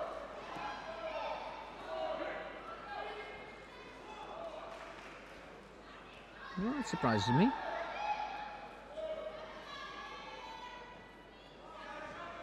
So now it's up to Kalilov to get back in the match against the Russian.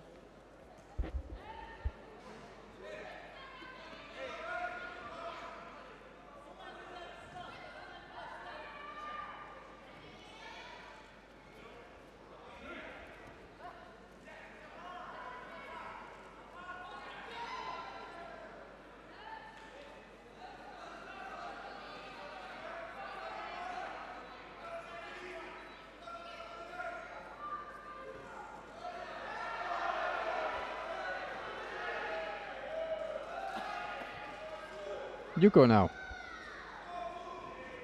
That's quite a comfortable lead for Kulikovsky. And that would mean 4 different nations in the semi-finals.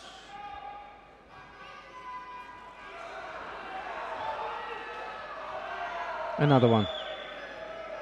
Well, that looks quite convincing.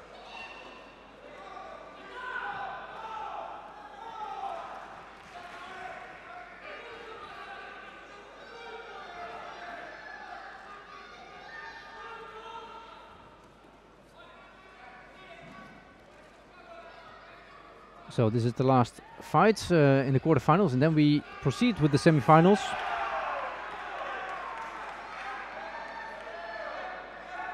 For many categories.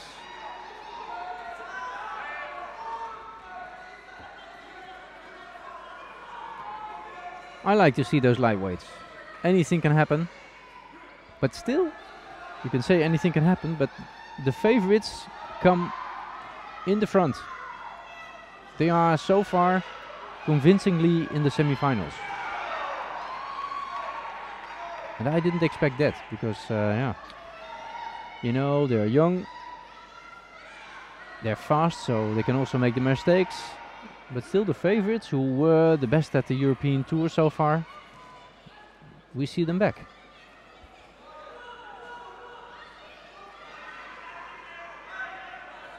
Yeah, Kalilov is trying anything he can, but Kulikovsky is far in the lead.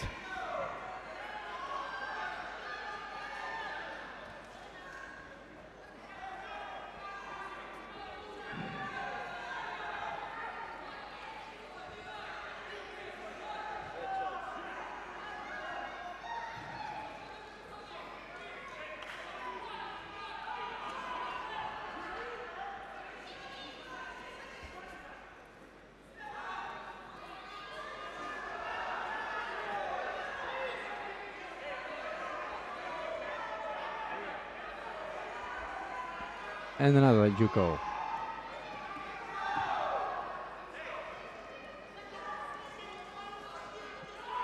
Yeah, well done. Could have even been more. Could have been a Vasari even.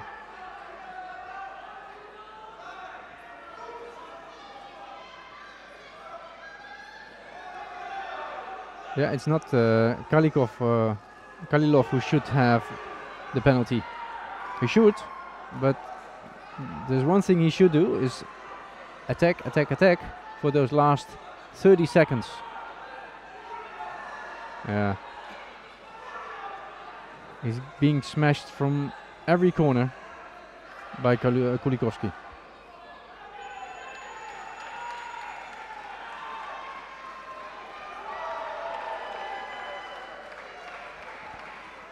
Meanwhile, the semi-finals have started under 50 kilograms.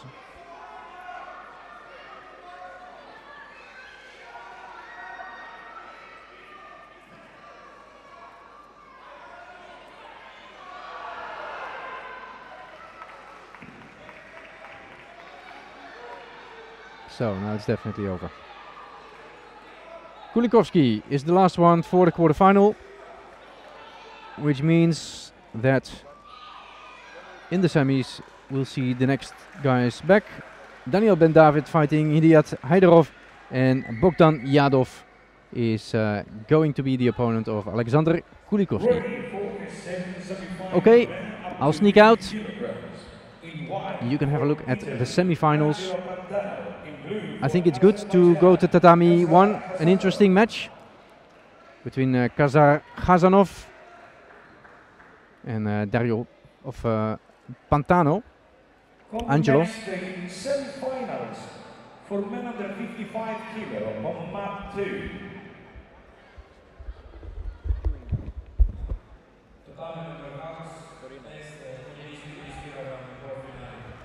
In white for Azerbaijan, Kim Babazar. In blue for France, Fabien Yajoubi.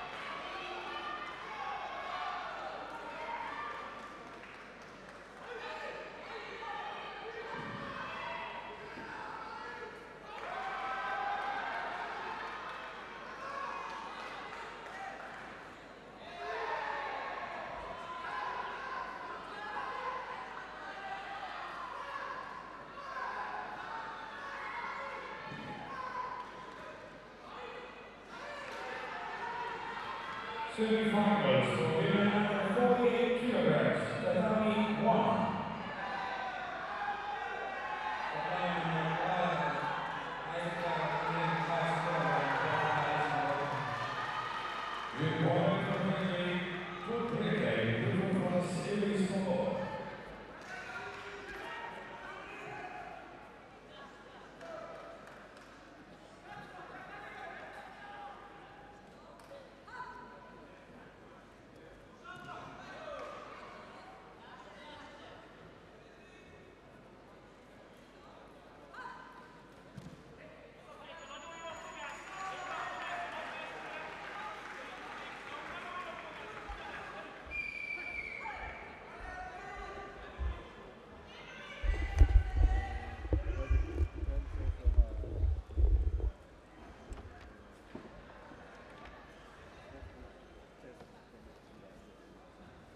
Not all of the number one seeds have made it through.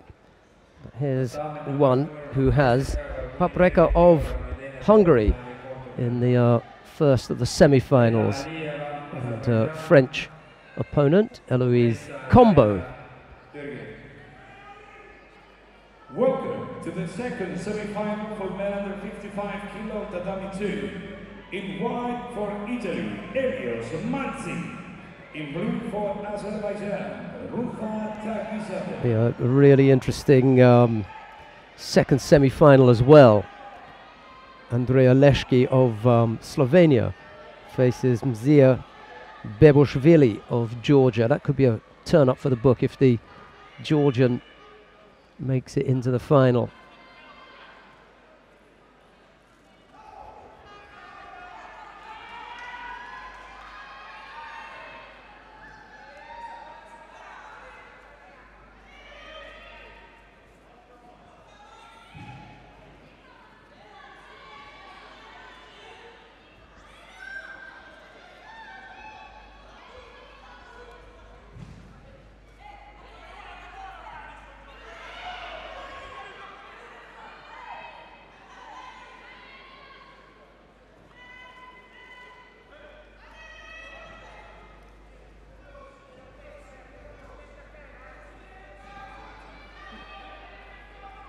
Beboshvili that I was talking about, no information at all on her apart from the fact that she won their national championships.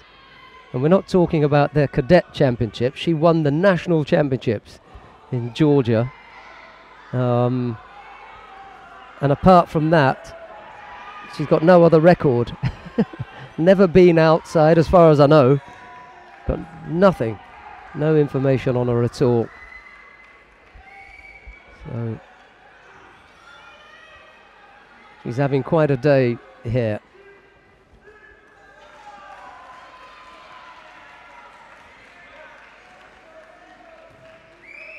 Lost contact with the hands there, combo, and then ended up just falling flat on her face.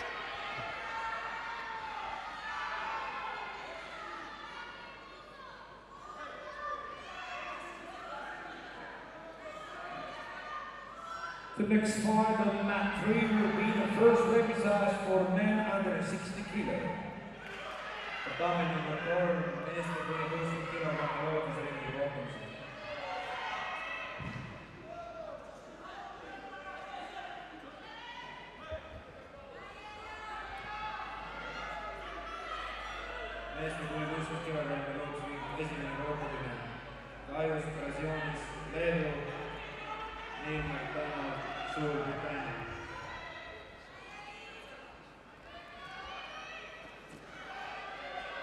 Good right arm up and around the collar from Combo, and now looking to go right-sided. Had to change the grip, and then Pap attempts to go left-sided. It wasn't the strongest of attacks, as was suggested by the French coach, who looked despairingly at that effort. And Pap does pick up a penalty for a false attack.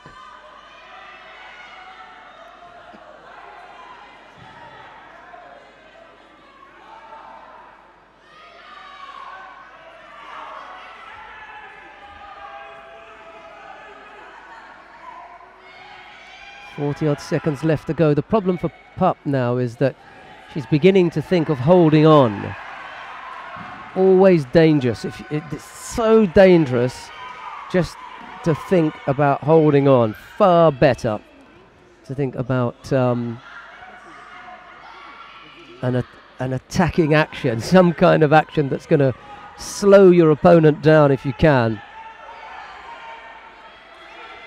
20-odd seconds left to go. Time enough still for something to happen here.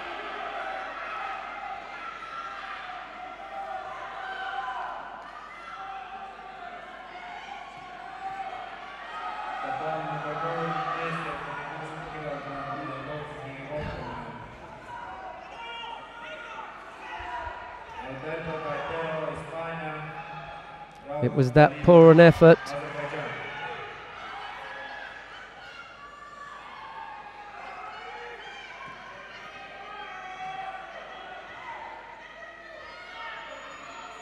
So little time left to go. Must have been 40 seconds when she picked up the 2 penalties because she changed the tactics. She should have stuck to the plan of trying to throw her opponent instead of trying to defend the 2 Shidos, and she ended up picking up 2 herself. She brought that upon herself. Inexperience, poor judgment from Pup, and it's not as though this is the first competition that she's ever been to. She's got a string of competitions, but she still hasn't learnt that lesson yet. I know that's a harsh thing to say because they're only young, but she'll be kicking herself and wondering why it is that she's fighting in golden score. She should be on her way back to the stands to celebrate her place in the final. Instead, she's allowed Eloise Combo back into the contest, gifting her 2 errors. She's got to do it all over again. Brown Akosh is in the chair. He must be fuming about it. And now, almost seeing the contest disappear. She just managed to get off that Ojigari from Combo.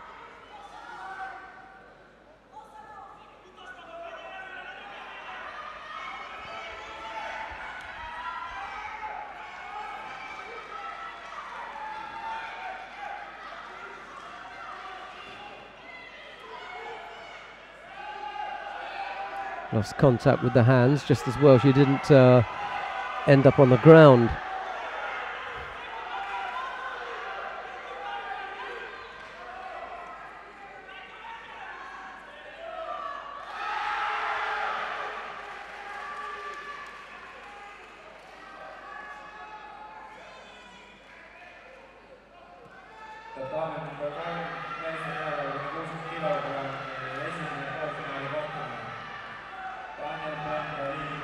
Well, it's harsh, but she only got to that point because she committed 2 errors when she didn't have to.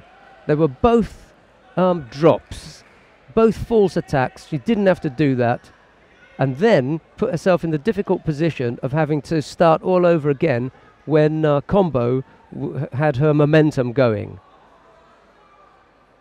And then ended up not attacking. Well, we'll see her again, but it will be in the repechage, well, in the bronze medal match. She'll fight for the bronze medal. But Combo we'll see in the gold medal match.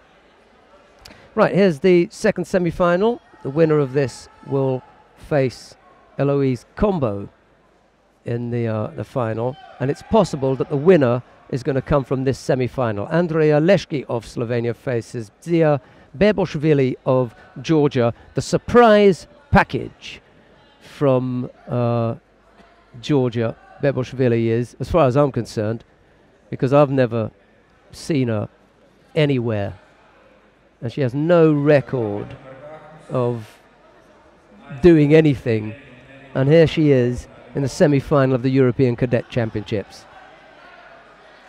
Good right arm, Ojigari putting some pressure on. Still going for it, and another miss there. Thought about Makikomi, but she'd missed the entry.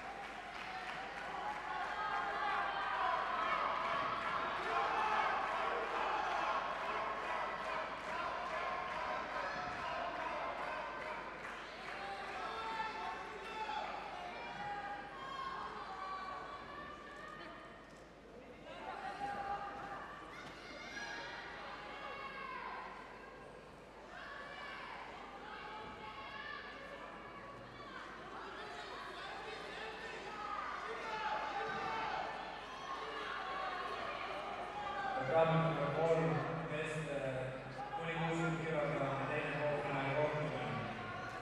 Bogdan Jarov, Ukraina, Aleksandr Kulikovski, Venemaa.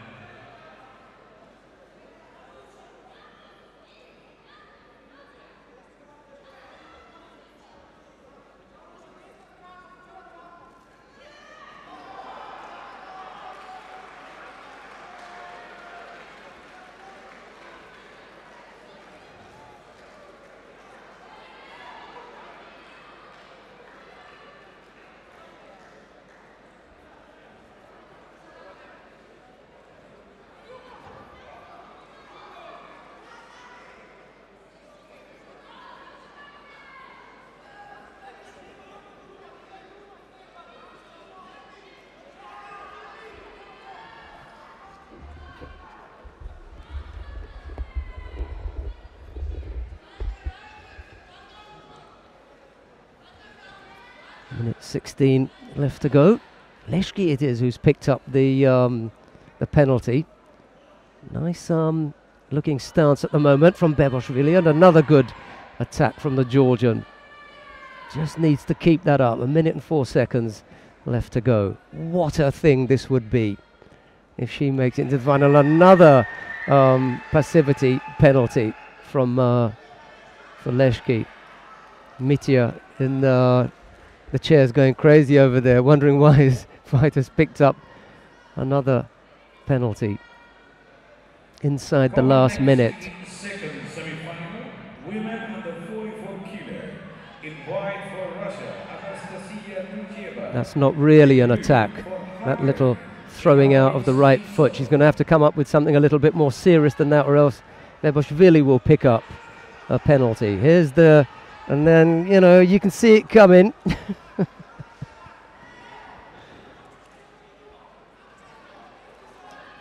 A misreading of the contest by the young Georgian, but it's not surprising. They're just youngsters.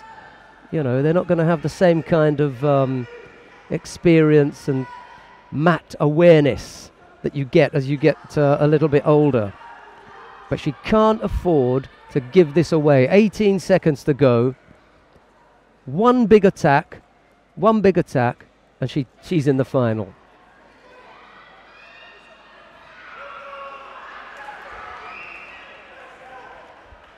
Unbelievable. Unbelievable.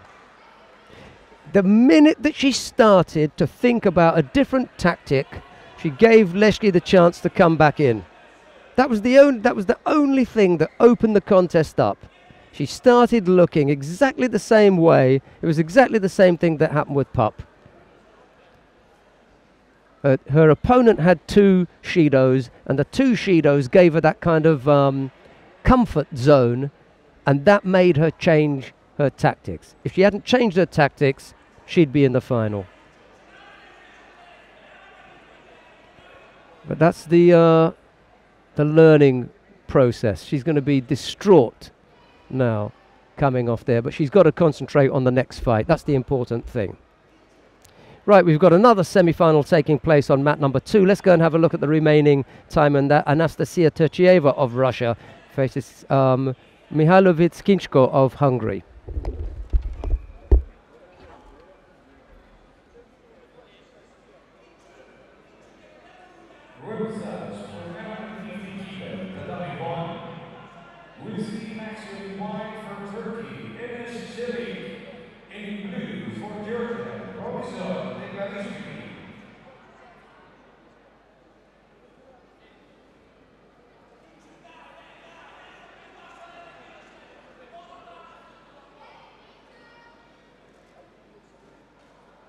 The previous fights of Myanmar were reversals for 150 kilo, which were followed by reversals for women under 48 kilo and the semi-finals for 150 kilograms and women under 48 kilo.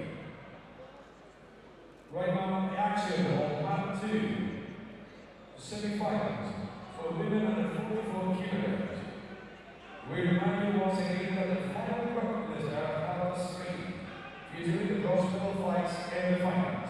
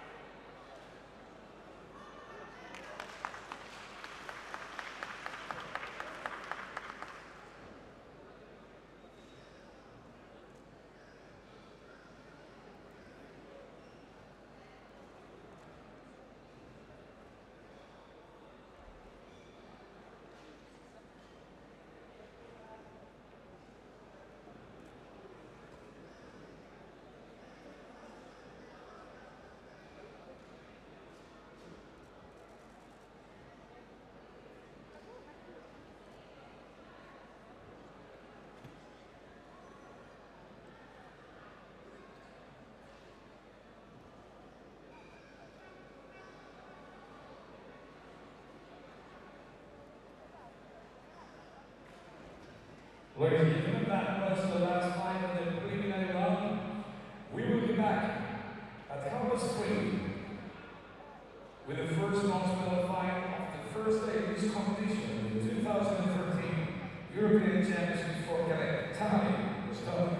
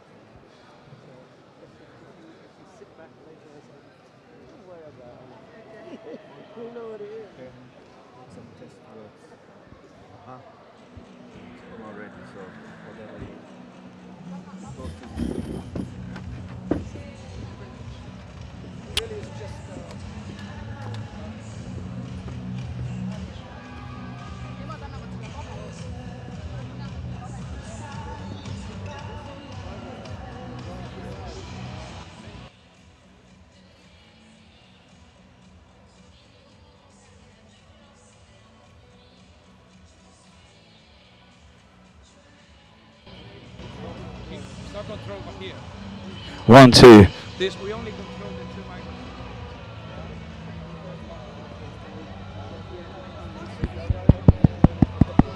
Matthias.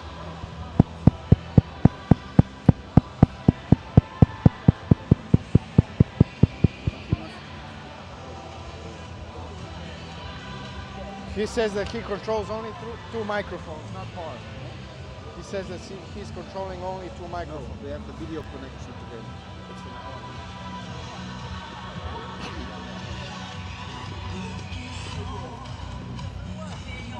You have the video connection to our place and it has the sound embedded, so... Yeah, it's working.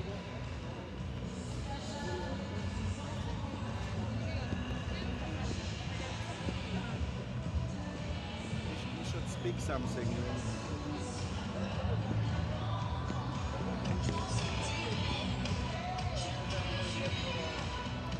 Can you please say something so we can adjust the audio? 1, 2. En audio.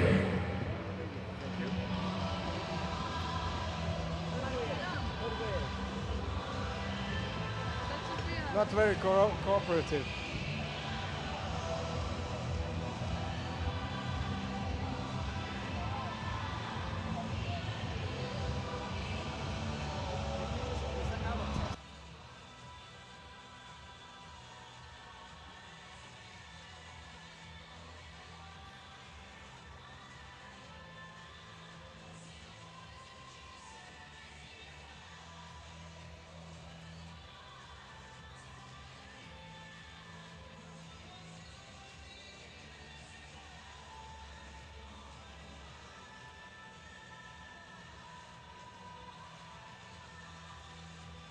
Oh, it's here, if you turned it off. Oh.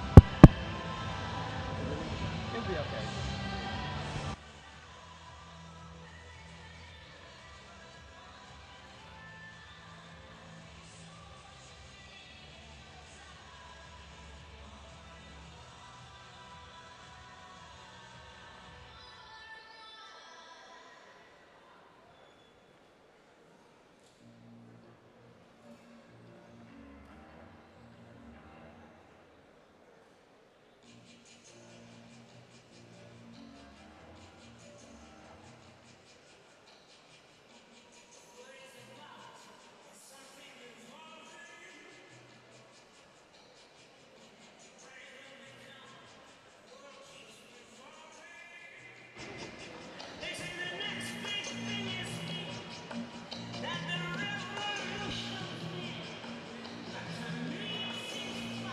Matthias wants to do the test for the internet. Can you say the whole sentence? Final block will start in 25 minutes or something. Ladies and gentlemen, we remind you that the final block will start at 3:30.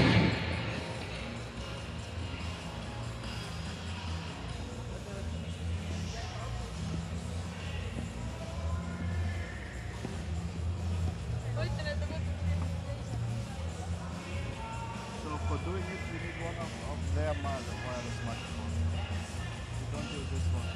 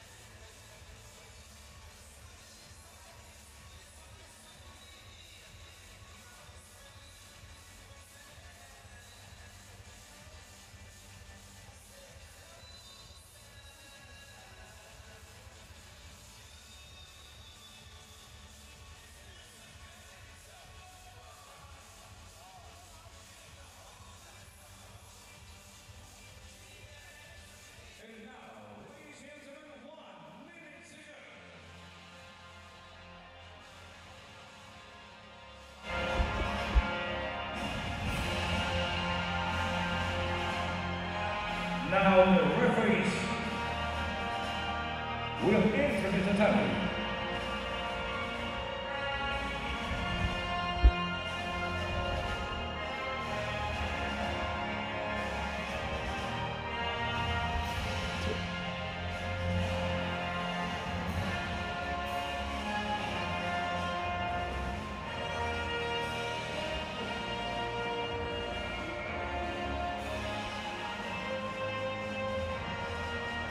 Esimesed matšid on naiste kehaga kuni 40 kilogrammi pronksmedali koht.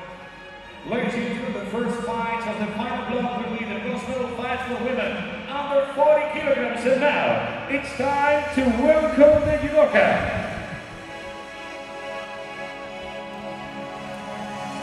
Welcome back to the final block on this opening day of competition here in Tallinn, Estonia. Estonia. It's the European Championships for cadets. We're about to get underway with the bronze medal matches, and the first of the bronze medal matches that we're going to see is in the under 40 kilo category. Svetanova of Bulgaria faces Aniek Norda of the Netherlands. And on mat number 2, Sarah Hermann of Germany faces Rumyesaya Yalya of Turkey. That's a contest that we're going to settle back and watch here.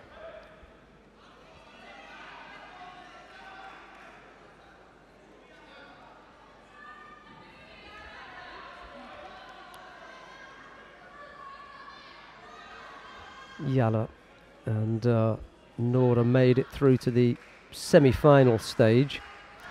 Yala losing out to Leyla Aliyeva of Azerbaijan, and Norda losing out to Marine Gilly of France.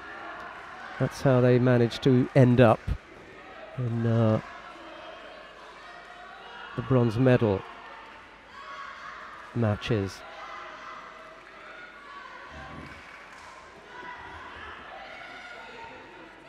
Sarah Hermann of Germany lost in the quarter-final. She was defeated by Marine Gilly of France, who's in the final. So that's how they line up here.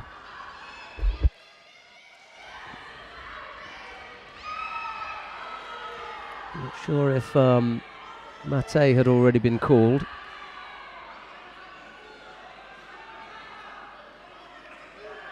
It had been, so there's no score.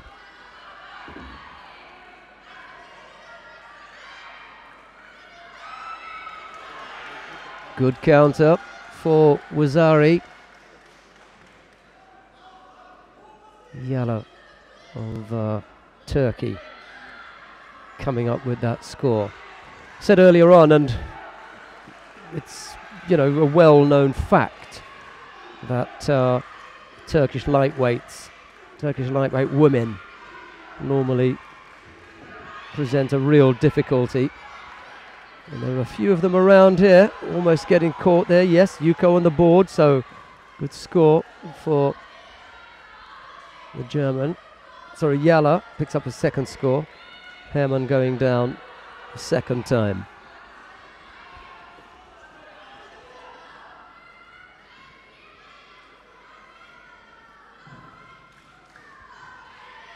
This is a good lead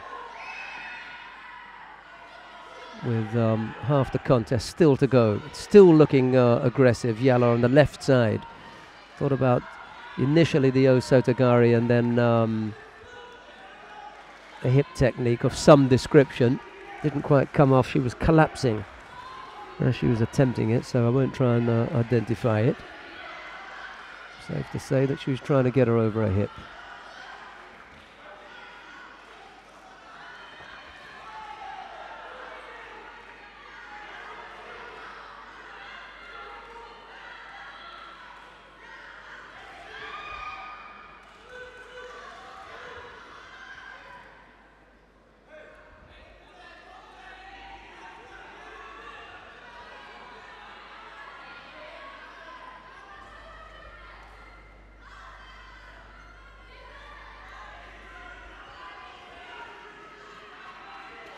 Right-sided effort there from Hermann.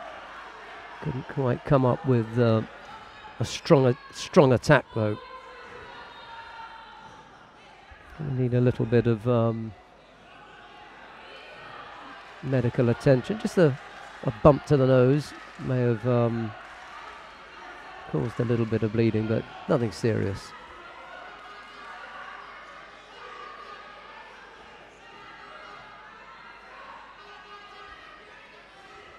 Yeah, let's take a look at number 3 whilst Hermann has that nosebleed sorted out. No score between Tsvetanova of Bulgaria and Norda.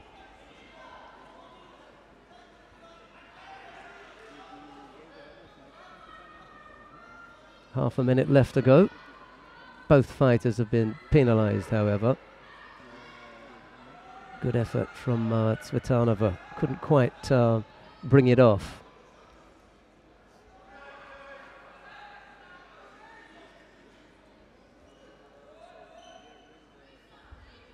It's the second of the bronze medal matches, and Tsvetanova defending strongly here.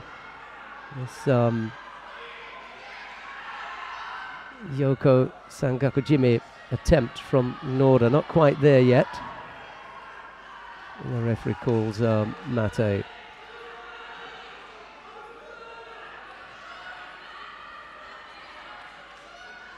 Tatami 3, Tatami 1. Golden score. Well, there's going to be a golden score on mat number 2. We were originally watching the contest on mat number 2 between Sarah Hermann and Rumiesa Yala. Let's go back to finish off watching that. If you want to watch the Tsvetanova Norda contest, that's on mat number 3. You can just click that and you'll see it. Yala picks up a second penalty, this time for passivity.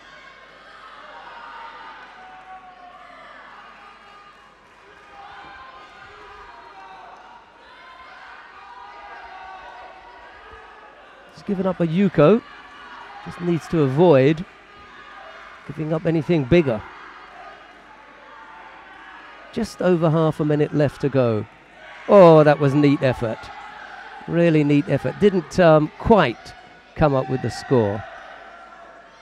Referee's already called Mate in any event. 28 seconds left to go.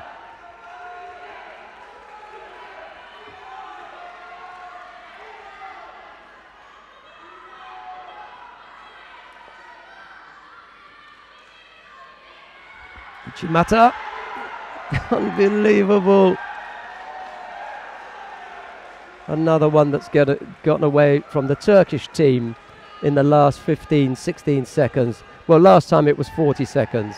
And this time she goes over for Ippon. Tatami 3, winner and bronze medalist. In blue, representing the Netherlands, Annick Mulder. And on mat 2, in white, representing Germany, Sarah Hermann. No arguing with the score. Uchimata.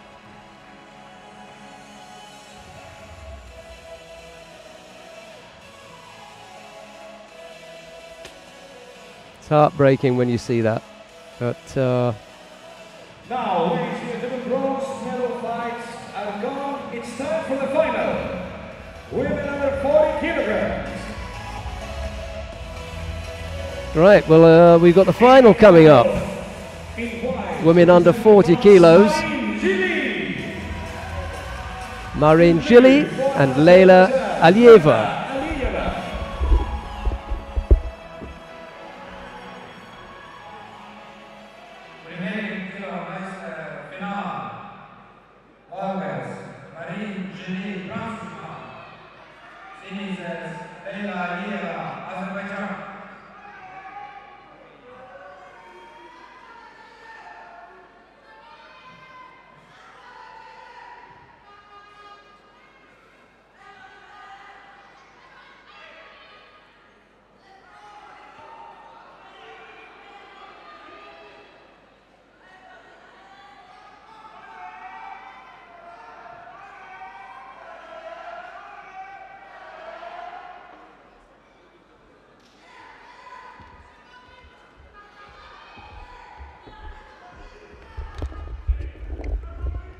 first of 6 finals that we've got to bring you this afternoon. It's 20 to 4 here. We started at 3:30. So wherever it is, whatever time it is, wherever you are, a very good afternoon from us here in Tallinn. Lightest weight category for women today, 40 kilos. Chile was the number 1 seed. Got lucky, had a bye in the first round. Then she defeated Sarah Hermann of Germany, who we just saw win that bronze medal. And then Annick Noorder of the Netherlands.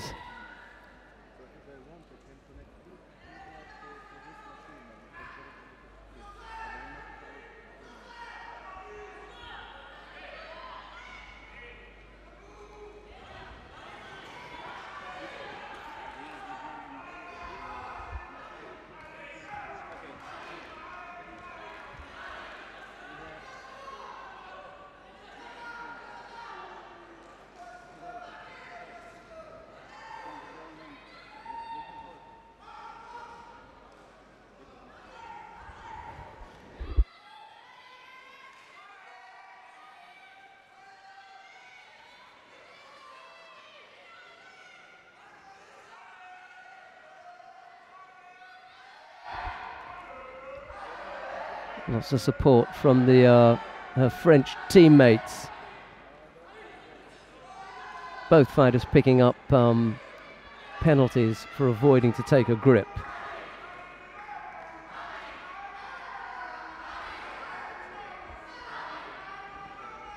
Really nervy time now. Second penalty to Gilly.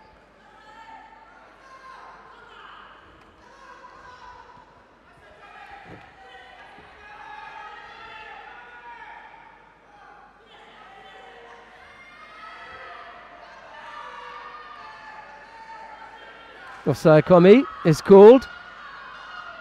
Needs to tighten the top half up though.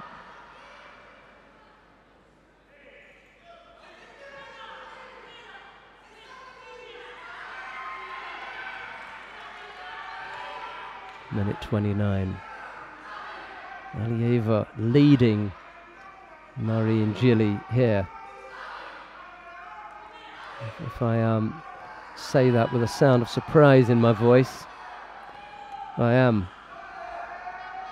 This is the number 1 seed, and although Alieva was seeded 2 in this competition, you don't normally give the women from Azerbaijan or Georgia that kind of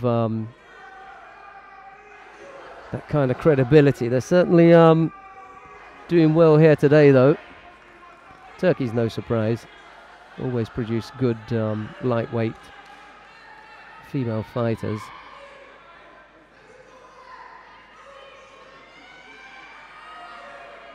Inside the last minute. Chile, poor effort there. And Alieva able to attack again on the ground with the same entry that she had last time for that attempted Sangaku, but the referee calls mate with 37 seconds left to go.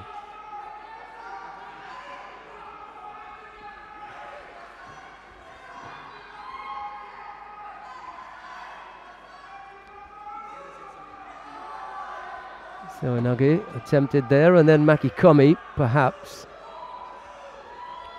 All burning up time. 21 seconds away from a gold medal.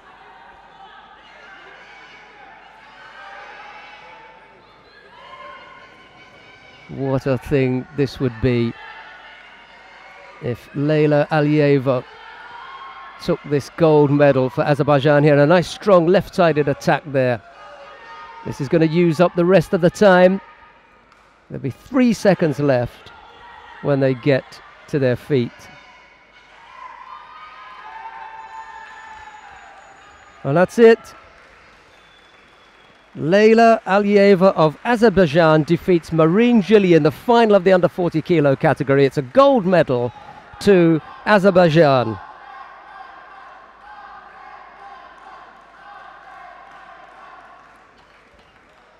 Gilly came in here as the #1 seed and favourite.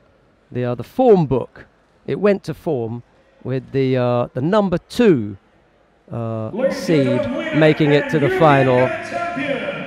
But it's Leyla Aliyeva who takes the gold medal.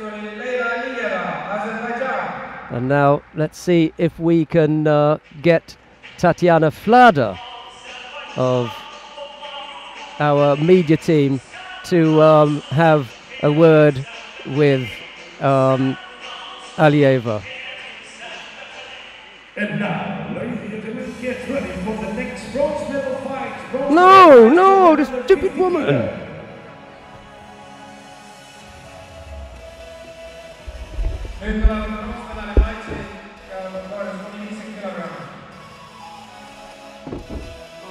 Does everybody know what's going on? I mean...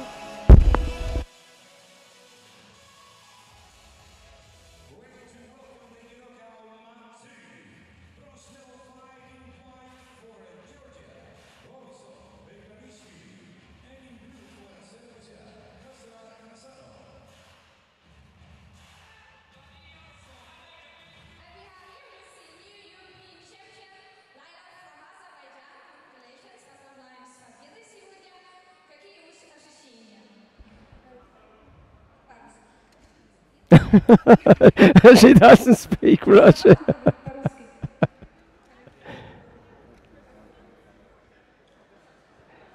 Right, okay, well the coach spoke Russian, but he's rushed off somewhere. We're going to have to leave that one and bring the next one. And it's the second time for her to compete in this event, so it's a very big success. Last time, which place did you have?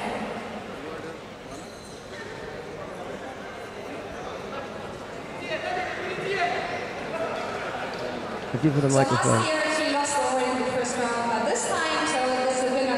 And your applause, please, for Leyla from Azerbaijan.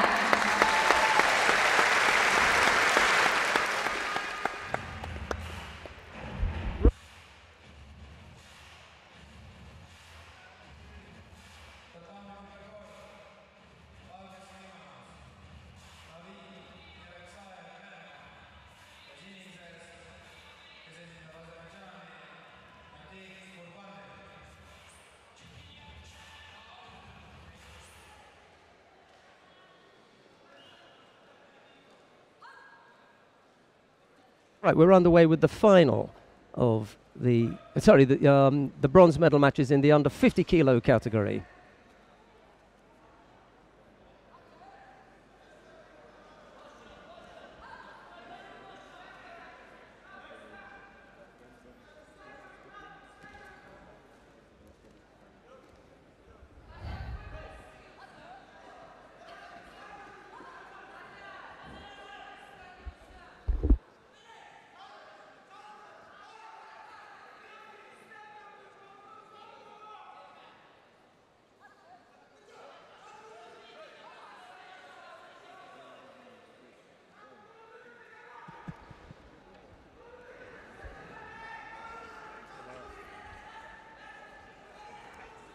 Beglarishvili of Georgia and Hassanov of Azerbaijan. That's the bronze medal match that we're watching. There's another bronze medal match going down on nat #3 if you want to watch that. Nati Gurbanli of Azerbaijan faces David Kelksayev Keleksayev, beg your pardon, Keleksayev down on mat #3. But we're watching this anyway. No score yet. Early days, plenty of time. Both fighters looking to settle down, and then a nice left-sided effort from Beglarishvili puts Wazari on the board, and a nice lead for the Georgian.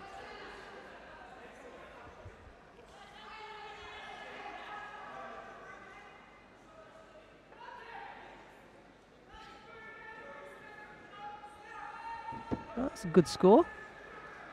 Not sure why it is that they are having a look at it, but for me it was Wazari, and it stands. Polish referee in the middle, taking control of this one, Alexandra Osman. Turn to referee a European Championship final, albeit at Cadets.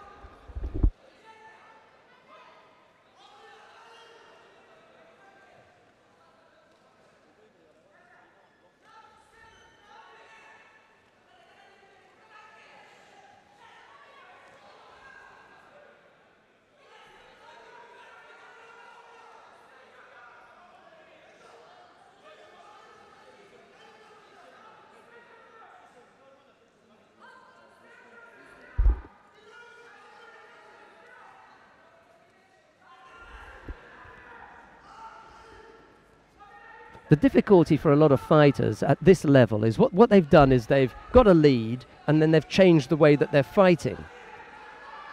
You know, you're successful with a particular tactic. They should stick to that.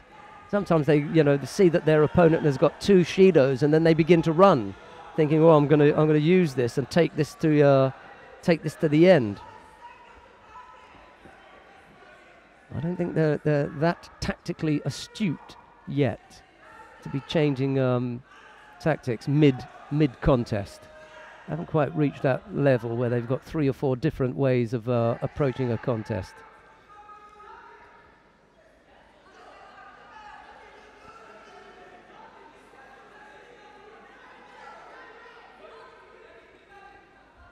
We'll have an awarding ceremony shortly.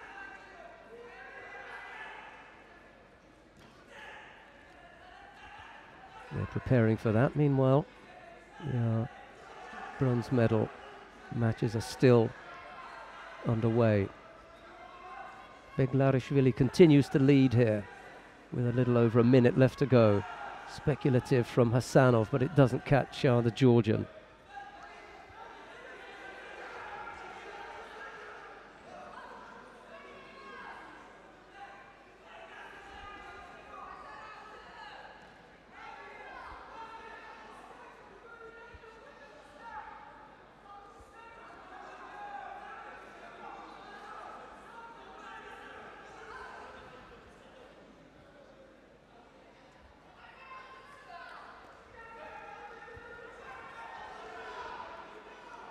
Wazari Awazeti Ipon. Beglarishvili proves too strong for Hassanov of Azerbaijan, and the Georgians take a medal in the under 50 kilo category.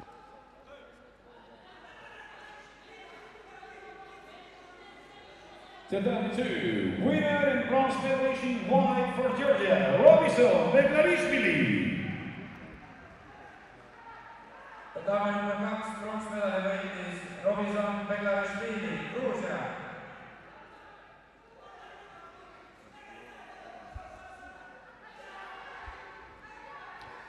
We've still got a few seconds left in this contest, but Alexeyev of Russia is struggling here. He's the one who's picked up the 3 penalties. He's had a few penalties actually in his contests earlier on. And Gurbanli has done just enough to take this, committing only 2 errors as opposed to Alexeyev's 3.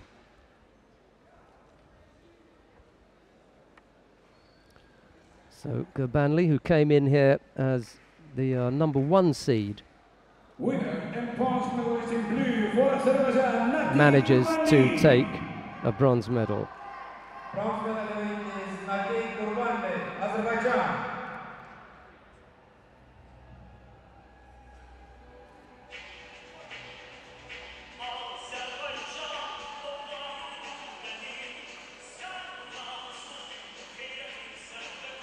Well, things are set up nicely for the final of the under 50 kilo category.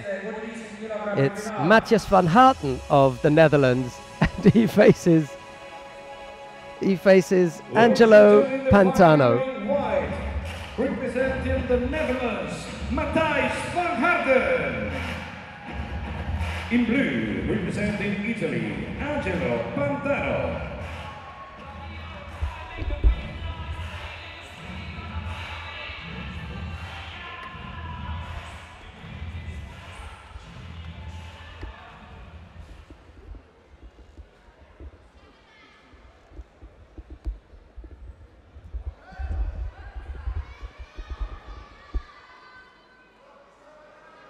He's like a little pocket battleship, Pantano, the Italian. He's been banging them over today. You don't get this far without having had a good day and he's had some good wins. Sanov of Azerbaijan, Kelekzayev of Russia, Ivanov of Bulgaria. He's done a few today. He came in here as the number 2 seed. The number 1 seed was Gurbanli of Azerbaijan, who we just saw take that bronze medal. Lost to Matthias van Harten of the Netherlands, who we'll see. Sorry, who's in the final here. So.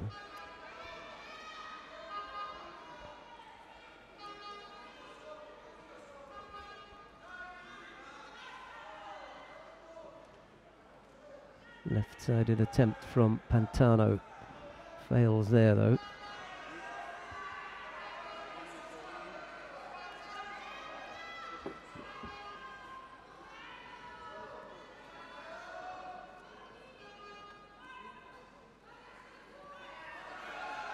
Almost taken back.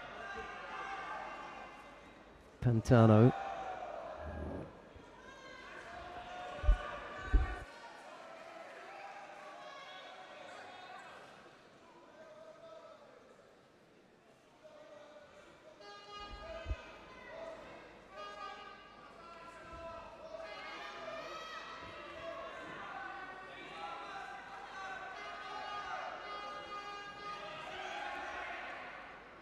Referee already called Mate.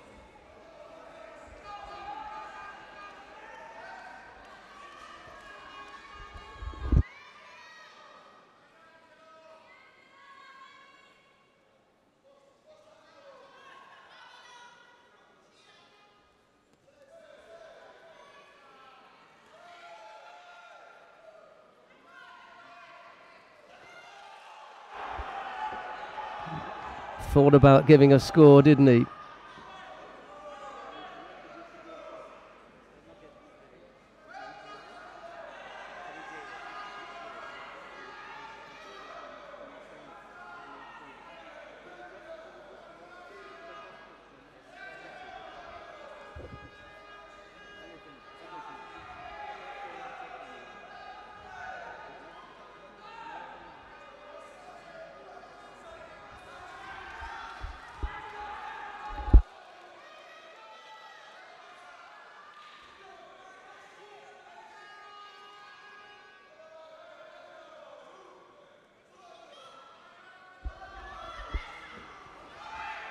Right-sided effort from Pantano. That doesn't come off either.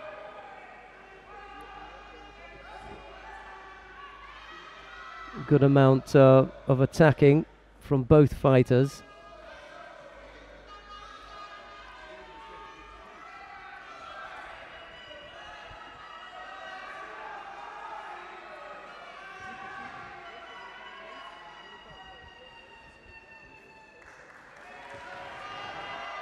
Van Harten, he picks up a penalty.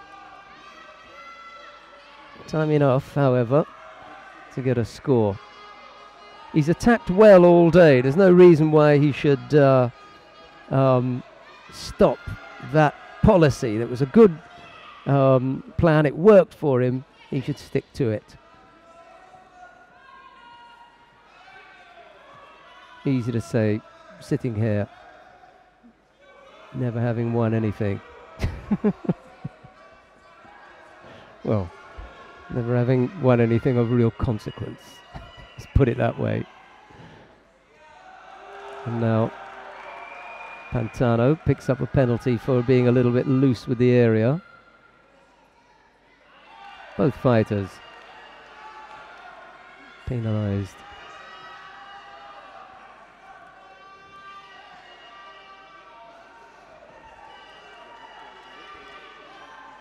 .47 seconds left. Pantano stands no chance of being called for wearing a small kit. Can't quite put him onto his back.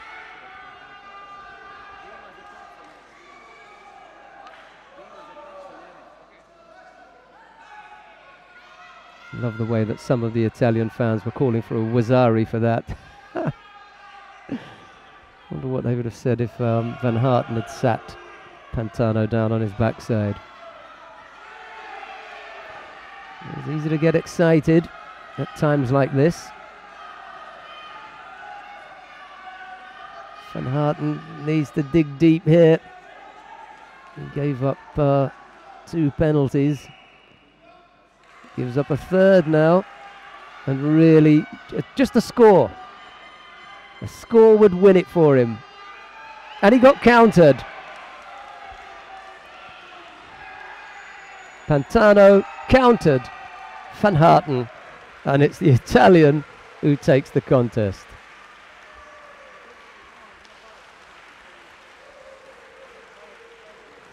Well, let's hope that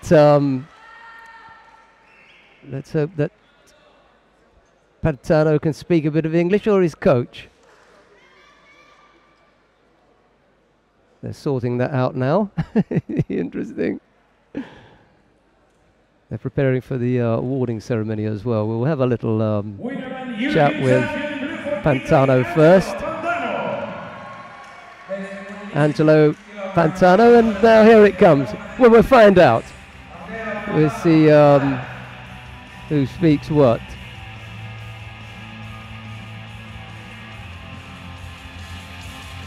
Right, let's have a quick word with Angelo Pantano. Hey, Angelo, excuse me.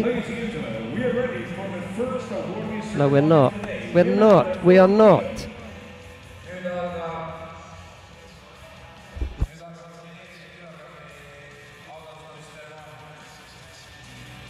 Before that, we would like to know the impressions of the European champion, Angelo Pantano from Italy.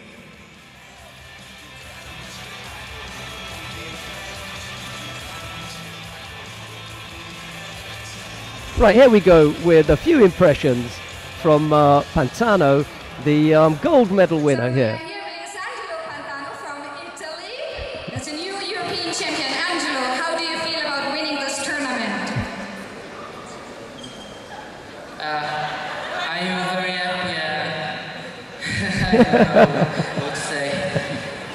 Say some more. Last year you were in 5th place. This time you win. What was the difference? I was better.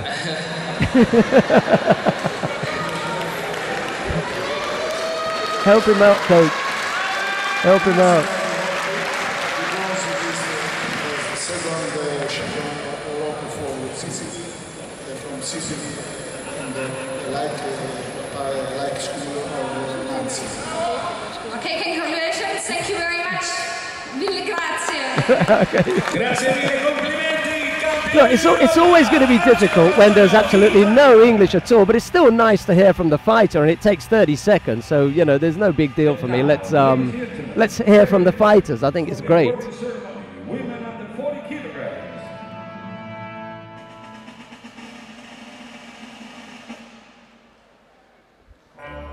They're all nervous.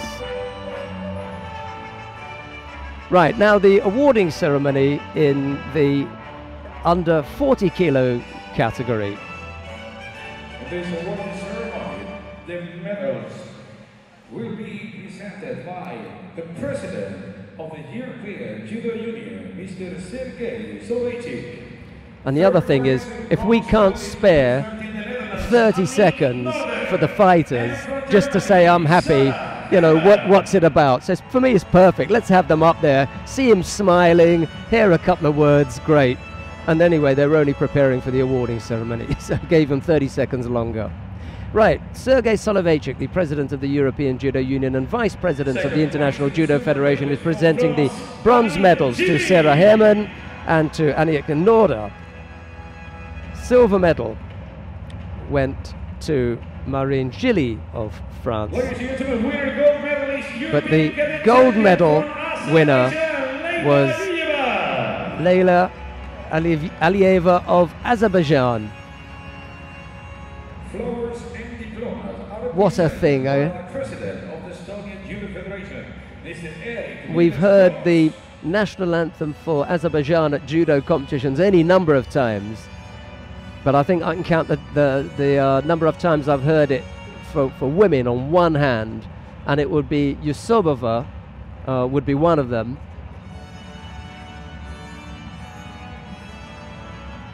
And then in the under 57 kilo category, name escapes me now. Well, you can send us a message if you can remember that off the top of your head. She fought in the under 70 kilo. All right, I've remembered now. Gazimova was a medal winner. We heard it for her. And now the national anthem of Azerbaijan.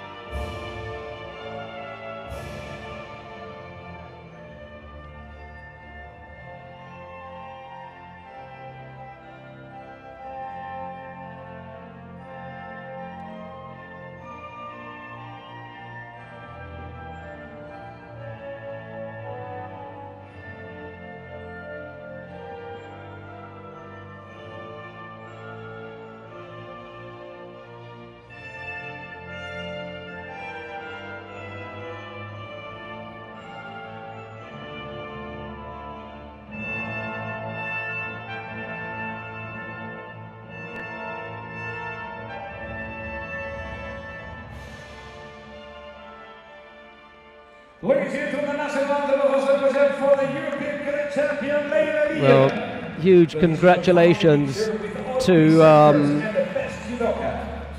Azerbaijan. In particular to the gold medalist there.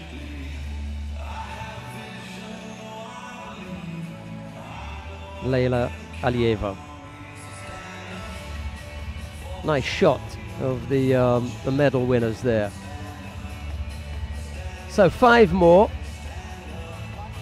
awarding ceremonies to bring you and 4 more finals. But before that, we've got the bronze medal matches in the under 44 kilo category. And the bronze medal match that we're going to watch is Melissa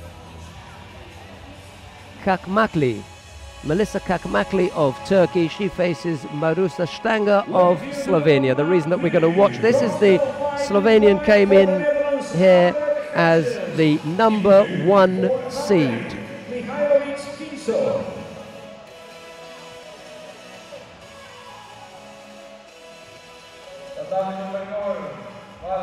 Stanger came in here as the number 1 seed, lost in the semi-final to Turkey's Rabia Senyala. We'll see Senyala in the final. But Stanger's got a job now to take something away, salvage something of her visit to Estonia by taking a bronze medal. We'll see. Oh, well, they didn't tell us that Stanger was injured. So after that build-up, my apologies for that. Nobody told me that the girl wasn't coming out, so I had no idea. Right, let's go to mat number 2 to watch the bronze medal match between Amber Gerjes of the Netherlands and Mihaela Vitskinsko of Hungary.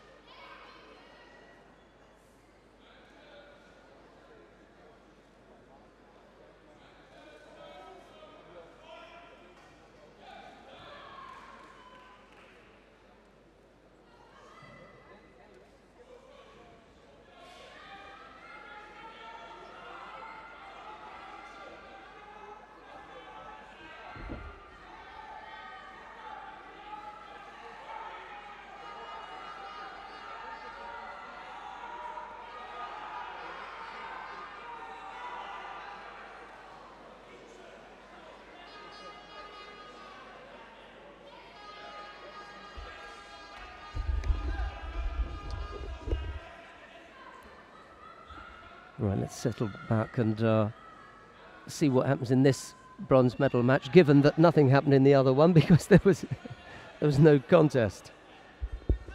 Stanger must have picked up an injury. Kakmakli taking that bronze medal home to Turkey without having to compete for it. Well, not in the bronze medal match anyway. The rest of the day, she worked very hard.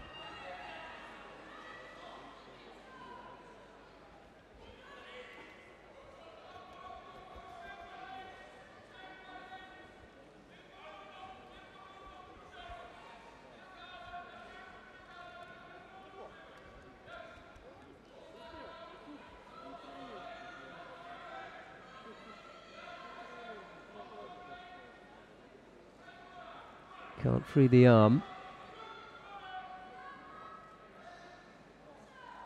So the referee calls Mate. Two fighters are back up on their feet now, and Mihailovic picks up a passivity penalty into the bargain.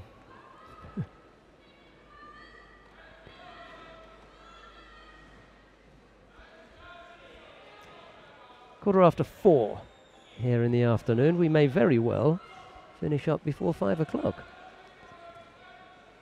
Possibility.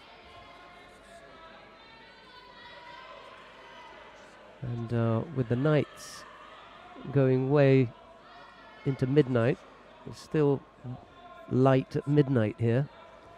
There's no reason why we shouldn't enjoy a nice evening in Tallinn. All the people that have come here, and it's a good crowd now. A good number of people in. Probably be more tomorrow and Sunday, especially for the team event. It should be wild.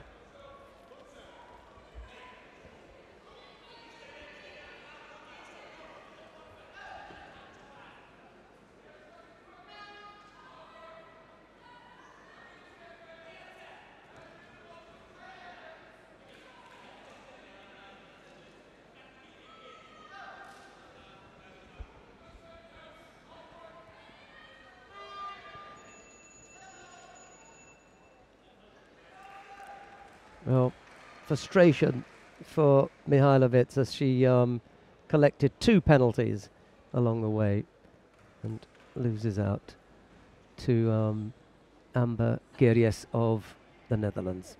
Pity, really. Would have been nice to have had a couple of scores in there, but wasn't forthcoming. Bronze medalist in white for the Netherlands, Amber Geries. Geries it is, who takes the bronze medal.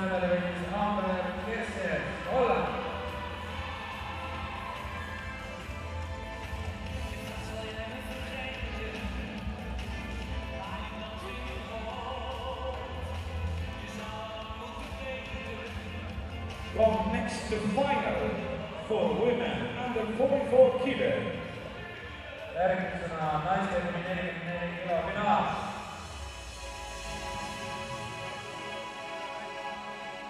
Well, here we go with the final of the under 44 kilo category then. In white, representing Turkey, Rabia Senyayla. In blue for Russia, Anastasia Turcheva. Rabia Senyala of Turkey faces Anastasia Turchieva of Russia. I'm really looking forward to this one.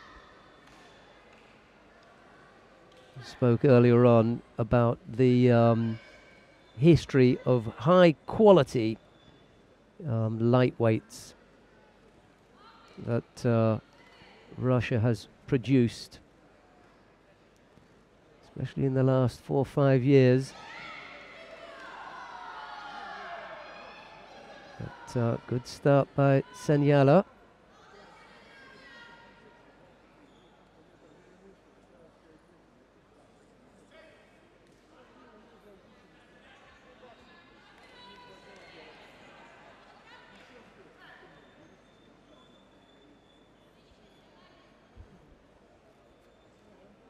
Disappointment in the under 40 kilo category. That was a weight before. When Yala lost to Herman. Now this is Senyala in the final. And they've already picked up a bronze because they had two fighters, Kakmalki and Senyala. Fallen behind here, however, just got caught there, Turchieva throwing Senyala for Wazari. 2:47 left to go. Time now to have a look at the clock. Take stock, settle down a little bit. Don't panic.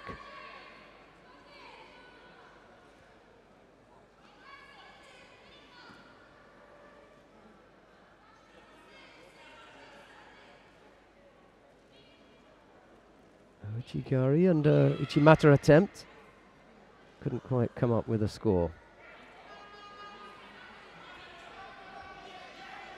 Upon Seonage was the scoring technique from Anastasia Turchieva on the board there. There it comes again. Yuko this time. 2 scores for the Russian. Leads here with a little over half the contest still to come. Attempted shimiwaza, not sure that it's there. So the referee calls Mate, stands them back up. And a little over 2 minutes left to go.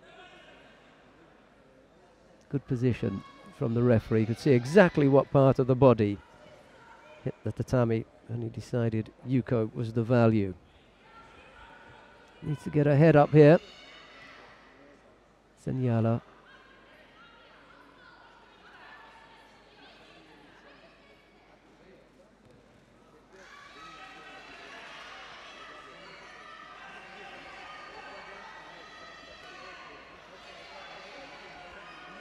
Had to turn out of that attempted shimiwaza, and in doing so almost turned into the osaikomi.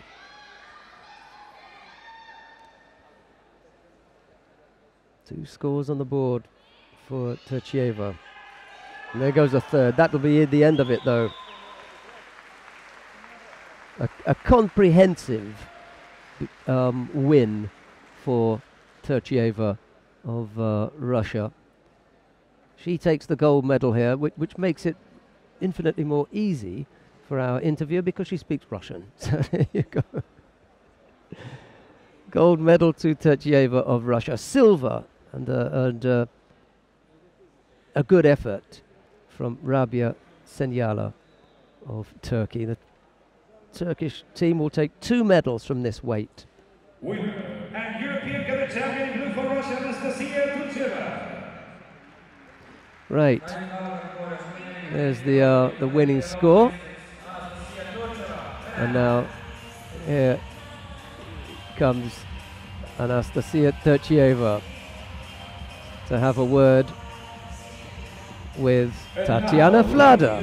The impressions of the new European champion. So we are here with Anastasia Turchieva from Russia. Anastasia, какие у вас сейчас эмоции после того, что вы стали чемпионкой? Впечатляющие. You can't believe it.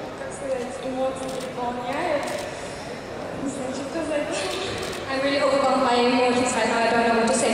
В прошлом году ты заняла 5-е место. В этом году ты выиграла. В чем была разница? So last year she was in 5th place, but this time she was able to win. What was the difference today?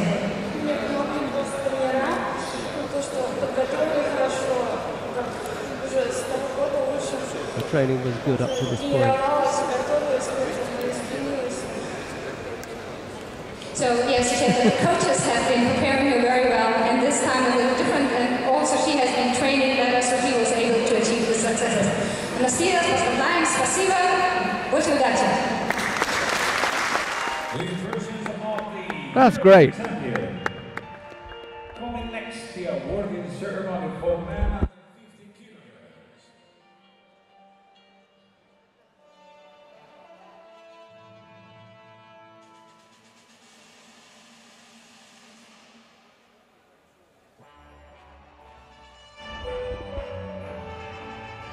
Seamless. Onto the medal podium come the medal winners in the under 50 kilo category.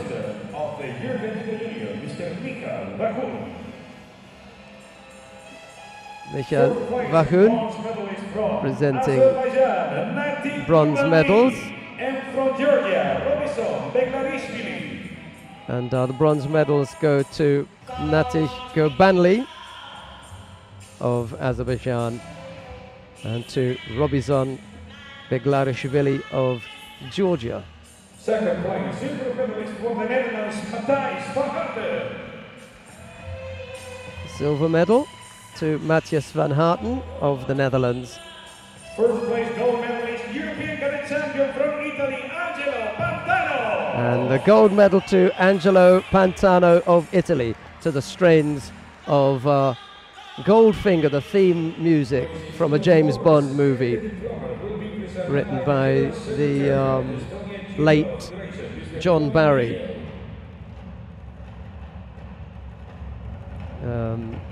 Well known for his music scores, one of the greatest composers actually of film music. But that's beside the point. It's the medal winners that are important today. Beglarishvili of Georgia, Gurbanli of Azerbaijan, Van Harten of the Netherlands, and Pantano of Italy. And now the national anthem of Italy.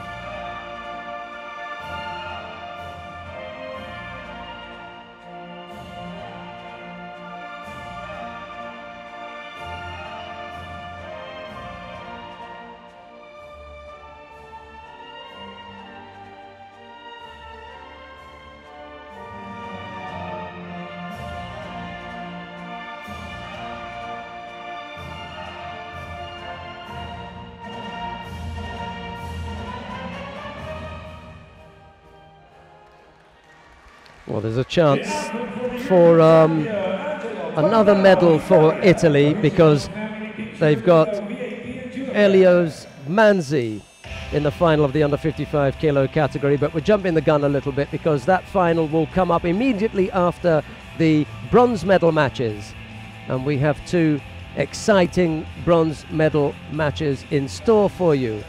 Shahen Abganyan of Armenia faces Rufat Taghizadeh of Azerbaijan on mat number 2, and Peter Miles of Great Britain faces Fabien Biagioli of France on mat number 3, and I shall leave it up to my colleague to decide which mat we go to watch, because his knowledge of judo is far superior to mine, so he will choose,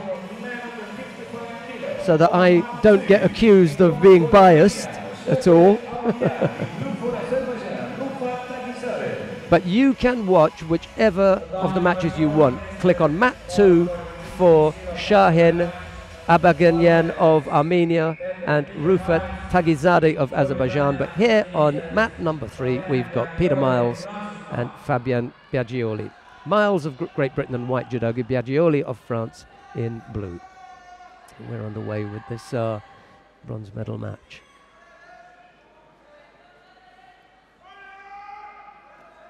Tomoinagi, and then trying to work on the arm, but Biagioli was wise to that and didn't get involved in it. In fact, they didn't think that the Tomoinagi was a genuine attempt, so Miles is called for a false attack. That one was a little bit better, going left-sided.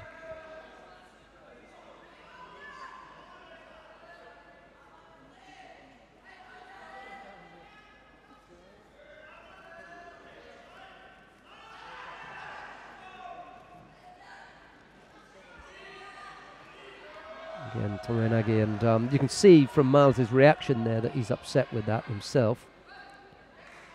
He knew that he hadn't got himself in the right position. That's a little bit different from when the fighter thinks that he's put in a good attack. Miles knew instinctively there that he'd made a poor effort. He winced actually when he went down to the ground, thinking, oh, well, understandably tight. So two Shidos against him. That's a little bit better into the transition quite quickly. missed with the effort in the shoulder throw, and then quickly into trying to work something on the ground.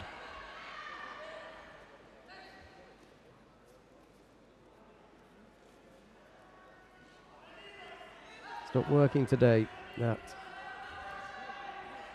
And if he's clever, he'll stay away from it, because Biagioli's seen it 3 times now, that entry. On 2 occasions he's actually had the false attack for it.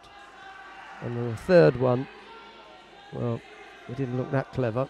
So maybe Biagioli is wise to the effort and can feel it coming. Best to try and work something else now. Left-sided shoulder throw attempted there.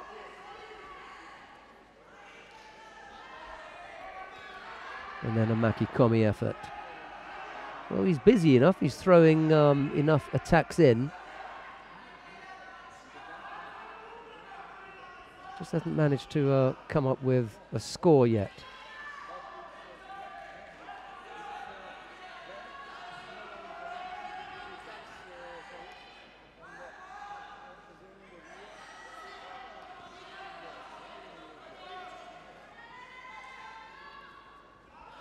Looking to go left-sided. I beg your pardon. Right-sided with the Kochi Gaki, but again, Biagioli felt that coming and just pressed forward and collapsed that attack. Minute 30-odd left to go. That was a better effort from Miles, and then goes left-sided. Absolutely nothing wrong with his work rate. Just hasn't been able to execute yet for a score.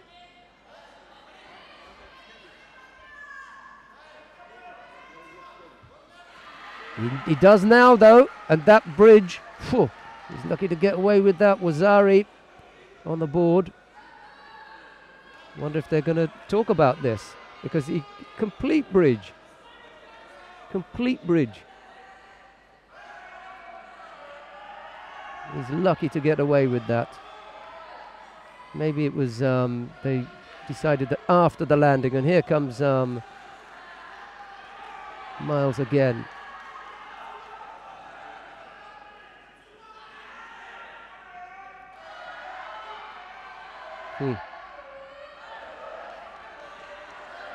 The only thing that they can say is that he bridged after the landing.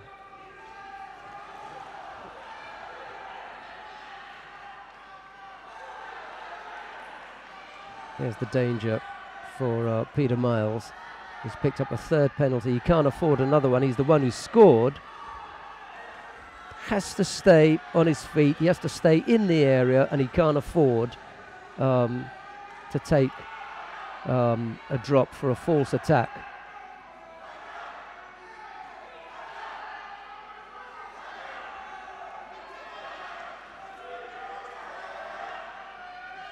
Needs to look at the clock here. 35 seconds. Really think about cutting out a single error.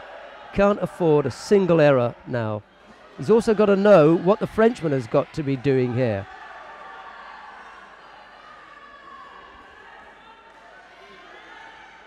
No need to do anything silly here. If he takes his time, well, he's bound to get a passivity warning, because Miles is doing all the attacking. This is a better position for Miles. Much more upright, threatening. 17 seconds away from a bronze medal at the European Cadet Championships. Good, stay upright. 10 seconds. He attacks again. That's a nice one. And that'll be it.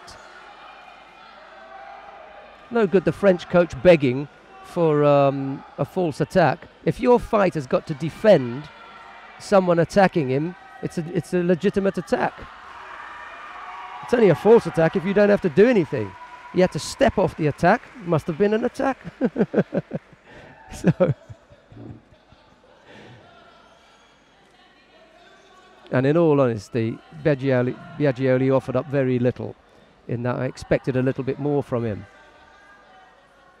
never really threatened Peter Miles. Good effort from the British player and a good score. He was lucky to avoid going over for the full 10 because of the bridge.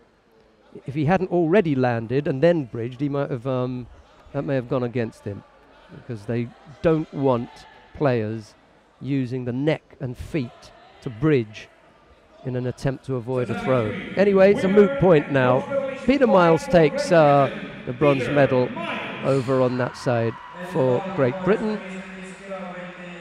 And we now go down to mat 2 to have a look at Shahin Abagian of Armenia. He faces Rufat Tagizadeh of Azerbaijan. No score, but the Armenian has picked up more penalties, or has been penalised more than Tagizadeh. So there's a score now, though. Tagizadeh puts Yuko on the board with that Uchimata, and that with 34 seconds to go, it's going to make it pretty difficult for Agbagian of Armenia.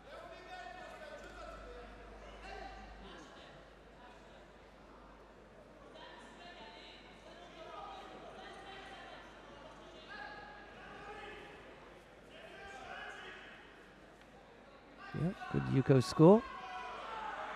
16 seconds now, the lead. There's a quick look at the clock. We'll take a penalty for avoiding to take a grip.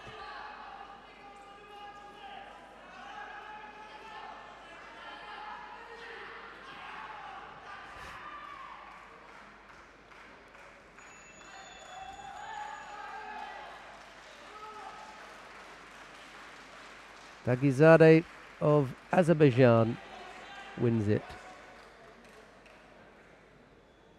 Close, but he came up with the score, and it was a good score as well, so no arguments with that.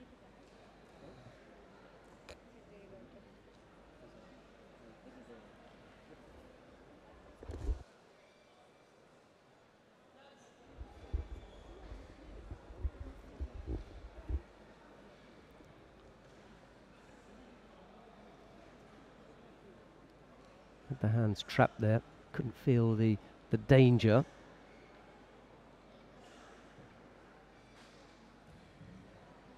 Winner and bronze medalist in blue for Azerbaijan, Rufat Tagizadeh.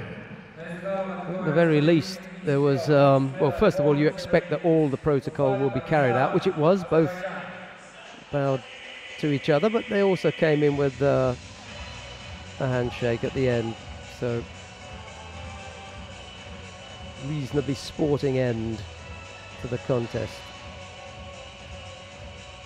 Ladies and gentlemen, coming next to final for men under 55 kilos.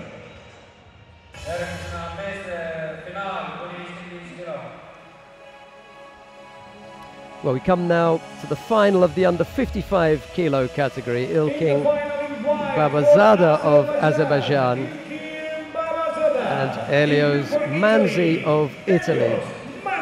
It's Babazada of Azerbaijan in the white judogi and Manzi of Italy in blue. Take your pick.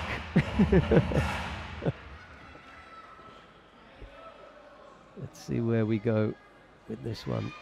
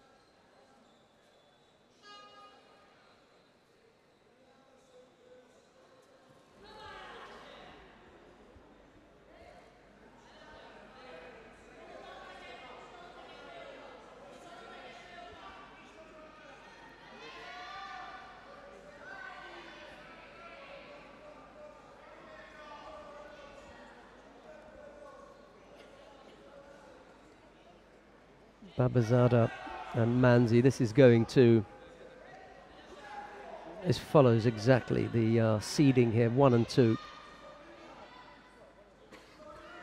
Babazada, the number 1 seed. Manzi, the number 2. Tell you what, that cadet ranking list is working really well. A number of finals that have had either a number 1 or a number 2 in. I think every one of them. They've had a number 1 or a number 2.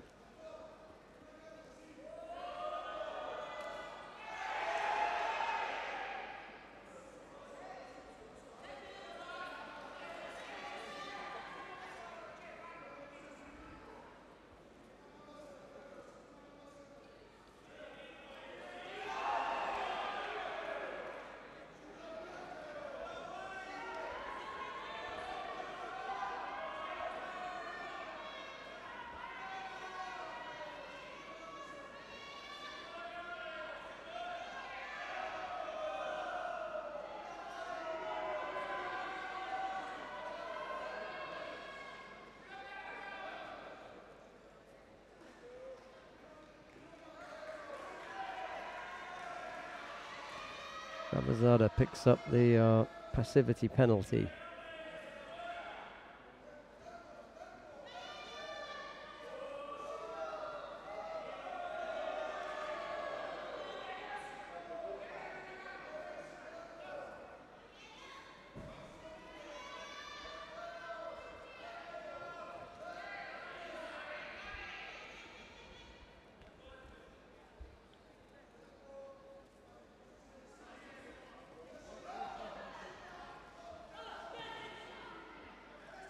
Tomoenagi attempt from Babazada, close but no score. Just over a minute left to go. Manzi attacking now, first of all with a attempted Yashibarai and then coming back with the Ippon Seo Nage, but neither of those working out for him.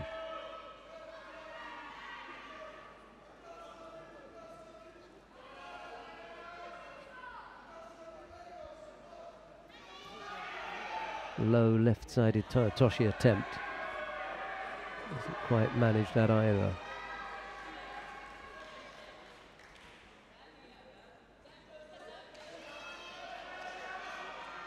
Babazada picks up another penalty and then comes under a double attempt. Right then left footwork from Manzi. Babazada coming back with a Sumigaeshi attempt. It was a fairly long way off.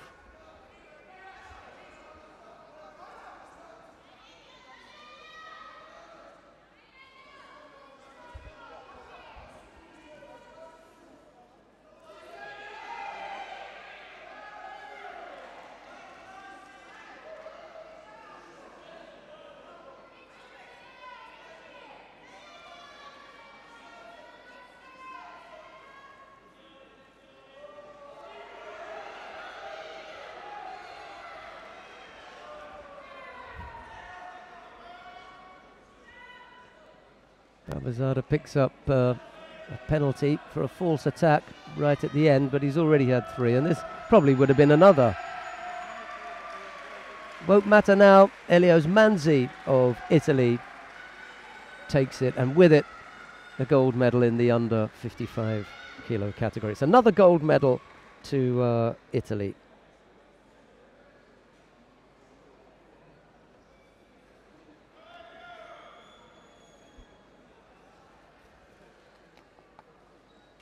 Ladies and gentlemen, winner and the European Cadet Champion in blue for Italy, Elios Manzi.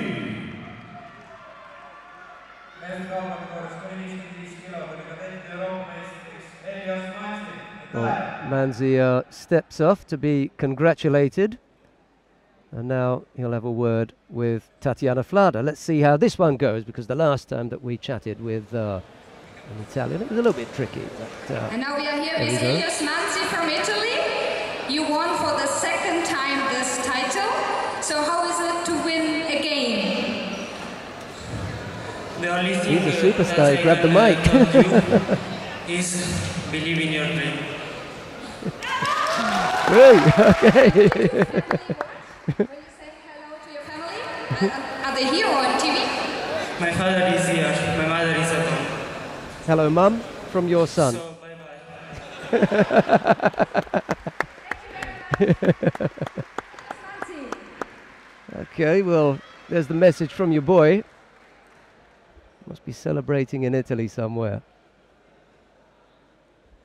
Right, so all of you would-be European cadet champions, if you're going to do that, practice your English. So when you get your medal, we can interview you.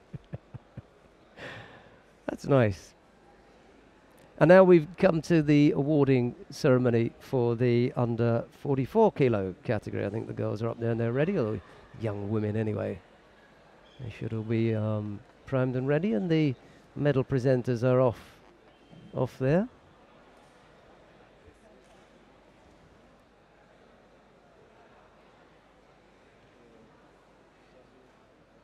Hello.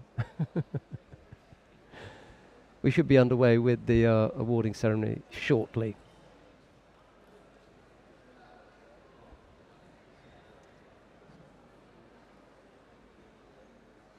Not sure if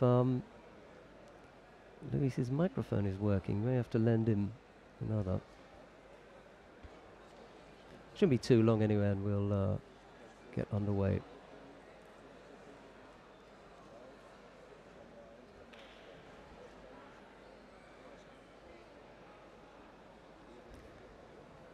Well, I'll tell you what, Michael Vahoon can't be in the hall, because this would never happen if Michael Vahoon was around.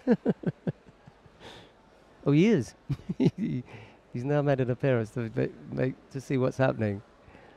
The one thing that you can say about him is he likes clockwork. He wants things to run on time in the right way. And he's normally pretty good at getting it done. So, I don't know, we may have to, if there's a problem with the microphone. Is that the problem? I'm not sure what it is. Anyway, it's the under 44 kilo category that we've got to bring you now. Bronze medals were won by Amber Gerges of the Netherlands. We then had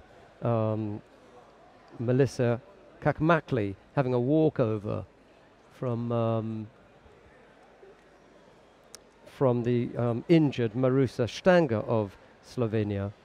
And then it was Rabia Senyala of Turkey who lost out to Anastasia Turchieva of Russia in that under 44 category kilo final. We've got more judo for you tomorrow, Saturday here, and I think it begins at 10 o'clock as well, 10 o'clock on each day. And then the team event will start at what time on Sunday? 10 o'clock, I think. 10 o'clock. Okay, if there's any change, that program we'll let you know, but that's what we expect to happen. 10 o'clock starts on all 3 days of competition here in Tallinn. Right. We had some pretty important people visiting today as far as the judo was concerned. Georgia Tanadze is coaching the Georgian women's team. He was a bronze medalist in the under 71 kilo category at the Olympic Games in Seoul in 1988, and also at the World Championships in Belgrade. Took a bronze medal there. I remember seeing him in those World Championships as well, and at the European Championships in '89, also a bronze medal. Those were held in Helsinki, just across the water from here. That's Tanadze, who's coaching the Georgian women's team, and they've put up a good show here today so far. Alexander Yaskovic is part of the EJU, part of the EJU team, organising team. Bronze medalist at the Olympic Games in Moscow in 1980 and 3 times European champion, 78, 80 and 82. Irakli Sirikidze of Georgia is floating around here as well. won the World Championships in 2007 in the under 100 kilo category, and he was Olympic champion in Beijing, but he was Olympic champion at under 90 kilos. A little bit different they've got here. I hope I didn't mislead you. World and Olympic champion at under 90 kilos. And then also Alexei Budilin.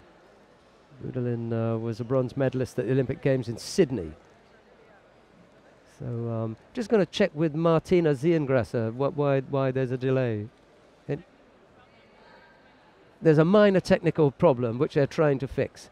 Martina should get a job with one of those telecom companies. It says absolutely nothing except there's a delay, which we knew anyway. Oh dear. No power? And it's fixed now. That's great news. Okay. There you go. Ladies and gentlemen, the awarding ceremony. And we're underway with the awarding ceremony. Luis Torres is back in action, mercifully, because quite a lot depends on him, actually, when you come to think of it. So he's making the announcements for the under 44 kilo category. The women are up on stage. Here comes Todd Laszlo, Dr. Todd Laszlo of Hungary, the president of the Hungarian Judo Federation, as well as General Treasurer of the European Judo Union. And from the Netherlands, Amber Keizers. I'll let, I'm sure there's enough volume from the stadium announcer. We'll let the stadium announcer do the podium names and countries. I'm not going to try and talk over him. Silver medalist from Turkey, Rabia Senyayla.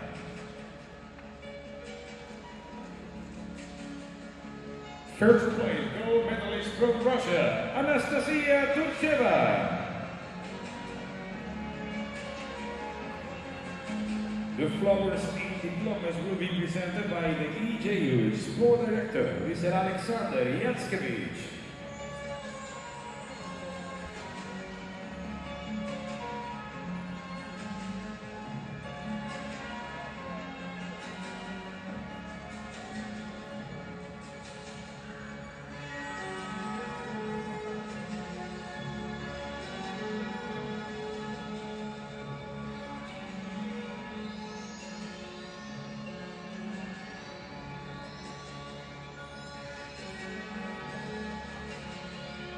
Alexander Yaskevich is presenting the certificates and floral tributes. Let's have the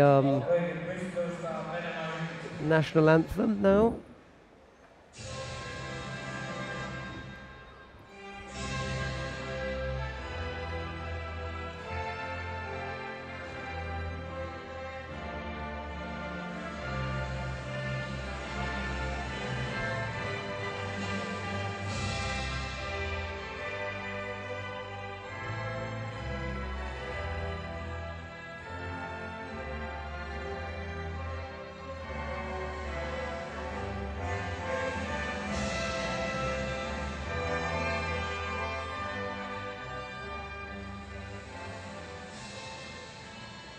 Please you to the national anthem of Russia for the European Cadet champion, Anastasia Turcheva. Now the traditional family picture with all presenters and the best judoka.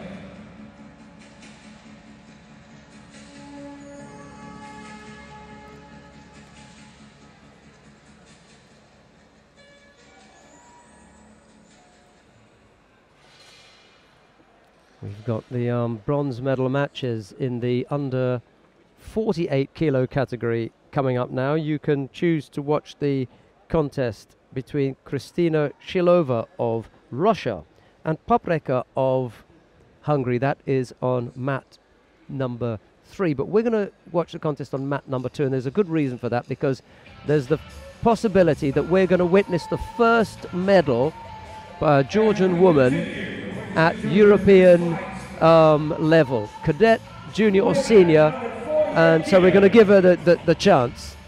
Zia Beboshvili of Georgia takes on Bettina Temelkova of Bulgaria. So it's down to the Bulgarian to put a stop to this run from Beboshvili, or you might want to look at it the other way. It's up to the tiny and diminutive Beboshvili to take the chance, grasp the opportunity, and win a bronze medal for Georgia. They've never taken a European medal for women, so I'm told. That's what I was told. Here, this could be a first. Tamelkova in white, Beboshvili in blue.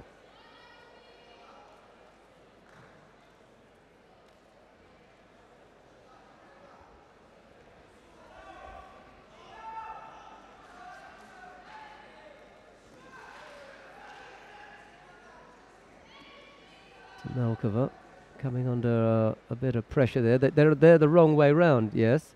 I tell you what, Beboshvili is a bit clever. She's still got the presence of mind to know where to stand on the mat. She's not that experienced. That always suggests that you know what you're doing.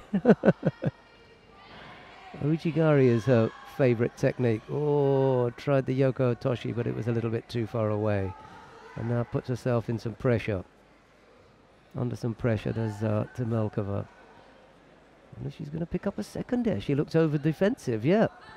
That's the second one in a short space of time because she's committed 2 errors. So she really needs to tidy things up here. And it's too late now. Beboshvili takes the medal for Georgia. Incredible. She must know exactly what she's done. Amazing. Tears already from the little Georgian. What a thing.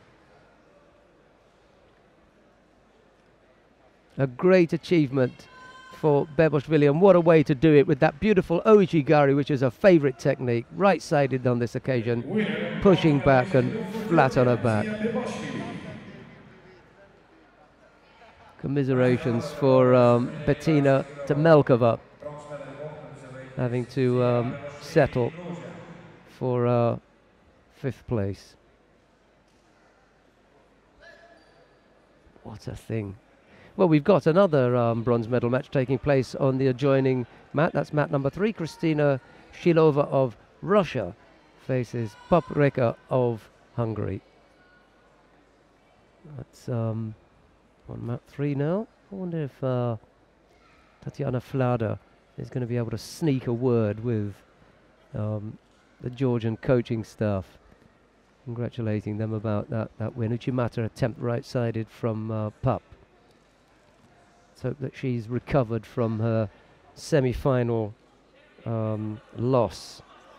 She was she was 40 seconds away from making it to the final, and then the contest just got away from her. Huge disappointment after that, but she's had to pick herself up now and prepare for this bronze medal match. Lost to Eloise Combo of France, who we'll see in a moment. Down onto her front, should be no score there.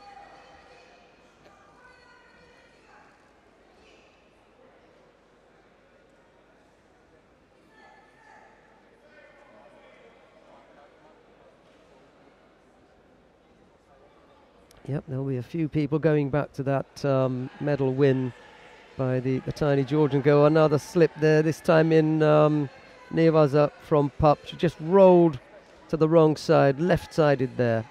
Osai Komi, Shilova. Another Russian lightweight to take a medal.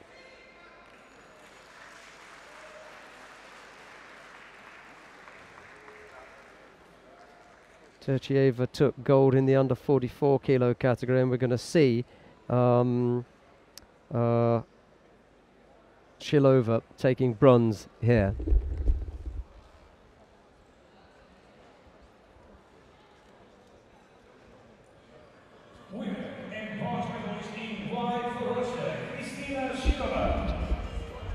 Real disappointment for Pup. She just loses control of the leg, and once that leg's out, Shilova is able to turn her onto her back and secure the Osai was up. Yeah, just to go quickly back to the bronze medal win for Beboshvili. It is the first medal at European level for a Georgian woman. Real happiness for the Georgian team because they've just won so many titles, European, world, Olympic titles by men. But it's the first time that the women have taken that. Maybe we'll get her up here tomorrow, and irrespective of whether she can speak English or not, we'll get to see her. That's Zia Beboshvili we're talking about, because we've got the final now between Eloise Combo of France and Andrea Leszki of Slovenia.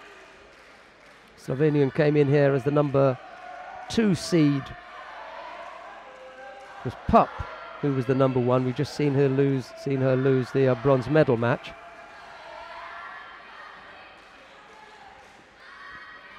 Combo it was who put Pup out. I haven't seen a lot of Leszki today.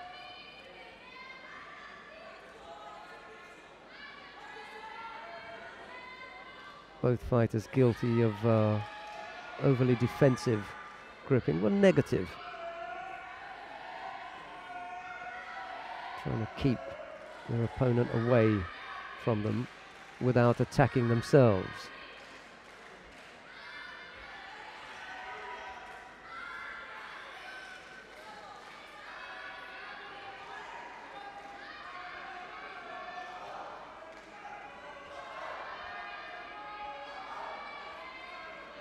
Well, we're not going to be that far off the 5 o'clock that we were talking about. This final, 2 more bronze medal matches and then another final and the awarding ceremony. It's 5:30, I would have thought now. We're done and dusted. It's a good day.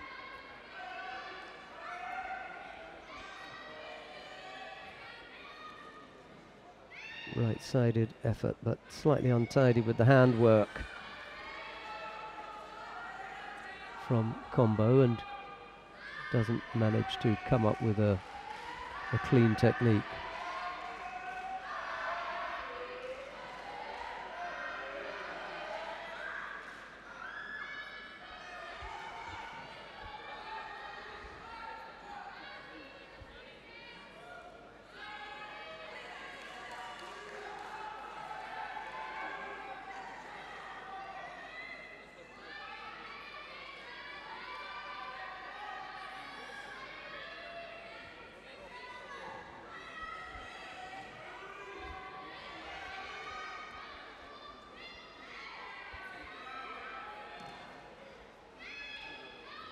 There's something not quite finished yet with Combo. Perhaps I'm expecting a little bit too much from such a young fighter. A little bit of work needed to do to get things tidied up.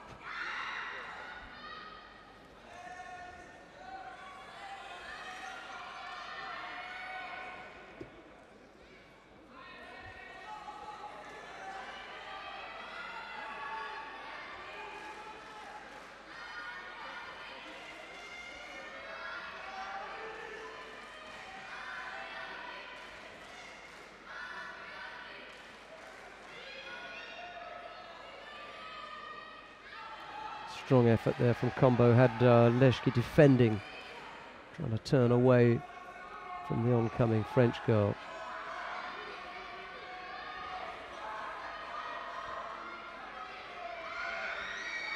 It's just Leszki's turn to have the French girl defending.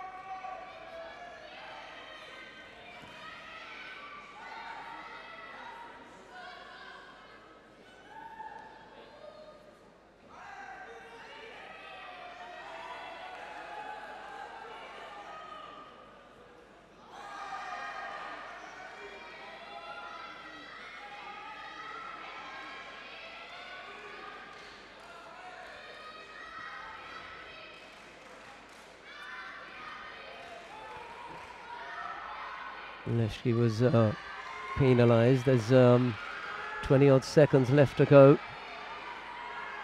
Coach telling her just to go for it now.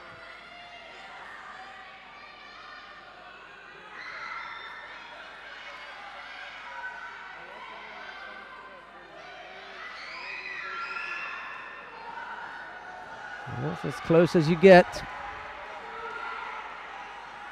Well stopped by the referee there, because Comba hadn't made an effort to do anything on the ground. She would have been a little bit, she'd been better advised to at least give some look of being interested in the Nevaza.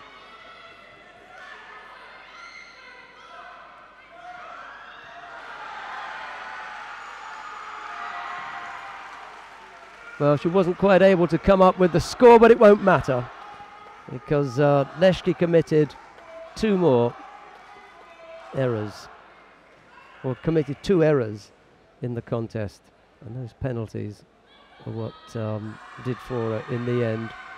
Eloise Combo of France takes the gold medal in the under 48 kilo category for women here in Tallinn. European champion wife of France, champion de Europe, Eloise Combo.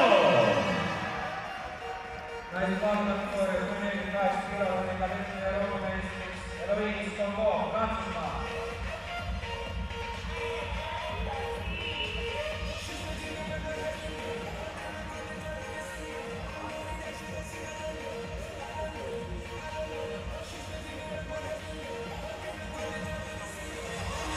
And now, ladies and gentlemen, the impressions of the new cadet European champion. So Eloise, 16 years old, and for the first time you win this title. Eloise, how was the support of your teammates today? Comment c'était le support de l'équipe de France aujourd'hui pour toi dans ce final?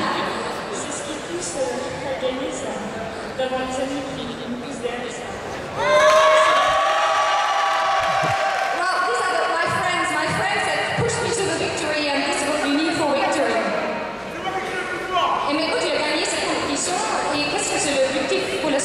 What's your next goal now after winning this competition? She's going to the World Championships in Miami. So, and the next goal is taking a medal at the Cadet World Championships. So, good luck for you, bonne chance, et félicitations pour Eloise! Félicitations,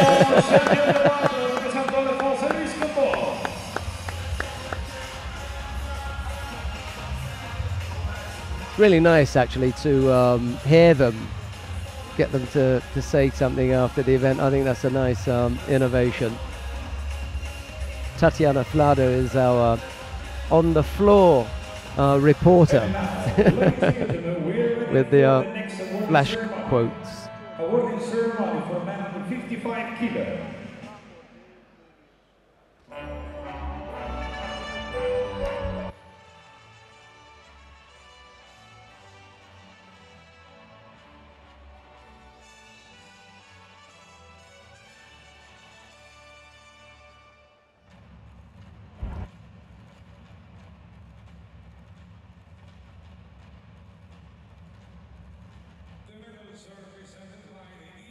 Referee director Mr. Jan Snyder. Third place and bronze medalist from Great Britain, Peter Miles, and from Azerbaijan, Rufat Tagizadeh. Peter Miles of Great Britain and Rufat Tagizadeh of Azerbaijan collect their bronze medals from Jan Schneiders, the head refereeing director of the European Judo Union. Azerbaijan, Ilkin Babazada. Silver medalist was Ilkin Babazada of Azerbaijan. For the gold medal went to Elios Manzi of Italy. That will make Elisabetta Frattini happy, our colleague, who is off doing the Continental Cup in El Salvador at the moment. Hello to you, Ellie, if you are listening. We're going to be playing your national anthem shortly. Not for the first time today either. because Patano won his category. Angelo Patano won the under 50 kilo category, and Manzi won the 55. So 2 men's categories, 2 Italian winners, and now the national anthem of Italy.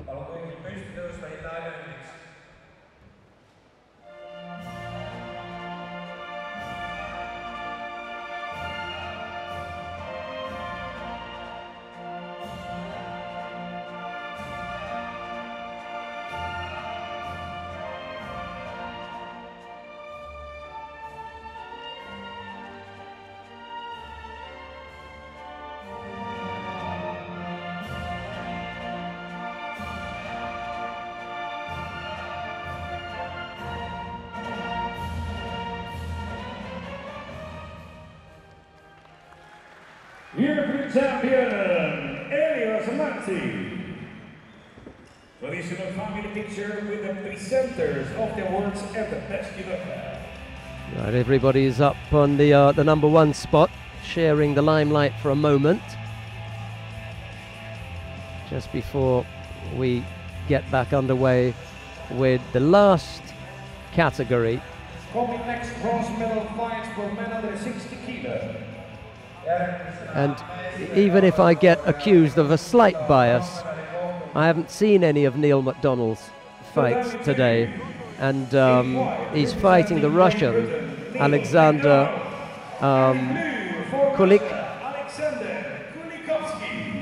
Alexander Kulikovsky. Thanks very much. Thanks very much to Luis Torres for giving me the pronunciation of that name. I couldn't read it from where I'm sitting. Alexander Kulikovsky faces Neil McDonald in the bronze medal match on mat 2. We're going to watch that.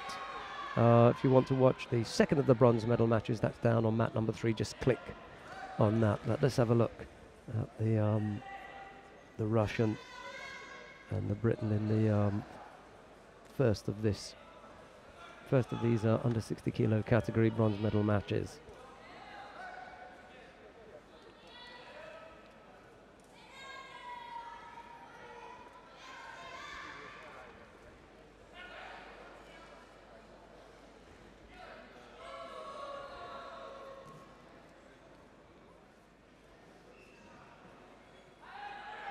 Ooh. Nice entry from McDonald. Had Kulikovsky up there for a moment.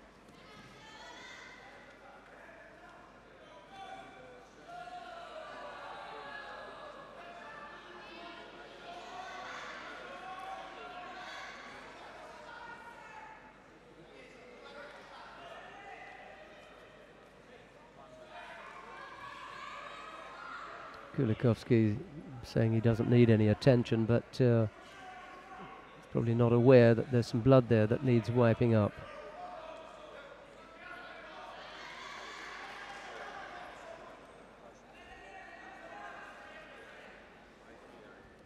No score in the adjoining mat.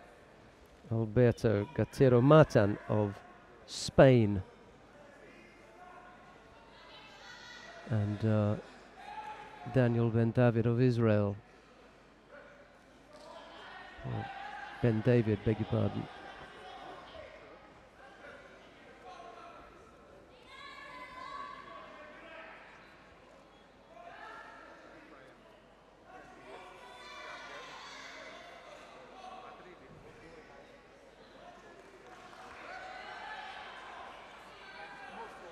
We're back underway.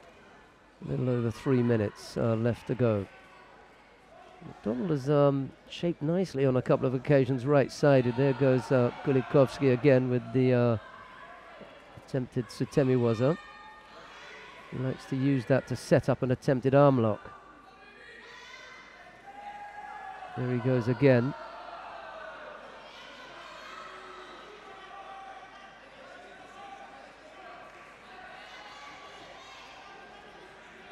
Likes to get in close as well. Uchimata attempt there from McDonald.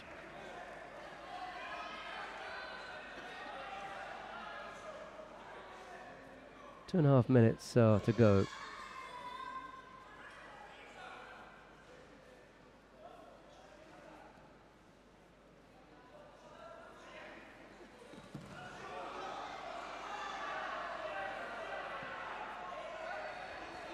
Yoko Tomoenagi and Yuko on the board this time.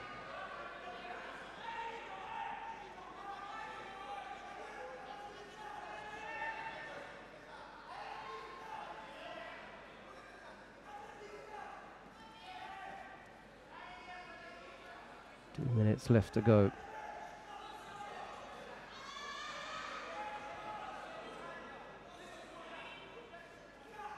Both fighters picking up passivity penalties. They just took a break there.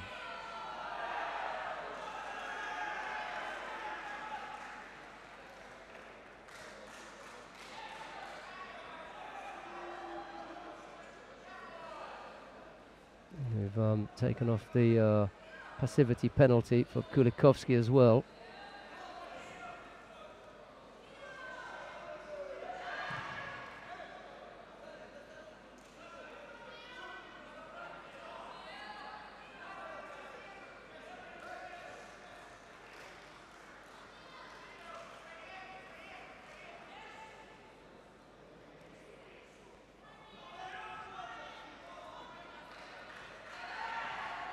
She was attempted in a follow-up.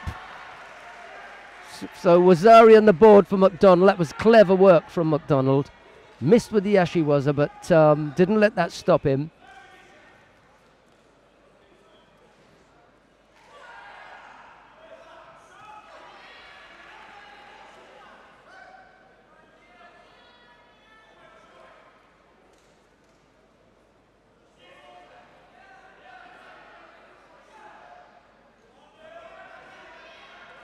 A little over a minute left here.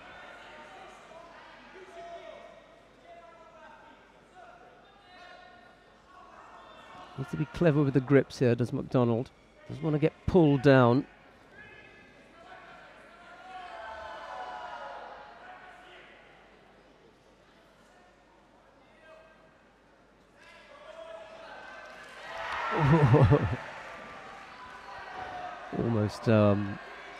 He was almost able to finish it off.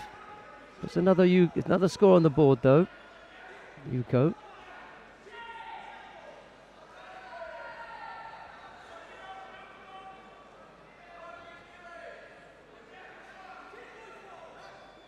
Yep, Yuko and Wazari on the board for McDonald.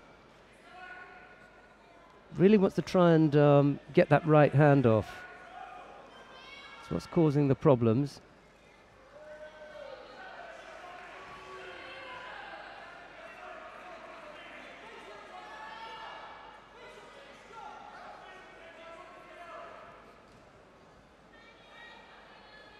That's better, turning to one side. That slows the advance down.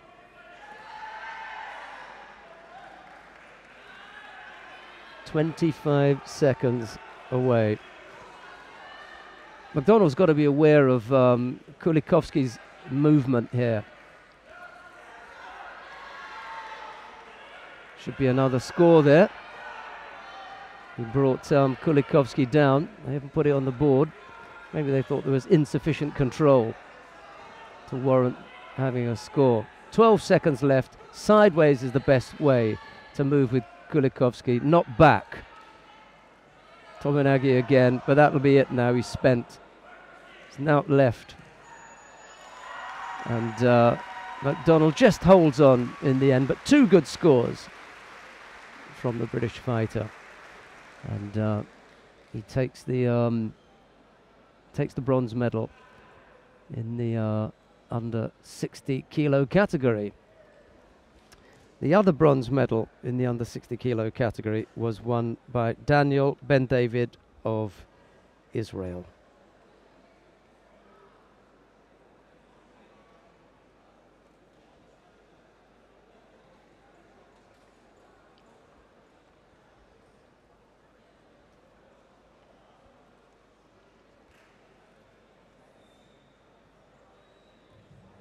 Winner, bronze medalist for Great Britain by leading McDonald, and for Israel, Daniel Ben-David.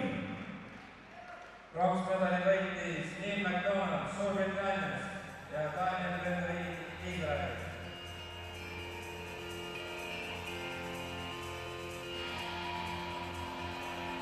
Well, we've got one contest left. We would like to remind you that tomorrow morning we will be back at 10 a.m.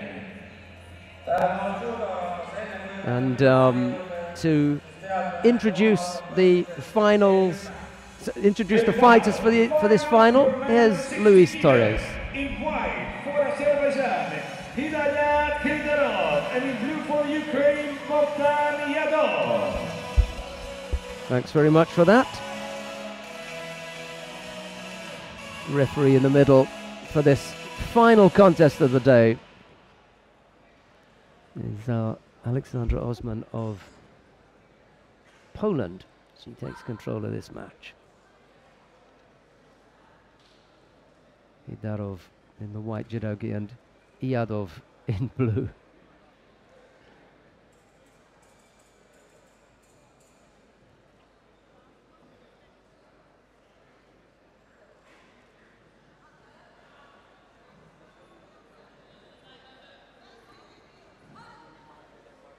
Iadov adjudged to be the one not taking a grip, so he picked up the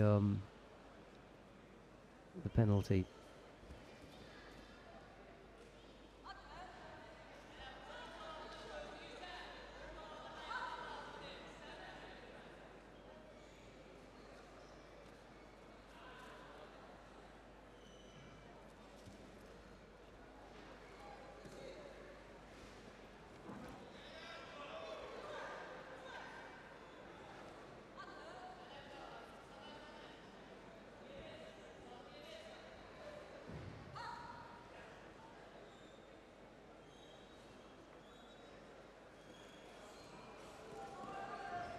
Right-sided effort from Yadov, but couldn't quite come up with the score. And now Hidarov it is who is attacking on the ground. Want to work on the arm.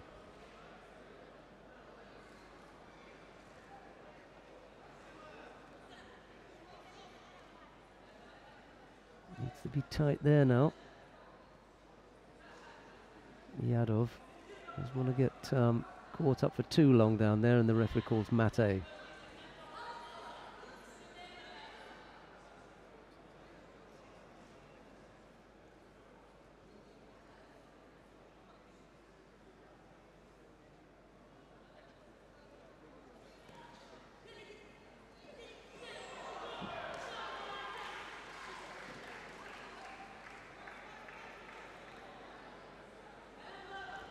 Sorry, the score.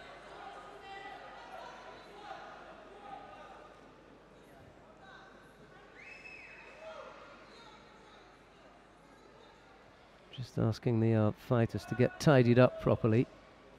Gives us a chance to see the replay as well.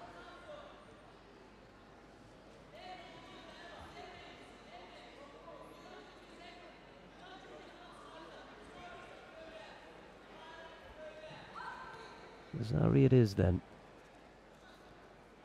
2 minutes left to go. Half the contest, that is. Chimata. On this occasion couldn't come up with a score.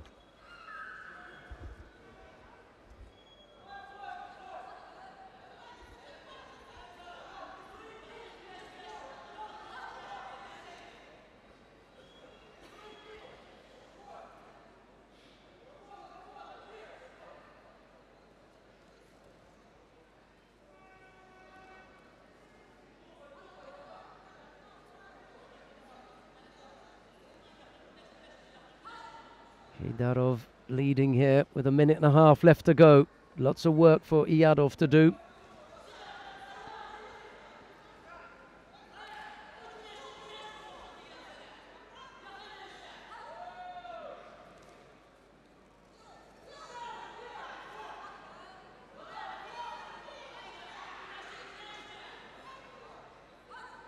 Hedarov picked up a penalty for a false attack there, and the referee was right to stop the contest there, because momentarily they'd hit the Hansokumake button and the red card flashed up, so called Mate, and they tidied that up pretty quickly. Is to just get past the leg. Yadov desperate to get up on his feet. He wants to do this one standing up. Hedarov wants to keep it down there for as long as possible. He leads by Wazari with 40 odd seconds left to go.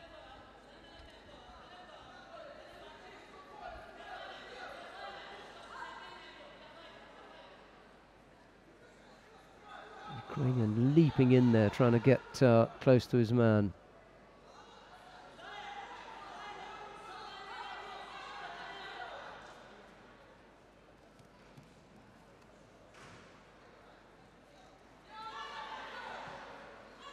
Can't stay on that side for too long. He will have to attack.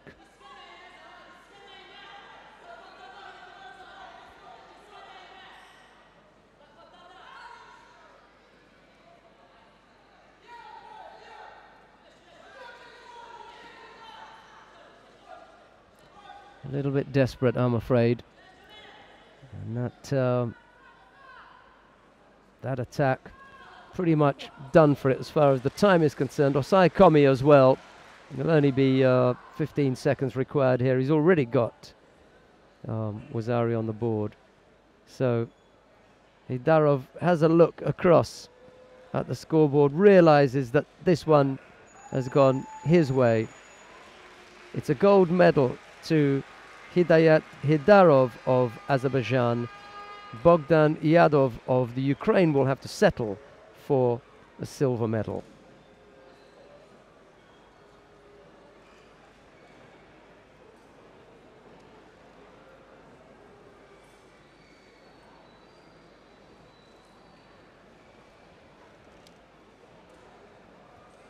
Well, we've got two more awarding ceremonies to bring you.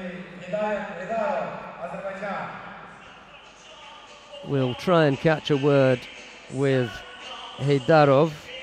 Hidayat Hedarov.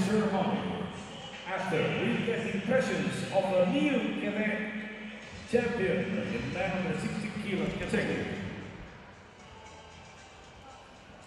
Here we go. So I know here is Hidayat Hedarov from Azerbaijan winning the second gold medal for Azerbaijan today. What does it mean to you? Вторая золотая медаль для Азербайджана. Что это для вас значит?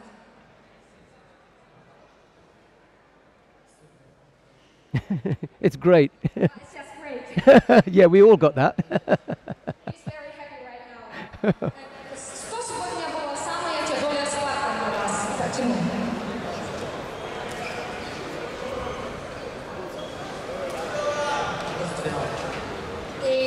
So the semi-final was the hardest match for him today. So thank you very much That doesn't say much for the guy that you just beat in the final, does it? When they say the hardest match was the semi-final. I'm sure he didn't mean anything disparaging towards Yadov, and probably a lot of veiled compliments for Daniel Ben David of Israel, who he beat in that semi-final. Right, now, 48 kilo category awarding ceremony, that's about to take place now. Let's go back and listen to Luis Torres, because I'm sure you can hear exactly what he's got to say. It doesn't need us both to be doing the announcements. Here he comes. The awarding ceremony for women under 48 kilo. The medals are presented by the EJU Sports Director, Mr. Pavel Yasenovsky. Third place bronze medalist for Russia, Kristina Shilova, and for Georgia, Tia Beboshvili.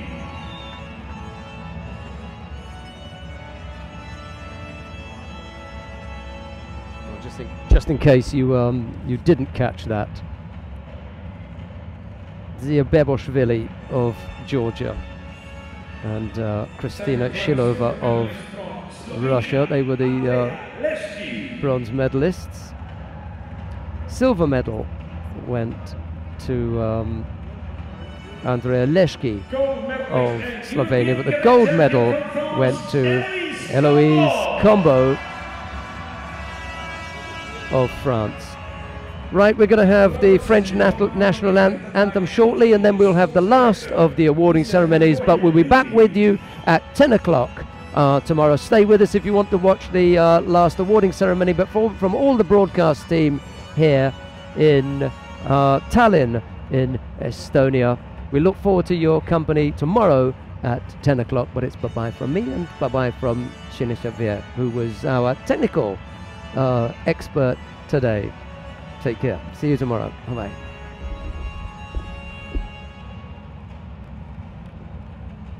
And now, ladies and gentlemen, please, all rise from the national anthem of France.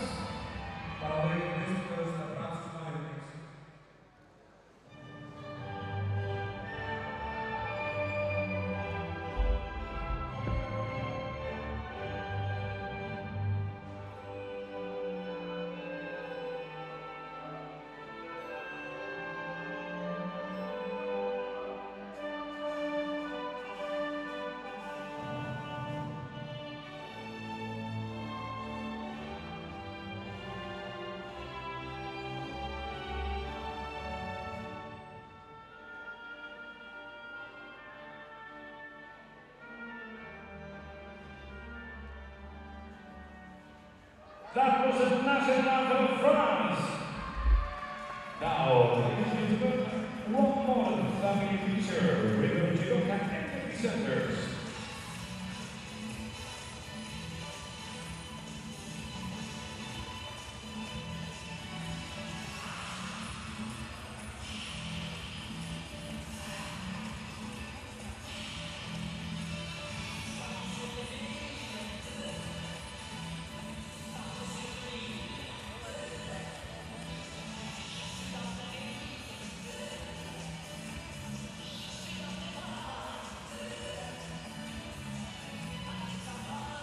Coming next, the awarding ceremony for men under 60 kilo. And the men's ceremony goes to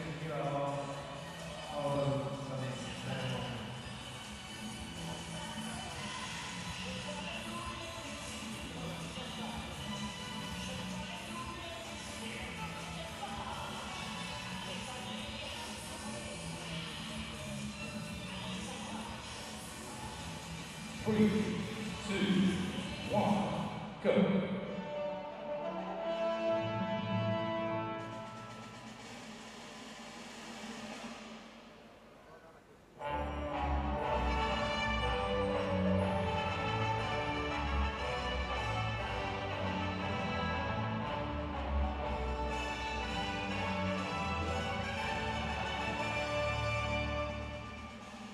The awarding ceremony for men under 60 kilo. The medals will be presented by the EJU Marketing Director, Mr. Alexander Nagini.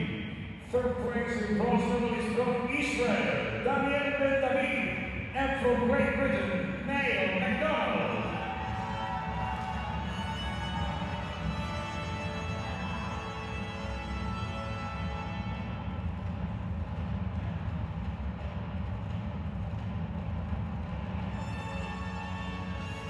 Second place, silver medalist from the Ukraine, Bogdan Yadov.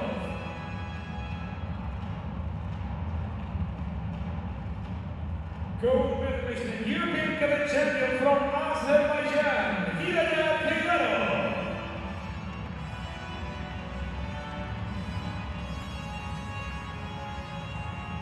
Flowers and diplomas are presented by the EJU Sports Director, Mrs. Catarina Rodriguez.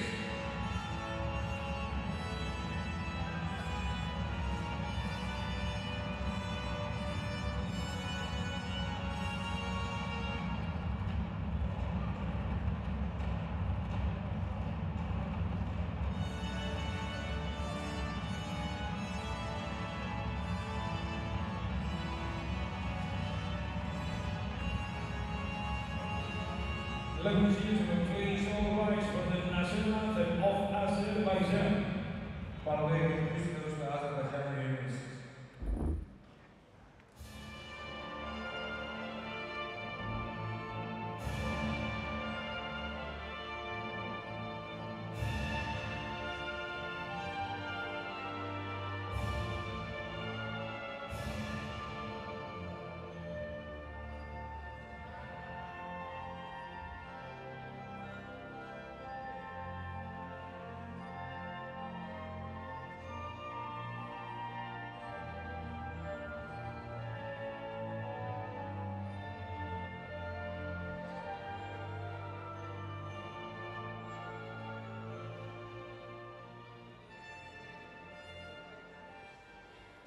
That was the national anthem of Azerbaijan. Ladies and gentlemen, that concludes the first day of the 2013 European Cadet Championship in Tallinn, Estonia.